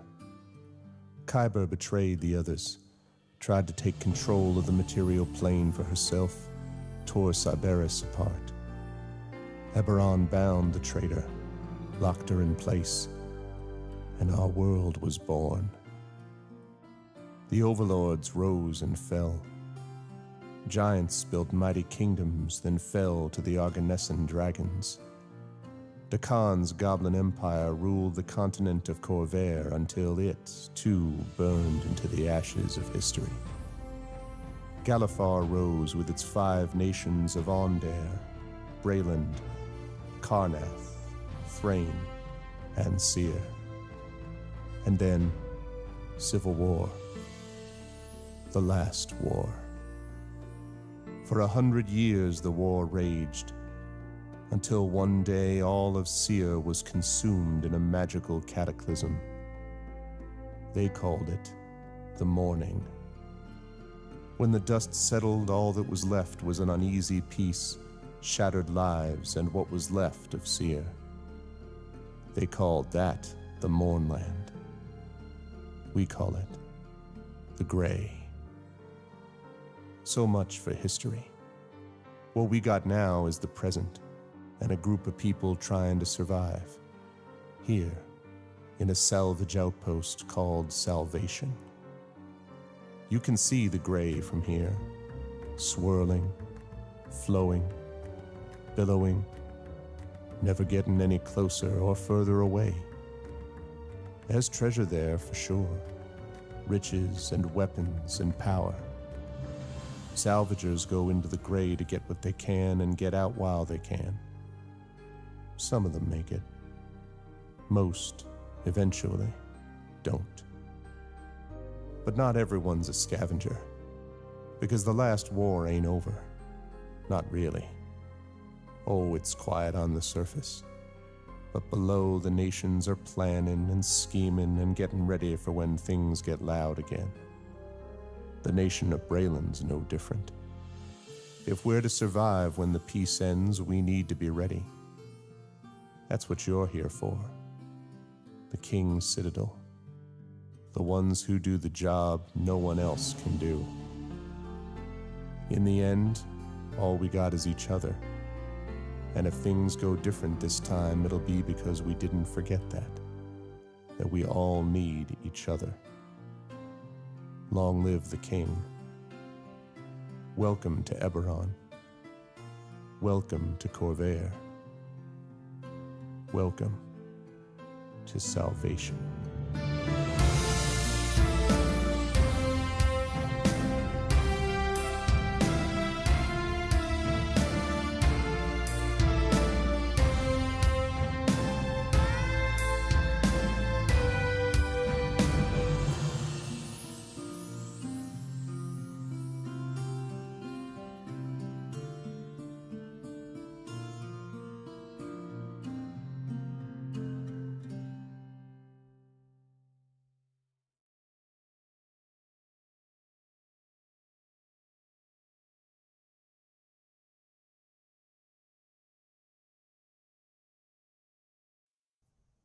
The King's Citadel.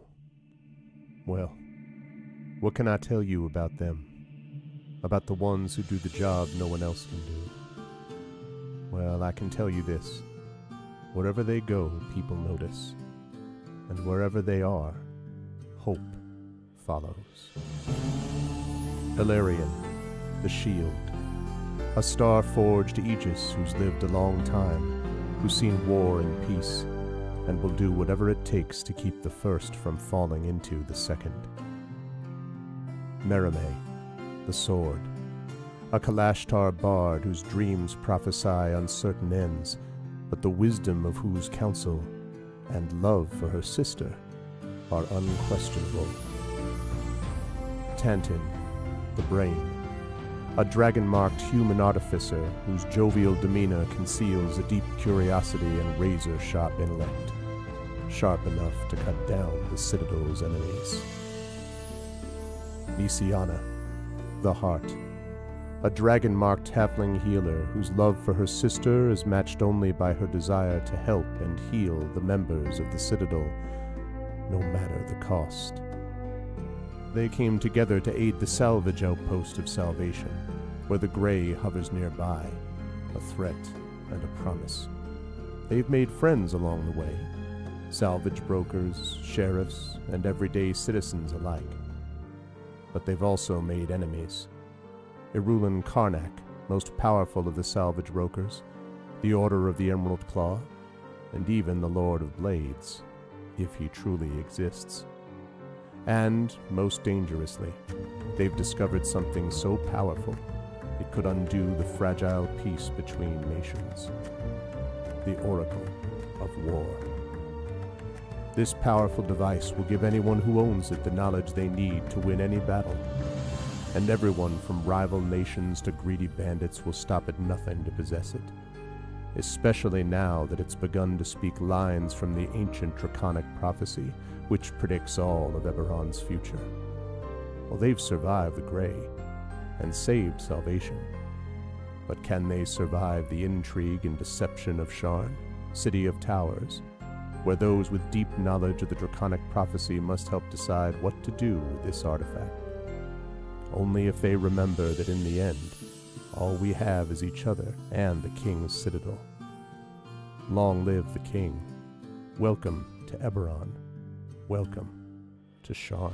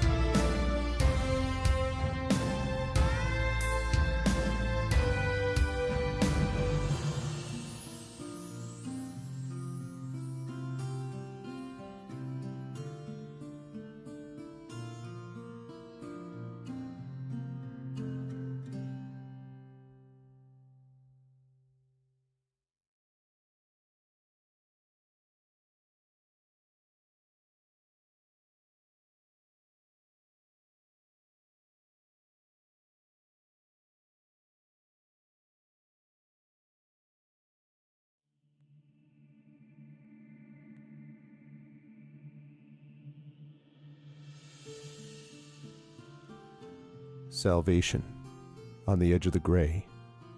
Sharn, City of Towers. And the link between them? The King's Citadel. The ones who do the job no one else can do. Eberron, the Shield. A star-forged Aegis who's lived a long time, who's seen peace and war, and will do whatever it takes to keep the first from falling into the second. Merime, the Sword. A Kalashtar bard whose dreams prophesy uncertain ends, but the wisdom of whose counsel and love for her sister are unquestionable. Tantin, the Brain. A dragon-marked human artificer whose jovial demeanor conceals a deep curiosity and razor-sharp intellect, sharp enough to cut down the Citadel's enemies.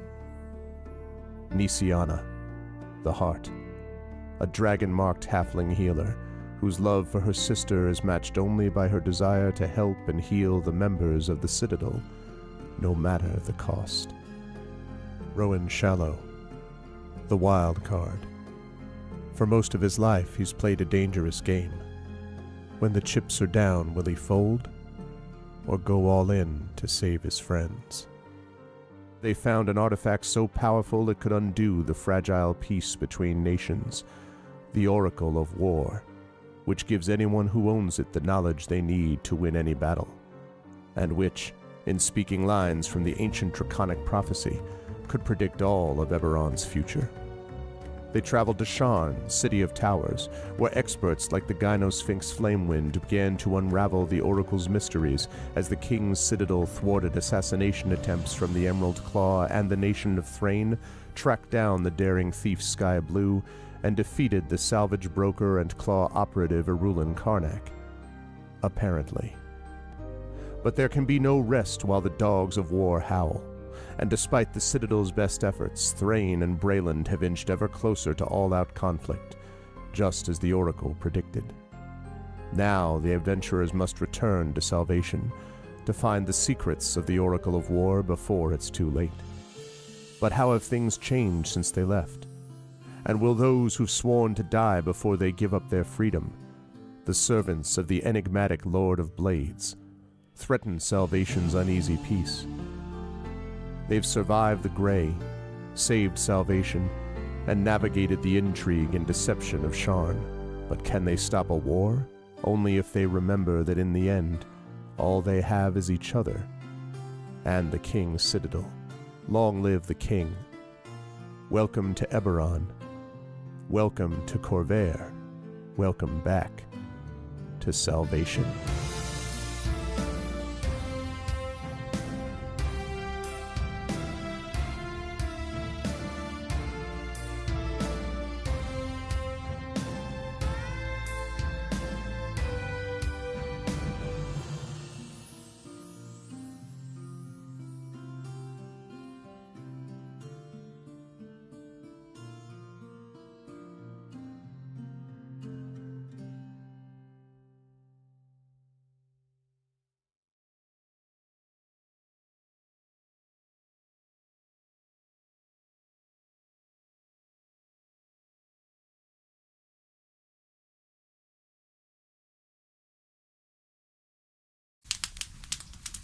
Most folks in Eberron live their lives hoping to survive and protect the ones they care about the most.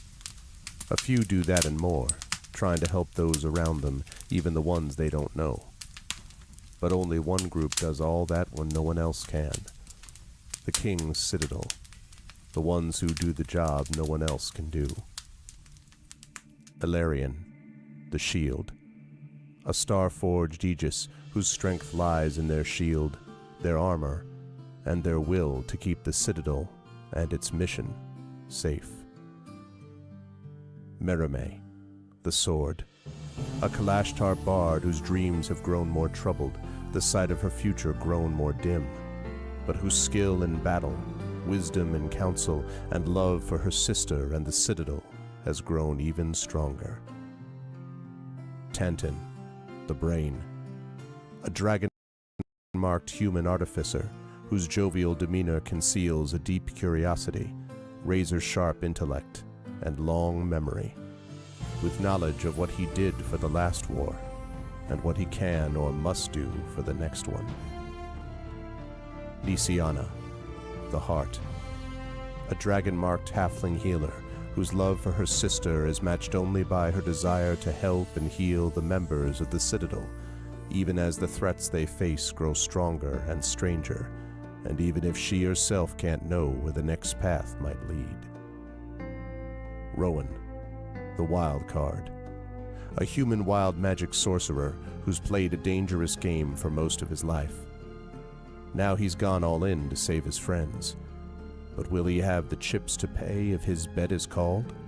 These 5 elite operatives came together to aid the salvage outpost of Salvation, where the Grey hovers nearby, a threat and a promise. With the Oracle of War, they found an artifact powerful enough to end a war, or begin one. They traveled to Sharn, City of Towers, and started to unravel the Oracle's mysteries while stopping assassination attempts from the Emerald Claw and the nation of Thrain. They found Sky Blue, the daring thief somehow tied into the ancient draconic prophecy, and stopped the Claw operative Erulin Karnak before traveling back to Salvation and into the Grey to take down the repurposed Conclave outpost, repel a war-forged invasion, and take the fight to the Lord of Blade's secret fortress, Razorcrag. They found an elemental forge of great power and rescued both hostages from Salvation and the maker of the Oracle of War himself. But the cost, and Braelish soldiers and the mighty floating fortress Argoth, taken by the Lord of Blades himself, was high. Now the King's Citadel must widen their world, traveling to the neighboring countries of Karnath, Thrain, and beyond. They've saved Salvation, navigated Sharn, and neutralized Razorcrag. But can they learn the Oracle's secrets, unmask the Emerald Claw, and stop a war? Only if they remember that in the end all they have is each other and the King's Citadel. Long live the King. Welcome to Eberron. Welcome to Corvair. Welcome to the world beyond Salvation.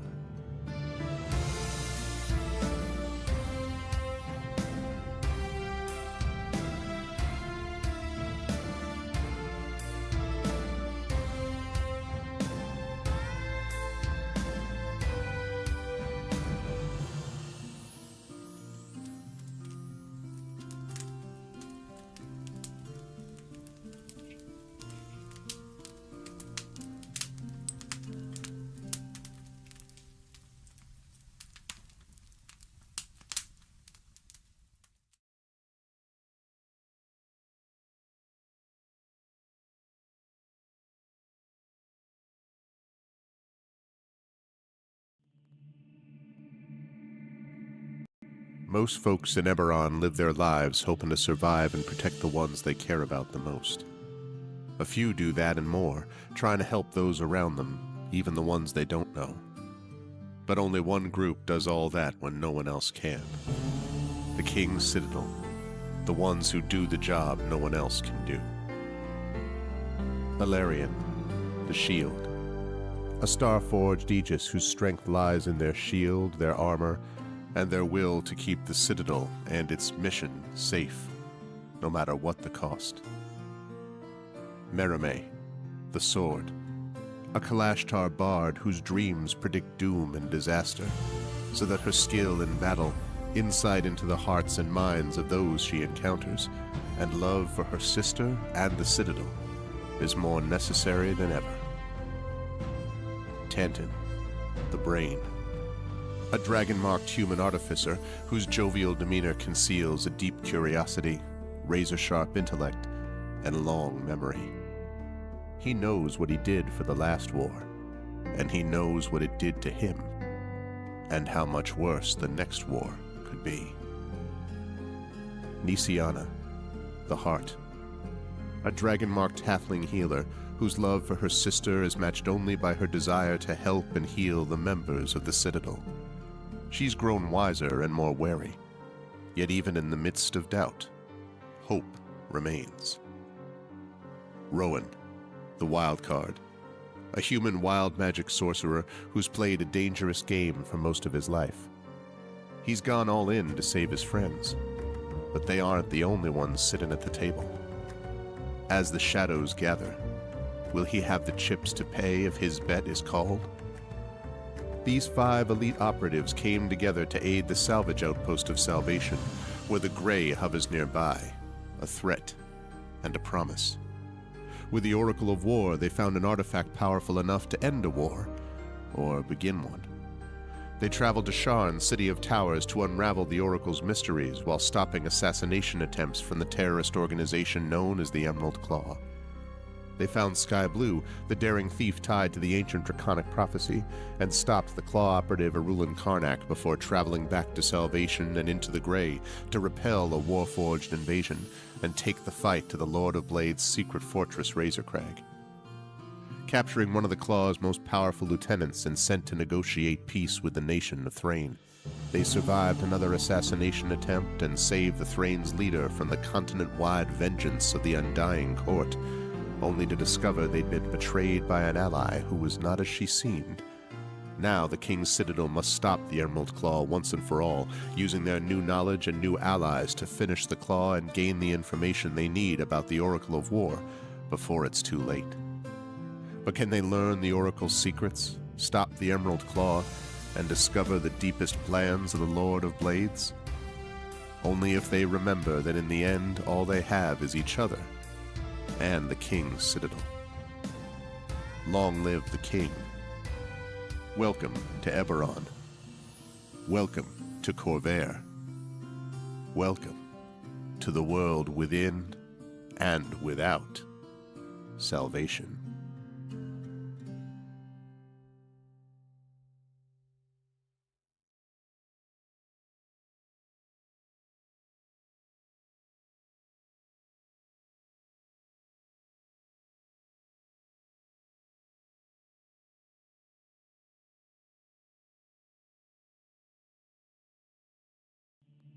Most folks in Eberron live their lives hoping to survive and protect the ones they care about the most. A few do that and more, trying to help those around them, even the ones they don't know. But only one group does all that when no one else can. The King's Citadel, the ones who do the job no one else can do. Elarian, the Shield, a star-forged Aegis whose strength lies in the defense of their companions and their will to keep the Citadel and its missions safe no matter the price, even when that price must finally be paid. Merime, the Sword, a Kalashtar bard whose dreams predict doom and disaster, and who has touched the mind of a god. Her skill in battle, insight into the hearts and minds of those she encounters, and love for her sister in the Citadel is more necessary than ever, if her divinely touched spirit does not waver. Tantan, the Brain, a dragon-marked human artificer whose jovial demeanor conceals a deep curiosity, razor-sharp intellect, and long memory. He knows what he did for the last war, and he knows what it did to him. And now that he has returned to the site of it all, deep within the ruins of Seer, he knows how much worse the next war will be, unless he can stop it. Nisiana, the Heart, a dragon-marked halfling healer whose love for her sister is matched only by her desire to help and heal the members of the Citadel. She's grown wiser and more wary, and has learned that at times harming matters as much as healing. Can she keep hope and the King's Citadel alive? Rowan, the Wild Card, a human wild magic sorcerer who's played a dangerous game for most of his life. He's gone all in to save his friends, but for the first time he's learned they're not the only ones sitting at the table. Can he break through the shadows of his past and finally call the bluff? These 5 elite operatives came together to aid the salvage outpost of Salvation, where the Grey hovers nearby, a threat and a promise. With the Oracle of War, they found an artifact powerful enough to end a war, or begin one. They traveled to Sharn's City of Towers to unravel the Oracle's mysteries while stopping assassination attempts from the terrorist organization known as the Emerald Claw. They traveled back to Salvation and into the Grey to repel a Warforged invasion and take the fight to the Lord of Blade's secret fortress Razorcrag. They paid a heavy price to rescue hostages from the fortress, and the Lord of Blades escaped into the Grey, seeking a way to create an army of Warforged powerful enough to crush the 5 nations of Corvair. But the Citadel had more immediate problems, the Emerald Claw, and a looming war. At the same time learning that the Lord of Blades seeks the Oracle of Bones to create his invincible army. Now the King's Citadel is in a race against time to unite the 5 nations and stop the Lord of Blades before he can turn his full might against all of Corvair. They've saved Salvation, navigated Sharn, prevented disaster at Razor Crag, stopped the war with Thrain, and thwarted the Emerald Claw. But can they finally unlock the Oracle of War's secrets and defeat the Lord of Blades? Only if they remember that in the end, all they have is each other and the King's Citadel. Long live the King. Welcome to Eberron. Welcome to Corvair. Welcome to the final season of the Oracle of War.